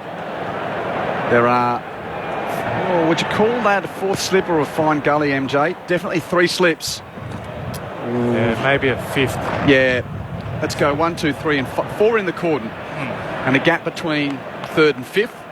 Point, extra cover, mid-on, mid-wicket and fine leg is out. Just 20 for Australia to win this game within 3.5 days at the Gabba. Robinson running into Alex Carey opening the innings on debut, and he taps on the offside, wants a run, no, as Hamid comes in from point to do the fielding. And it's a no ball. Irony of ironies among this test match where there's been so much trouble around the technology and power sources and so forth. We get that first ball of the innings called manually, no ball, by umpire Rifle at the Stanley Street end. So 19 to get. Yeah, he looked like he was charging it a bit harder then as well, Robinson. I thought he was the pick of the bowlers for England, and he had bowled, I think he bowled really well to the left-handers, so he probably feels he's an opportunity to get a couple of quick wickets here. Harris at the non-strikers. Carey is beaten through to the keeper. I don't know about this. If you're Marcus Harris and you get someone sort of deputising in the role, oh, by the way, you can go and take the first ball. Yeah, it was a good opportunity for him to maybe take that first ball, Marcus Harris. And so it's Carey. He's on a hiding to nothing, Marcus Harris. He made only 3 in the first innings. If he nicks out when there's only 20 to get. The Australian batsmen, in particular left-handers, did say they found it very difficult going across them with Robinson. Now Carey lets that go. And they said he did enough with the ball as well. They said he bowls almost a hard length, getting it through just over the stump height, so probably a touch short. He even said that himself when we interviewed him earlier in this match. And when he felt, he probably floated it a little bit when he got up there, but I've been really impressed with him. He's not given up. You can see him charging in here. We can see him charging in at the moment, so he thinks he's a chance. The slips go down as Robinson delivers and Carey defends. And Robinson almost rolled back to him in his follow-through, but he allows Stokes to come in and pick up. There'll be a watch on Ben Stokes and his fitness as well. He didn't look hampered while batting. I think he looks pretty good. I think he looks better. He had a bowl this morning in warm-up. But when I say Ollie Robinson thinks he's a chance, I think he feels he can get a couple of quick wickets here. And that's a good sign of a good fast bowler, not giving up, doing it for his country. 1 on the board, 19 more required. That's left alone on the dry line with the right armour pushing across Carey through to keeper Butler. OK, let's assume that James Anderson plays in Adelaide. He's been rested from this test to do so. Who else would you pick for England to bowl? They may play 4 quicks. So go Anderson, Broad, Robinson, Wood for me. Okay. And they've got Stokes. Yep. And like we say, we don't know what his fitness is like. Yeah, so Stokes as a bowler is a question now. That's a good point you raised. Carey is beaten. That's well bowled. Gee, we saw it a lot in the first innings. Robinson bowling to the left-handers and that angle pushing across and drawing a false stroke, and Carey almost nicked through to the keeper there. But if they are short with Stokes and he's a little bit ginger with that leg, they maybe we might have to think about Wokes, because I know that he will probably do better with a swinging ball. Here he didn't swing the ball. He's probably better with the pink ball. A little bit of grass on the Adelaide wicket. Robinson bowling, and Carey tries to lash a full ball outside the off stump through the offside. He got a bottom edge that squeezes out to square leg, and he gets a rather streaky single to get off the mark. 2 down, 18 to go, and that's the end of the opening over of Australia's second innings. If you are just tuning in and wondered what happened this morning with England resuming at 2 for 220, they lost 8 for 77 in the morning session. All out for 297 with a lead of just 19. Milan out for 82, Root for 89 after that terrific partnership. And then of the middle and lower order, only Butler's 23 was of any consequence. And Nathan Lyon got his 400th wicket finally, and 3 others picked up 4 for 91 to be the best of the Aussie bowlers. 2 for Cummins, 2 for Green. So Cummins with 7 wickets for the match. And Green has now got 3 test wickets, having played 4 previous tests without getting a scalp, but picking up 3 in his 5th test. And it's going to be Chris Wokes to share the new ball. I would have went Mark Wood, to be honest, in this situation.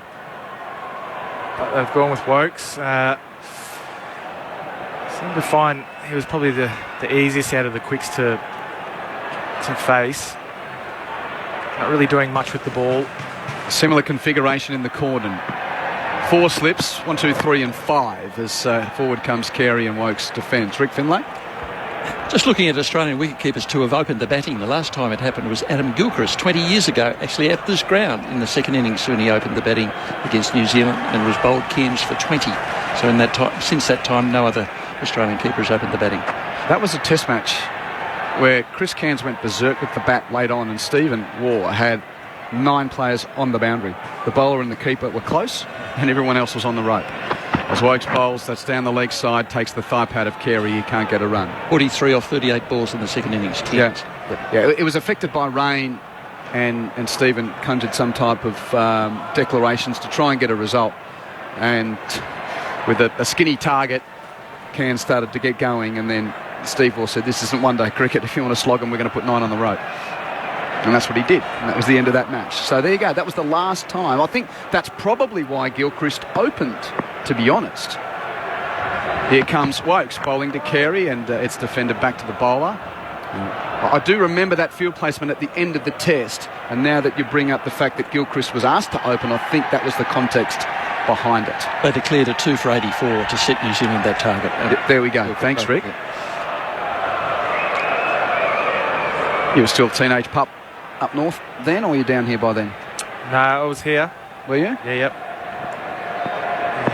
Were you anywhere? 20 years of age. Okay. Wokes to Carey, that's runs off the bat down to fine leg. Works it into the deep, and he'll take just the single. He moves to 2, Australia is 3, and now Harris is exposed to strike. And this is, without over-dramatising it, a pretty important 10 minutes of Test cricket for Marcus Harris. Yeah, they've just showed up on the screens in front of us his last dismissal in the first innings. So he'll be feeling it, even though there's not many runs to chase down. He'll definitely be tested here.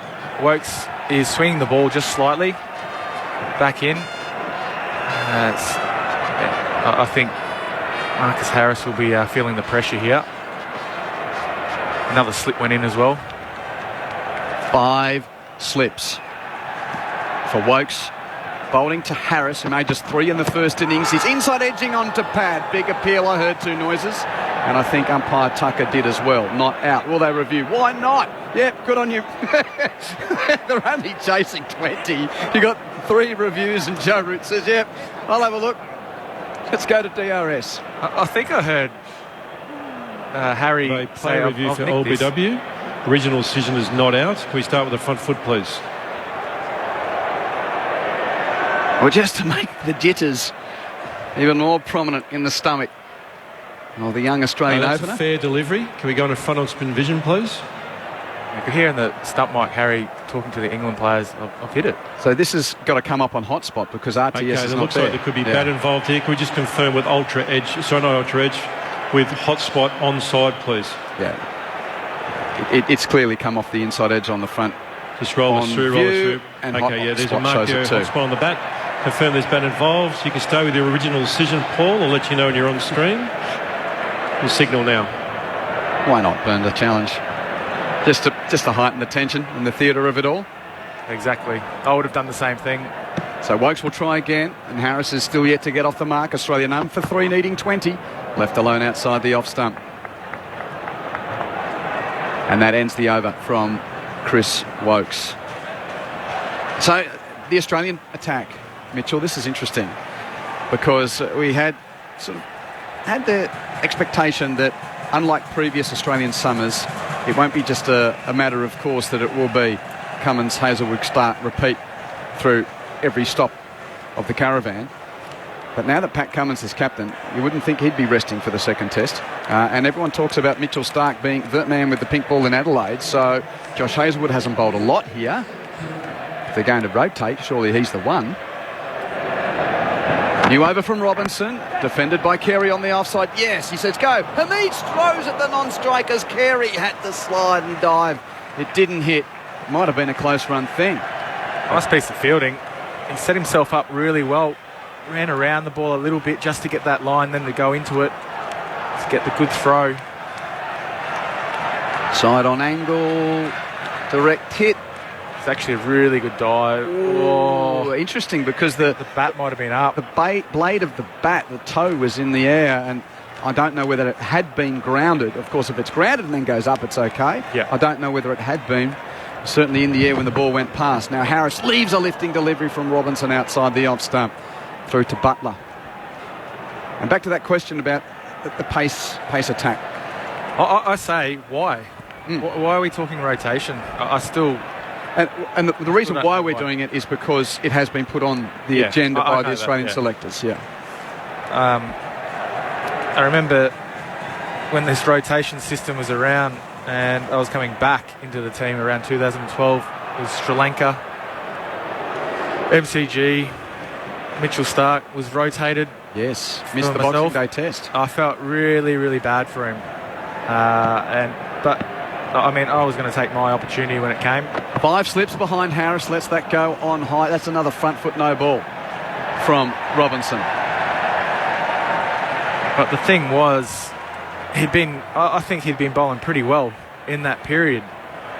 And you could see it was clearly devastated that he missed that test match. To play any Boxing Day test is just phenomenal, and you never want to miss out on any of those. I've always been that believer in test match cricket. You're meant to feel a little bit tired. You're meant to... It tests your mind. It tests your body. Harris faces Robinson, runs through backward square down to the rope. It was full on the pads. Leach does the fielding, keeps it to 1, and Harris is away. And it's none for 6. And then you also think of the absolute Indian carnage of the Adelaide test, actually in the sunlight. It wasn't under the lights when they went through India in that test last summer. A forgotten part of that outstanding series in a way. Yeah, I've forgotten it.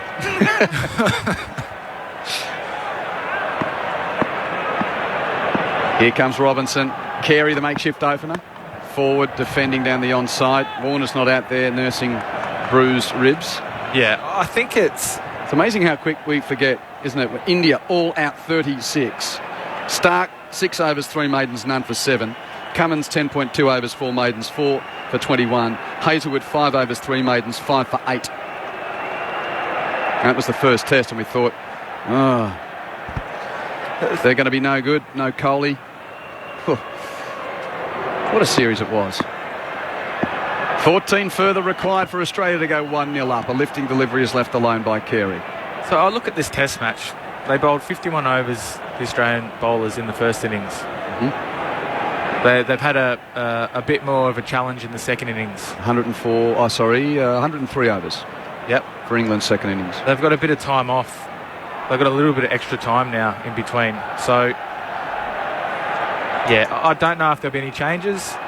For me, I probably wouldn't change anything. Hazelwood would be the question mark with his... Is he injured? Is he a bit sore? Robinson to Carey. Drives lustily in the air out through cover. Pitch is about halfway to the rope. It's a big boundary out in the eastern side. Hamid chasing, his cap falls off, he slides, he saves, he's got support. Taps it back into Stokes, who will throw a long ball to the non-striker Zan, and Carey was coming back for another run, was nearly out of his ground, and Robinson didn't break the stumps, and that may have been a bizarre run out. As it was, they complete 3, and it's none for 9. Wow. Now just checking that it wasn't 4 yet. Great work from Hamid. It's a good chase. A big chase out there. I don't need any silly runs. No run outs here.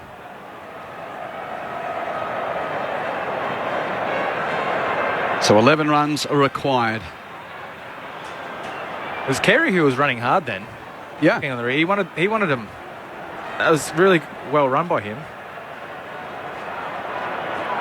So, okay, we stick with the pace trio. Yeah, I think so. And Khawaja opens if Warner's not fit. Is that right for you? Yes. Woke starts a new over. And it beats Carey and bounces a second time on the way through to Butler. Yeah, I think so. Mm-hmm. Yep. I'm happy with that. You happy with it? Well, it makes sense. Yep. I think it's good. I think, like I said, there's enough time to get themselves right. And to be honest, we're all waiting to see how David Warner comes up. When it comes to ribs, football, cricket, any type of sporting organisation tells you, well, it's only bruised, but you know that as Carey is turning on the onside, and I'm not being disrespectful. I mean, sporting teams don't want to tell you the full extent of an injury, particularly if something like that, and we all know how. Like, I've never had a cracked rib. Have you had one? No. But everyone says it's just terrible. Yeah. Really, really painful and inconvenient. Well, I guess you don't want to give that away during a match. I'm sure we'll find out more after the match or in the next couple of days, but you never know. Well, he's not out there at the moment. That's why Alex Carey is opening at none for 9, chasing 20, and defends Wokes down the offside of the pitch. Rick? It seems a bit strange, but of Australia's last 14 10-wicket victories, 6 of them have been here. There we go. And I'm not anticipating today in that statistic at all. So potentially 7 out of 15 have been in Brisbane. Why would that be? We bash everyone up here and generally have until Rishabh Pant and friends did a few things in a test match at a different time of calendar year, it must be said. Wokes aborts just as he was about to get into his delivery stride. What is it, Mitch? What is it about this place? Brisbane? Yeah. It's just a great place. Good for the fast bowlers, batsmen once you're in, the atmosphere, I don't know, just the climate.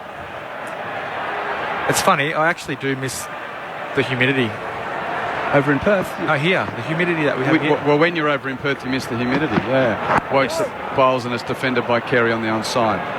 So you prefer the Brisbane humidity than the Perth sea breeze? And yes, and the reason why, I feel like, is you have a real limited time in Perth for swimming in your pool because of that sea breeze that comes in. Gets a bit cool in the pool still. So you only got a limited time, whereas in Queensland you can swim all year round.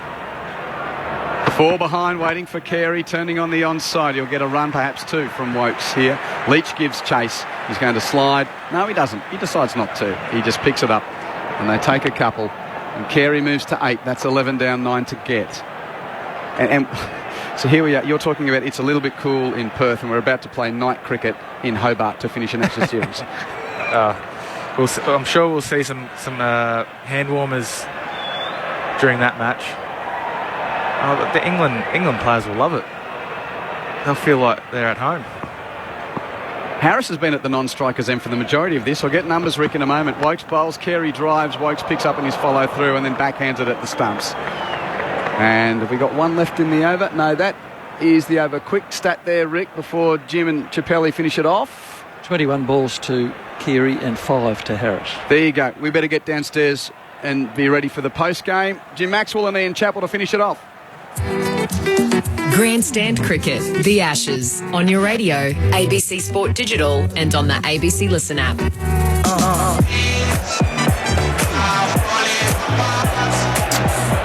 Thanks, Q. And we're in the last moments or two of the game, you would think. The crowd anticipating with a bit of a lurch and a roar and a grab on another frothy one as Robinson runs in and he bowls and Harris defends back down the pitch. None for 11, 10 more needed. It's been an emphatic performance by Australia today. England losing its last 8 wickets for 77. You remember 2 for 220 at the start, and it all fell over before the second new ball.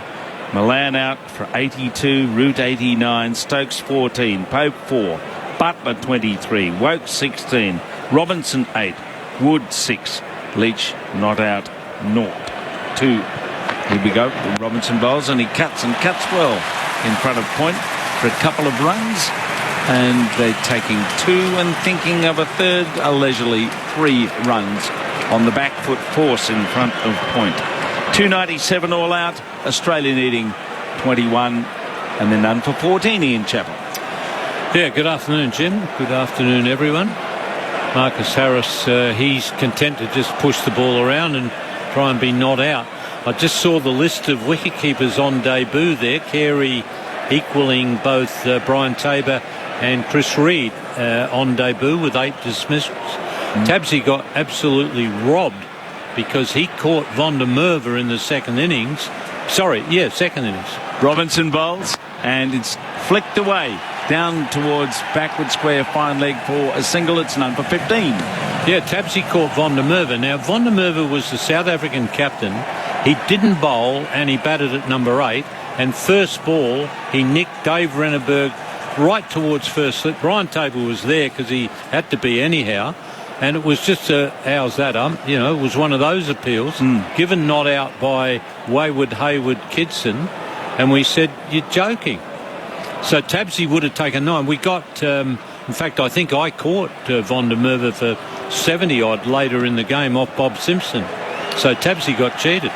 Here's Robinson bowling a ball pushed away by Harris on the onside. Australia needs 6 more.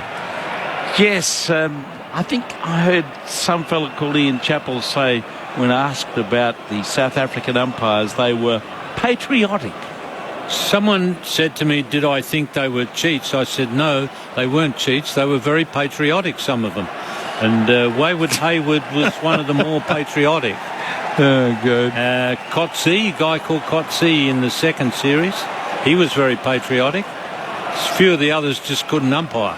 4 slips in the gully. Away goes Robinson, and it's flicked away again to deep backward square for a single. Out there to Leach, and Australia need 5 more to win this game and go 1 up in this series with a very compelling, obliterating performance today in the field. Yeah, so it's an indication of just how well that Carey's done in his first test. He didn't have any really difficult dismissals, but the important thing is they all went into the middle of the gloves, and it's not a bad start to your test career. 8. Robinson bowls again and he beats the edge of the bat. There's an appeal for a catch. He's nicked it. It's out. He's nicked it. And he's on his bike. He went as soon as the appeal went up. Carey's turned and walked. Robinson gets a wicket, a sort of valedictory wicket in this test match. And Carey, the stopgap opener in the test match with Warner injured, is out for 9. And it's 1 for 16. Well, he beat the bat a lot in the first innings, Robinson. He certainly looked the best of the England bowlers. Even when his pace was down a little bit, he still maintained a good line and length, and he provided a very simple chance there for Butler. So Marnus Labuschagne, I actually thought that Labuschagne would open the batting. I think he was pretty keen to open, but they probably wanted to give Carey a bit of a hit. But anyhow, Labuschagne's in. Harris, I think, will just be happy to be not out at the end. He will. We could have had a run out in this partnership just before that occurred in the previous over, but they still only need 5, so it's not really consequential. You would think in the scheme of things that dismissal with Australia all over England today after that superb partnership between Root and Milan. They couldn't kick on today. Nathan Lyon getting Milan out as he pushed forward a bit of bat to pad and lolloped up to Silimitov. Labuschagne took the catch, and Nathan Lyon celebrated his 400th Test wicket. In fact, he ended up with 4, which will please him and give him a bit more confidence after a bit of a lean spell in Test cricket. Now we've got Wood getting ready to bowl. 5 runs required, and Marcus Harris is on strike. Wood's going to go around the wicket with 3 slips and a gully. He charges in and pitches up, and it's driven square of the wicket away towards the boundary. They'll take off for 1. They're back for 2. It's going to go to the rope for 4. None for 20. Australia has won the game. They needed exactly 20. That's right, to win the game, and they've done it by 9 wickets. A commanding, comprehensive victory. The English players are there shaking hands with the 2 men in the middle, Labuschagne and Harris, and Australia having started the day with maybe a little nervousness about when they get England out. They've triumphed in the end by a massive margin, really, with a day and almost 2 sessions to spare. They have won this game 1 for 20, 5.1 overs with Harris on 9. Labuschagne didn't need to face a ball, and Australia go 1 up, as they so often do, it seems, when they start a series at the Gabba. Australia by 9 wickets. Ian Chappell. Australia very comfortable in that victory, and a victory that was based on some fight from Labuschagne and Warner. When they batted, they really scrapped hard for their runs, and then Travis Head came along after a bit of a struggle early on. He really capitalised on that batting work that the Australians had done, and pummeled the English attack to set up the victory. From there, it was a bit of a battle for the Australians for a while, particularly that partnership between Milan and Root. That was how you expected that England should play. They batted well under difficult conditions, but then it all fell apart for them this morning. And a good victory first up for Pat Cummins. I like the appointment of Cummins as a captain. I don't believe this rubbish about a fast bowler can't captain a side. I think if they've got the ability, they can do the job, and I expect Pat Cummins to get better and better. Now, England, having lost the first test and lost very comfortably, they've got to come firing back really hard in Adelaide. If they don't, then I suspect they're going to be down 5-0. We're going to get some interviews and a post-mortem of what's occurred here as the Australian and English players mingle on the side of the field here. And it's interesting to see that over the 4 days we've had almost 100,000 fans here at the Gabba. And that's pretty good, given that a lot of the Barmy Army haven't been able to travel from England. A few of their overseas fans have been here. 98,846, crowd of 19,228 today. So good support for this test match, and Australia a very strong performance. I'll just give you some information on the day in case you've missed it, with England going from what looked like a threatening 2 for 220 to a disappointing 297 all out. Milan caught Labuschagne, bowled line 82. Root caught by Carey off Green for 89. Stokes caught Green, bowled Cummins 14. Pope caught by Smith at slip-off line for 4. Butler caught Carey, bowled Hazelwood 23. Wokes caught Carey, bowled Green 16. Robinson on the reverse sweep. Ambitious caught Head, bowled Lyon 8. And Wood, bowled by Lyon, hit his off stump. He made 6 each. Only faced a couple of balls. So 297, out of which Stark took 1 for 77. Hazelwood 1 for 32. Cummins 2 for 51, giving him 7 for the match. Lyon 4 for 91. So he's up to 403 test wickets. Green, useful 12 overs, 3 maidens, 2 for 23, and Labuschagne none for 14. And in this second dig, 1 for 20. Carey was caught, Butler bowled Robinson for 9, and Harris was not out on 9 or 5. 5. Labuschagne yet to score. 1 for 20. He's not out 9. Yes, I'm just reading a scorecard here that's not quite on the money. Okay, we're ready at the Gabba. Let's go to Quentin Hull and the team up there to get the post-mortem on this Australian victory. Well, with the advantage of being at ground level, we can see that the only man outside of Pat Cummins and Joe Root going over to the presentation is Travis Head. So that probably gives away the player of the match. Adam Gilchrist is just about to host the post-match presentation, and we're here not far away from the Stormtroopers among all of the other fans that are joyous in this Australian victory. Well, here it is, Mitchell, another Gabba Saturday and an early finish to a test match for the Australians here. Yeah, it's been a great test match for Australia. They probably won most of the sessions. England probably got 2 sessions in this test match where they looked like they had some good performance with the bat. Root stood up as captain, Milan. But, yeah, Australia too strong. Played really well in that first innings with the ball. Bowled England out for 147 and batted really well in their first innings also. But just dominant overall, and it's just good to see. I think for me, Paddy Cummins performed the way he did in this test match, coming into it as a new captain, the pressures of that, and look, there was a little bit of pressure thrown back at him through this test, so yeah, for me, it's great to see someone do so well like that. Yeah, I think the Nathan Lyon taking his 400th wicket, it's a special day. Got players on debut. I think you're right. I think we've answered the question whether Pat Cummins is up to the captaincy job. I think he's done a good job to not only captain the side well, but to also be taking wickets and putting his best foot forward as well. And it's a little bit ominous with Joe Root, though. He didn't make the 100 that everyone was perhaps hoping for, but I think that's going to come in this series, so there's still some challenges ahead for Australia. And we'll hear from both Cummins and the England captain Joe Root in just a moment.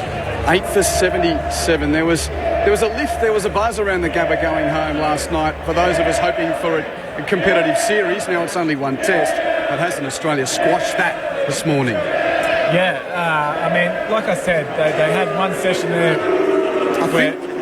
Can we take Joe Root? Yes, let's go to the presentation. Yesterday, what are the initial responses to the way the outcomes ended today? I mean, frustration. I think, as you say, we worked really hard to get ourselves back in the game last night, and we knew how important this first session was. We knew if we got through to that new ball unscathed and carried that partnership forward, we would have given ourselves a really good opportunity to go on and post some sort of total which would have kept us in the game. We saw how the pitch developed throughout the day. It started to be a bit more uneven. There was still that sideways movements off the dints and a few of the cracks that were appearing. So it's a shame that we just couldn't quite manage to get through that initial phase, because it could have been very different. I want to take you back to day one, not about the toss necessarily, but the team selection. If you had your time again, are there other personnel that you would like to have had at your disposal during this game? I think it's easy to look back in hindsight. One thing I will say is we wanted variation in our attack. We wanted to be able to change the pace of the game and move through different gears throughout the innings. And it's easy to say in hindsight. I think if we're being honest, we can't create as many chances as we did and put them down. We created so many chances. Our balls were excellent. We beat the bat a huge amount of times. We banged out the areas that you want to on this kind of wicket. We just got to be better in the field. And similarly with the bat, 40 for 4 is not a position to start a test series. So we know where we need to improve. We know where we need to get better. But, I do think the way we responded in that second innings showed a great amount of character and fight, which we will need throughout the rest of this series. What about the position of Jack Leach? The Australians really did take a positive approach. Is there any area of concern from the outset? No, I think if anything, that probably falls on me for probably giving him 2 aggressive fields too early, not letting him settle in and giving him a bit more of a chance early on. Jack's a fine spinner. He's shown over the 20-odd test matches that he's played what an instrumental part he can play within this team, and I'm sure he'll play a big part in this series moving forward. Okay, casting the mind forward, you've got 4 days to regroup, and it's Adelaide. A lot of talk about how efficient Jimmy Anderson in particular is down there. That game suddenly takes an even higher level of importance to stay in this series. It does, and as you know, with these 5-match series, it's really important that we don't sort of just feel too sorry for ourselves off the back of this. I think more than anything, we've got to remember there's a huge amount of cricket to play, and we should relish that challenge, relish that opportunity to go out there and try and get one back on the board for ourselves. And I know you'll think positively yourself, ever so close to that elusive 100 here in Australia, but it was a fine batting display. David Malan, a fantastic partnership, and the bowling effort, the endeavour from the bowlers in tough conditions, that must be a positive to carry forward to Adelaide. Yeah, absolutely. As you say, there are a lot of good things to take from this game, and I think most importantly that bowling effort. As you say, we created a huge amount of chances. We felt very much in the game for long periods of time. I think we got wrong side of the weather breaks and things. That 2.5 hour session that second morning made it quite difficult to keep the bowlers fresh and keep coming back. So these things happen. You've got to learn from these games like this and to become stronger for it, and that's exactly what we'll try and do ahead of the rest of the series. All right, mate. Well played personally, and I know you'll regroup quickly, and we look forward to seeing you in Adelaide. Cheers, Gilly. Thank you. Thank you. It's Joe Root there. We'll now have the victorious skipper, Pat Cummins. Pat, warmly received. Congratulations. Take us through, couldn't have been a more perfect start, right from the very first ball, maybe even from the toss. Talk us through the emotions and the experience of leading your country. First of all, I really enjoyed it. A lot of things did go right, probably from the toss. Overcast conditions, wicket had a bit in it, and then turned up day 2 and it was blue skies, so someone was smiling over me. Really enjoyed it. I was just really proud of everyone. I thought it was a really complete performance. The bowlers did their thing on day 1, and Marnus, David was a big partnership, and I thought the way Trav played, that's a real blueprint not only for Trav, but I think it's a sign of a really positive, brave side, and just really proud of everyone. It looks like you're trying to set a really relaxed environment as captain, and your personal approach. Was that tested at all yesterday in that fight back from England? No, and again, I was really happy with how everyone stuck to it. I thought we bowled without much luck yesterday, but it was probably fair the amount of luck we got on day 2. So everyone was really good, really positive. Turned up today knowing we're still ahead of the game. Didn't think about too much other than trying to get that breakthrough. And plenty of positives. Obviously, there was Travis Head's innings that you mentioned. That was remarkably courageous for him to play that way, given there was some contentious decision-making around that number 5 position leading into the test. Yeah, I mean, that's why we want him in the side. He can take a game away from from them within a couple of hours. Seen him do it for South Australia, so everything we say to Trav is go out, play your own way, and I think he showed. I think he averages 45 now. He's still young, but an old pro, the amount of first-class cricket he's played. Bright future ahead. Hopefully he's away now. Josh Hazlewood didn't bowl yesterday, but it was great to see him back today. Is there any issue there? Yeah, he's a little bit sore yesterday, so we just tried to get him through. Obviously, it's a 5-test match series, so didn't want to try and break him yesterday. He pulled up okay today, so we'll keep managing. And David Warner, we didn't see him come out to bat, and he didn't feel through that rib damage that he copped. Is there any question marks about him being up for Adelaide? Yeah, when we had 20 to go, we couldn't find him. We looked everywhere in the stadium, but no, he's fine. Just didn't want to risk him, but I think he'll be right for Adelaide. Oh, that's good news. Well, mate, congratulations to you. A 5-wicket haul and your first test match as Australian captain and a victory to boot. Well done. We'll see you in Adelaide. Thanks, Gilly. Cheers. So time now for the Vodafone man of the match, and that is Travis Head with 152. And Travis, receive a gift pack there from Vodafone, mate. Congratulations. Thank you. Trav, I just mentioned to Pat there, it was a bit contentious, that number 5 position leading into it between yourself and Usman Khawaja. It must have been a relief to get picked and then to score runs, an even greater relief. Yeah, like I said, the staff and Pat, JL were fantastic with their communication. Gave me real clarity and clear mind about the camp and leading into that and the expectations. And then great to get the nod, great to contribute. It was a fantastic week, and I think it's a great starting point for us as a team. Indeed. A lot of courage to play your natural game. There were moments in that first innings where England could have taken control of the game, but you trusted yourself, you trusted your instinct. That must be really pleasing. Yeah, it is, and a lot of credit. I've spoken about Dave and Marnus' partnership that sort of set me up to, I guess, late in the day take my opportunity, and think a lot, like Joss Butler, I think I learned a lot from the way he played, the way he took it on, and it was a tough wicket in stages. So I definitely rode my luck and took my opportunities, and it's nice to contribute, nice to get to a score there, and then this morning was fantastic. Some real raw emotion on achieving your first Ashes 100. Can you take us back to that moment and just relive it for us?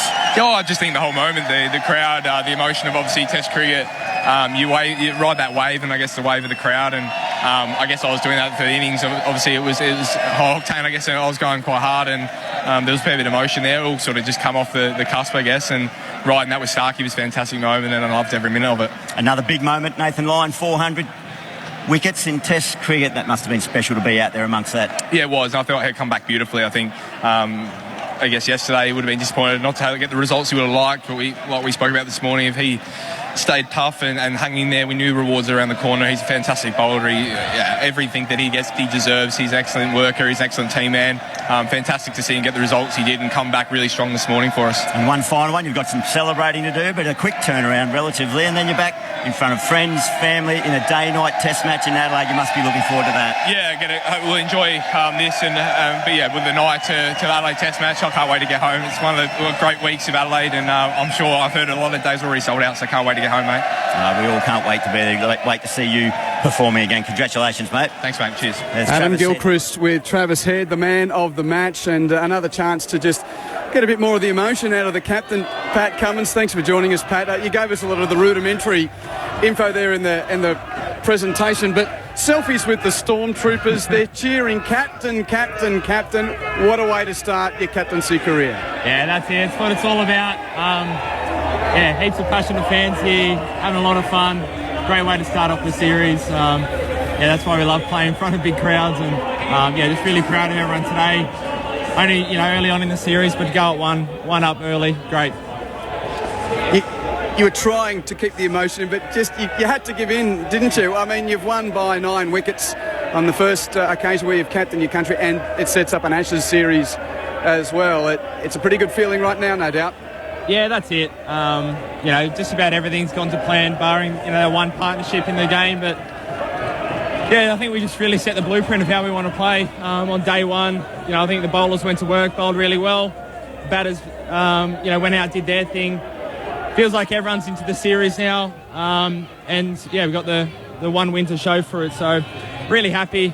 Again, it shows why we love playing at the Gabba, and feel like we're into the series. How does it feel to be captain and to do something like that? Obviously on the field stuff, when everything's going well, it looked really good. And there's that little bit of pressure at one period there where England were batting well. Talk us how you felt through that period, and you obviously had a bit of help out there with Steve Smith and some of the other senior players. I think the main thing I try to remember was we were so far ahead of the game, mainly due to Travis Head. So certainly wasn't any panic. I thought they batted really well. We created a few chances, didn't have our luck, but it was probably fair the amount of luck we got in our batting innings, so evened out. But no, I felt really calm. Really well supported by everyone out there. Lots of ideas. Everyone was in a good place. I just want to ask about the off-field stuff as a captain as well. How have you found that? All the media and things that you have to do extra.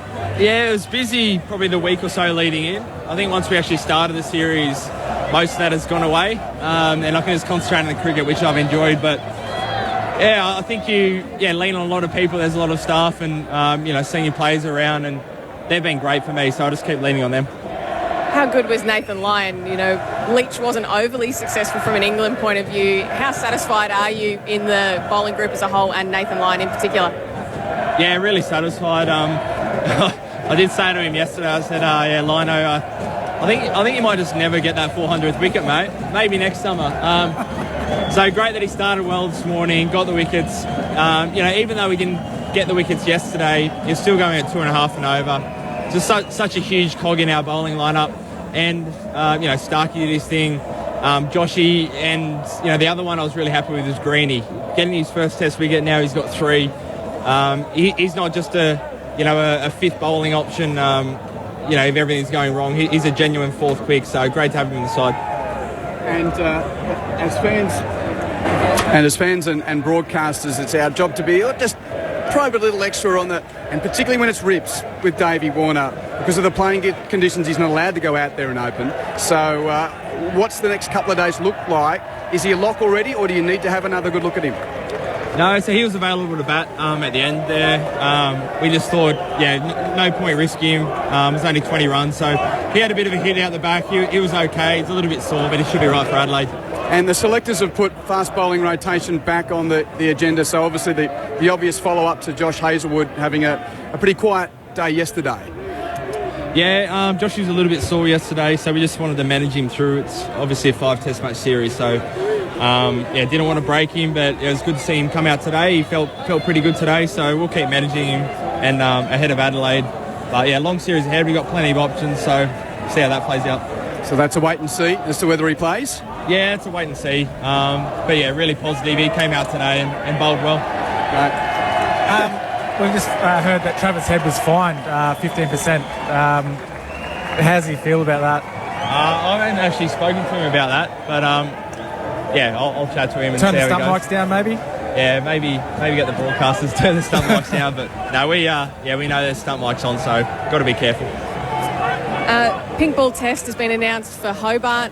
Is that advantage Australia, or is that helpful for England?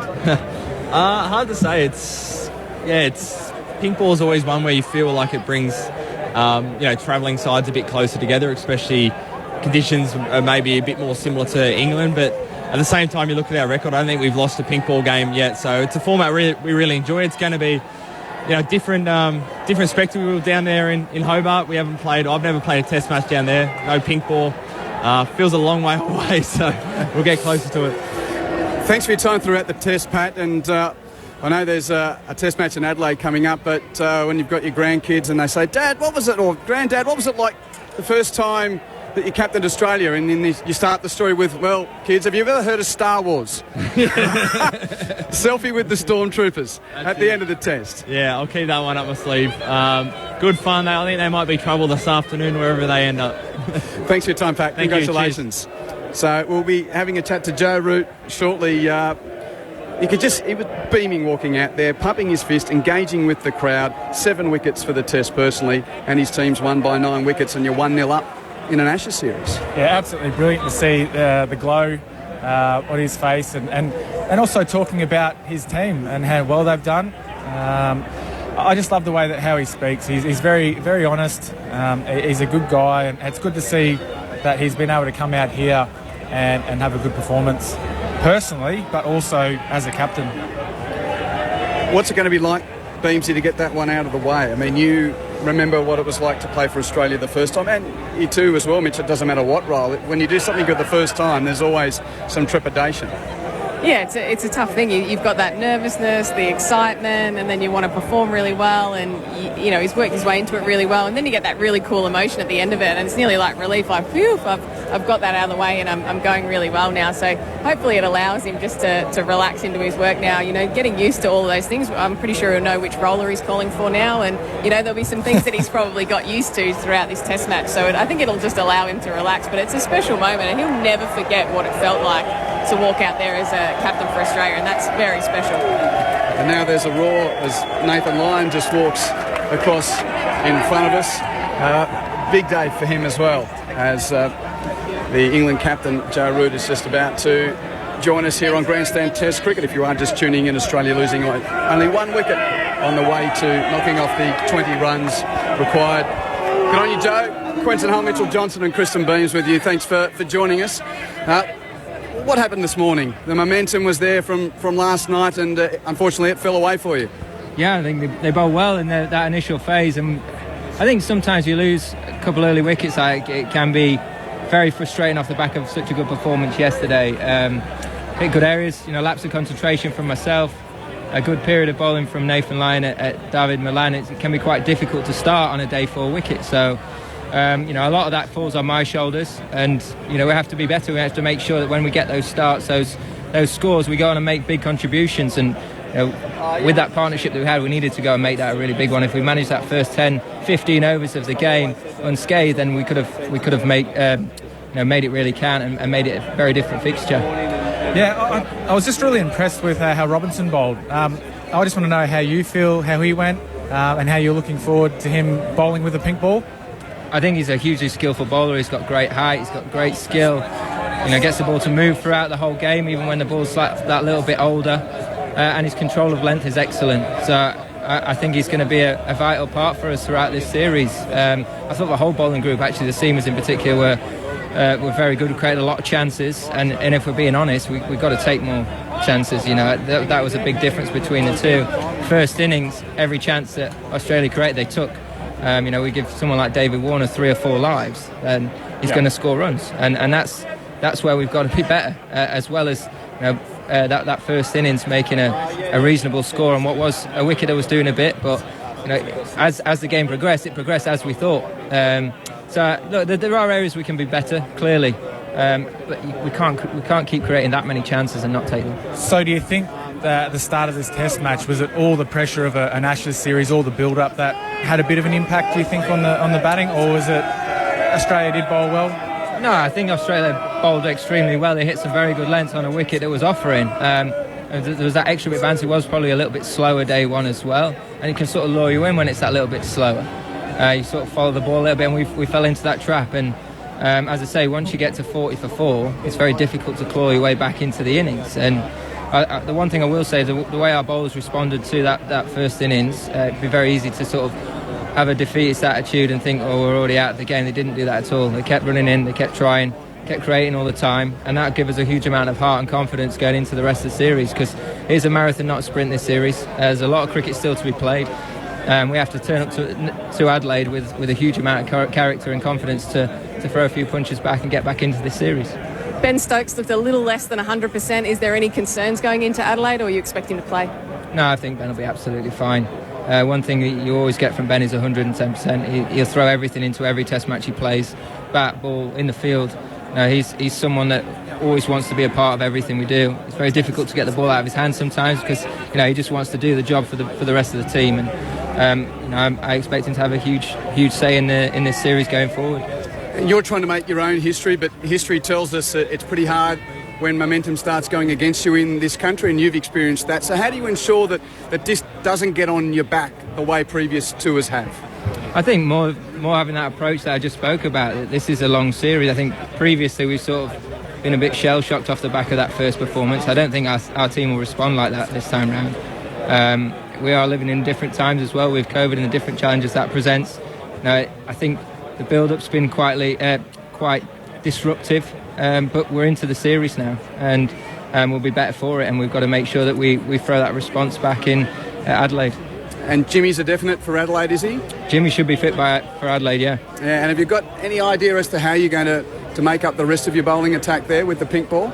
Oh, we'll have a look at that in the next few days. I think now, just 5 minutes after the game's the wrong time to have that chat, but we've certainly got a number of great options to choose from, which is really exciting. We've got a couple of very experienced guys that can move the ball a lot on the sidelines that haven't played, that'll be fresh and raring to go, along with some guys taking some confidence from this game. So from that respect, I think it's a very exciting time for this bowling group, and I'm sure they'll be looking forward to trying to make most of the conditions down there in Adelaide. And can you believe that you start the series in blazing sun and humidity here in Brisbane, and you're probably going to be needing 2 or 3 sleeveless down in Hobart for the pink, I'm surprised that we're in complete sunshine after the 2 weeks of thunderstorms that we've had. Yes. But no, do you feel advantaged by playing a pink ball test down in Hobart for the 5th test? Well, it certainly suits some of our swing bowlers, and the guys that can move it around. They'll certainly be looking forward to that opportunity. But we'll have to wait and see. I think there's obviously not a huge amount of Test cricket been played there over the last 10 years. But look back from memory, South Africa had good success there and managed to win there, and we'll try and draw some confidence from that. Thanks for your time, Joe. Cheers, thank you. Good luck in Adelaide. Cheers, see you there. Cheers, guys. Thank you.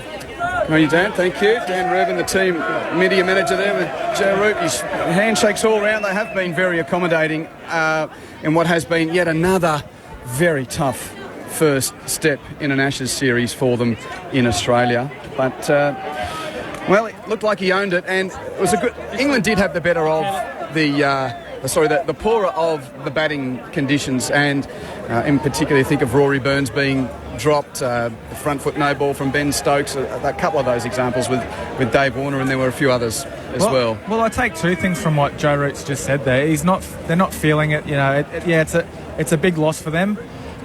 Definitely look a lot different to past sort of performances where they have been beaten like that at the Gabba. But it's a long trip. There are 5 matches in the series. So, and the other thing was, I'm going to find it very interesting to see how they go about their bowling attack, because if Anderson's right and if Broad's right, Joe's just told us how he felt the bowlers bowled here. He thought they just bowled without luck. So yeah, it'd be quite interesting to see who he goes with there. But yeah, I sort of quite agree with him as well with the pink ball. That their bowlers love seeing the ball swing. So it's going to be an interesting test. He's not unhappy to be going to your neck of the woods, Beamsy, by the sounds of it. No way, and why would he? I think they might go without spin for both the pink ball tests. I think they'll play Broad and Anderson if both are available in both of those test matches. But I agree. I think they'd be used to the cold conditions, number one, but I think they'd be very happy with the pink ball and perhaps happier than Australia. The other part, which seemed to get pushed to the side because there was so much happening, but it was, of course, the absolute bombshell. Tim Payne leaving the team as captain, then leaving the sport for a break altogether, and Alex Carey was the man that just stepped into that space. As much as in every respectful way, Cricket Australia says, well, at the moment the concern is for Tim Payne's health and for his family. Alex Carey has shut the door on a Tim Payne return to international cricket, do you think? I think Alex Carey's done a very good job. I think you barely noticed him, and you know, when we talk about keepers, if you're not noticing and they're cleaning up really well and they're taking their opportunities, he's certainly done nothing wrong from that point of view. Yeah, 8 catches. I thought he was really, really good behind the stumps, and then to come out and open the batting, took it on. He got out, but he looked really confident throughout this Test match. Yeah, for me, I think Carey's deserved his chance and he's making the most of it. So I don't know about the Tim Payne stuff enough to know if he will come back or not. I haven't spoken to him personally, but I think Carey's done a great job. We all understand the circumstances. I think the administrators trying to be as respectful as they can for the personal circumstances that Tim and the mental challenges that he's faced in the last couple of weeks. But there's a cricketing reality now. We've seen that the next generation has come in, and the team would probably be going backwards if it goes back to Tim Payne. Yeah, and I guess the thing is they're going down to Hobart for the last Test match, which it could have been a great little send-off for him. There was all the talk about him retiring down in there before the series had started. So yeah, it is a real shame. But you've got to look after the person. I'm interested as to, again, Pat Cummins didn't really give too much away about Josh Hazlewood, and we spoke about it just at the end of the coverage. Rotation is a dirty word for fast bowlers, but the selectors have put it back on the menu. Sorry, Marnus Labuschagne's getting a cheer as he's jogging across the Gabba with his pads on. No one wants a rest, do they? But if one gets a rest, it looks like it'd be Hazlewood for Adelaide. Well, I guess he would be the one that they would look at. Like I said, I think the game's over now. The bowlers will have enough time to get themselves right.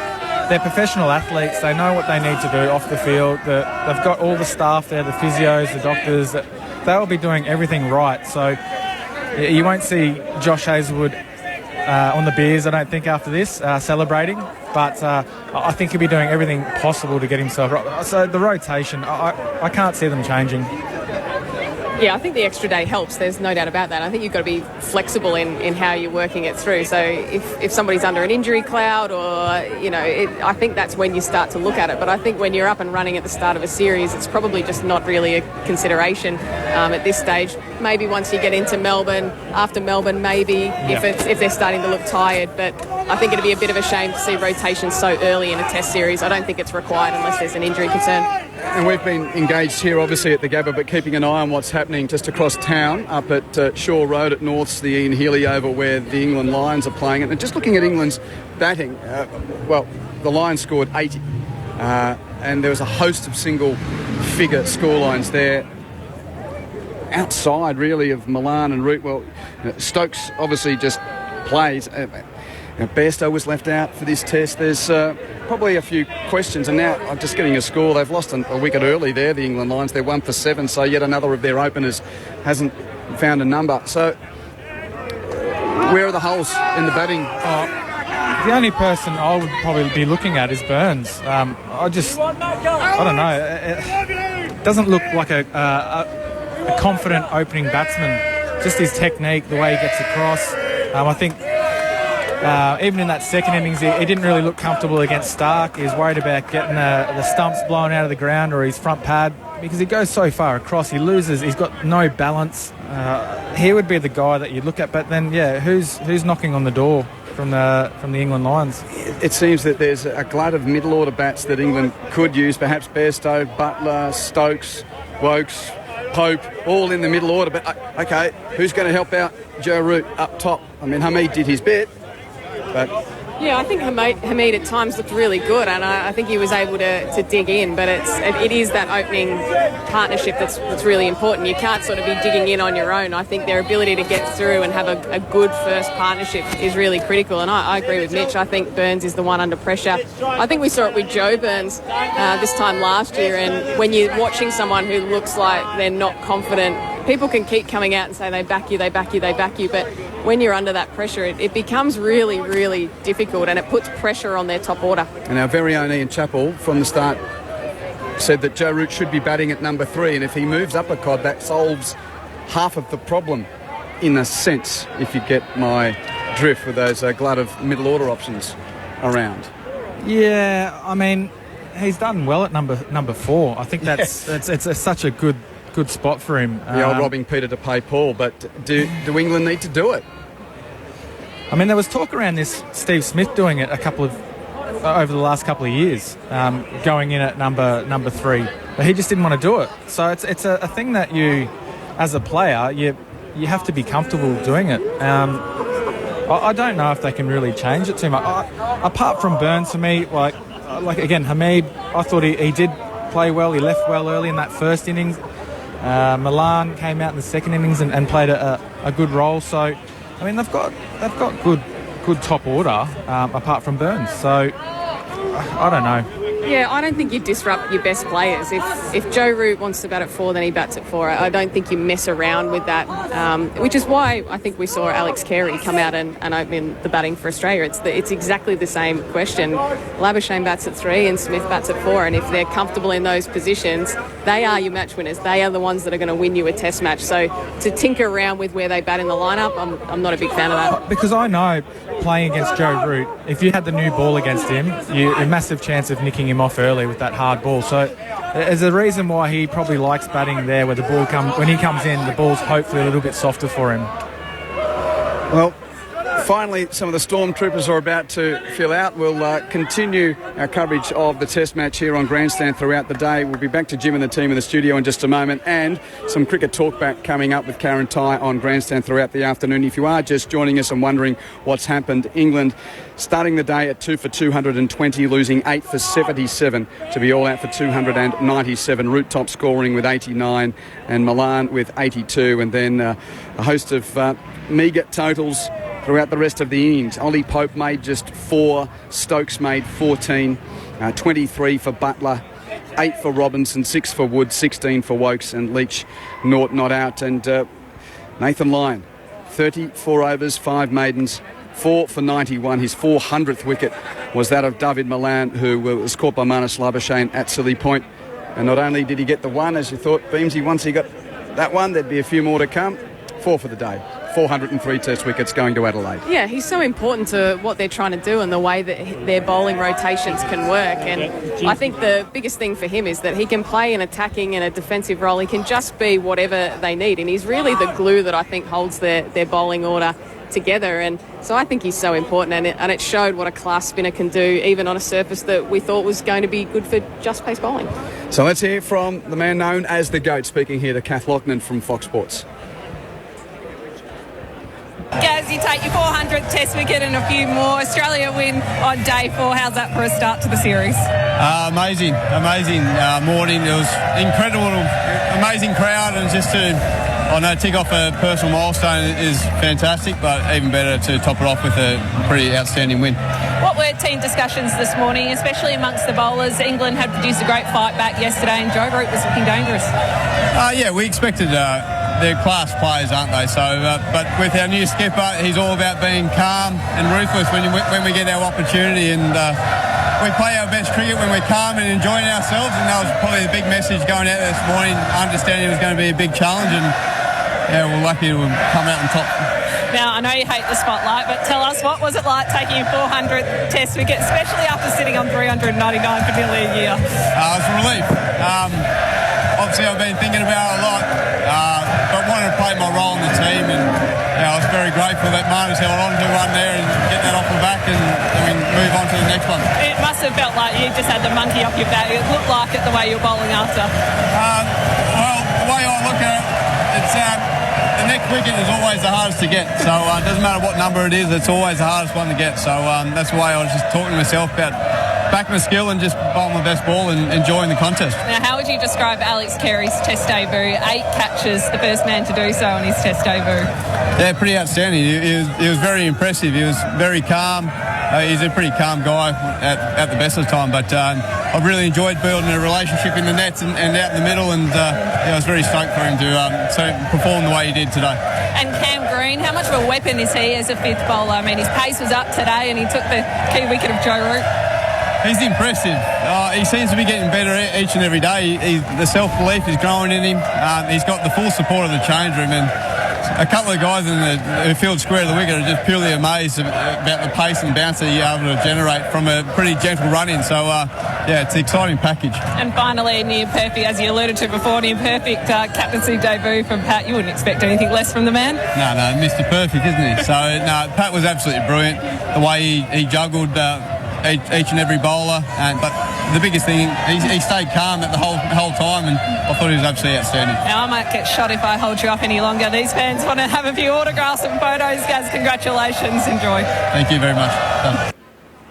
You can certainly hear the atmosphere around the Gabba, and now it's finally just dissipating a little bit. Kath Lochner from Fox Sports there speaking with Nathan Lyon. You're with Quentin Hull, Kristen Beams and Mitchell Johnson here with the sun beating down. And the unfortunate thing about a Wednesday start to a Test match, it means that days 4 and 5, if you don't get much of them, the majority of the weekend is without cricket. But, gee, if you're an Australian cricket fan, you want to start a series well, any day of the week, any time of day. You've got to be BCG and Wollongabba Brisbane for the start of a series, right? No better way to start than Brisbane. This is why we play cricket at the Gabba. First test of the series.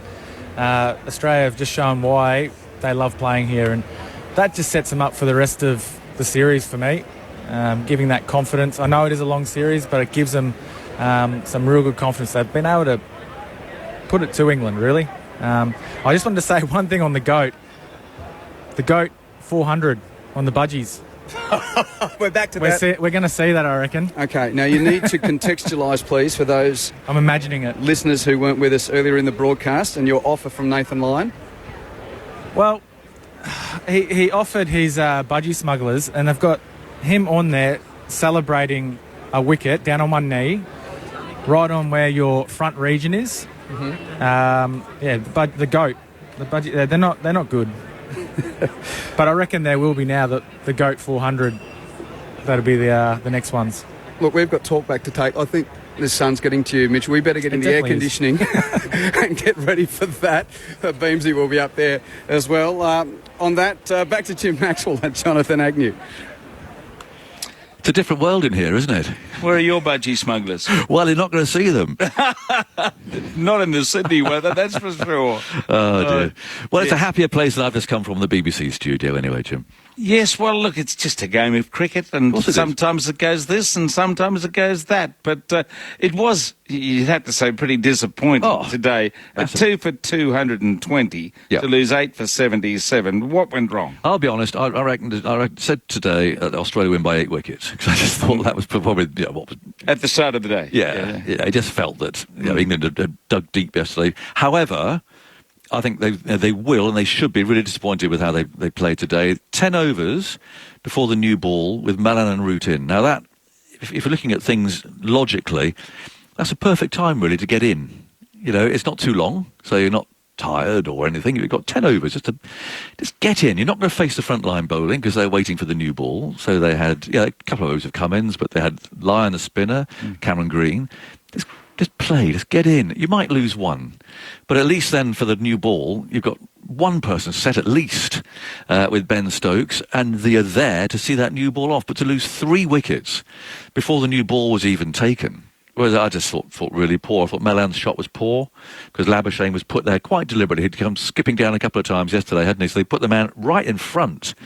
Because what he comes down and doesn't necessarily play a positive shot. He just sort of half kicks the ball away. He was there to catch him precisely from the shot that he played.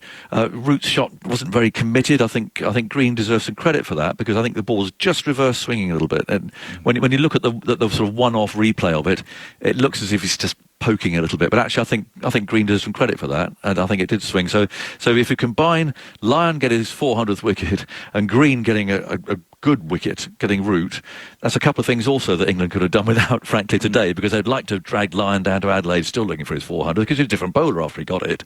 Suddenly looked like he was going to get a wicket every ball.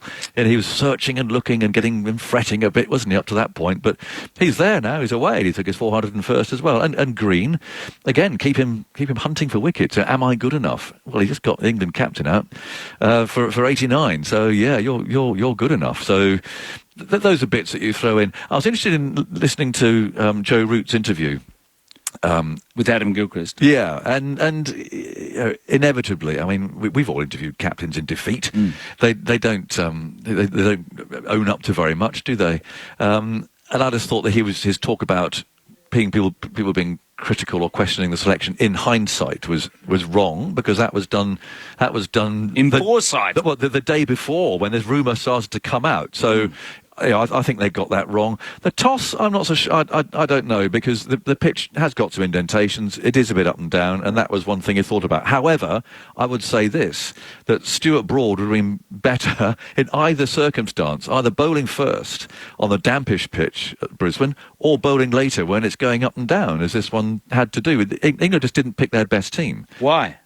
Well, I think they decided, but I think they got talked into it in the summer. I think when Ben Stokes was injured, they didn't play Leach because it was quite hard to balance the side, so they had to play 4 quick bowlers, and Leach didn't play. But they kept saying, well, of course we want to play the spinner. Of course we want to play the balance side, but we can't because Ben Stokes can't play.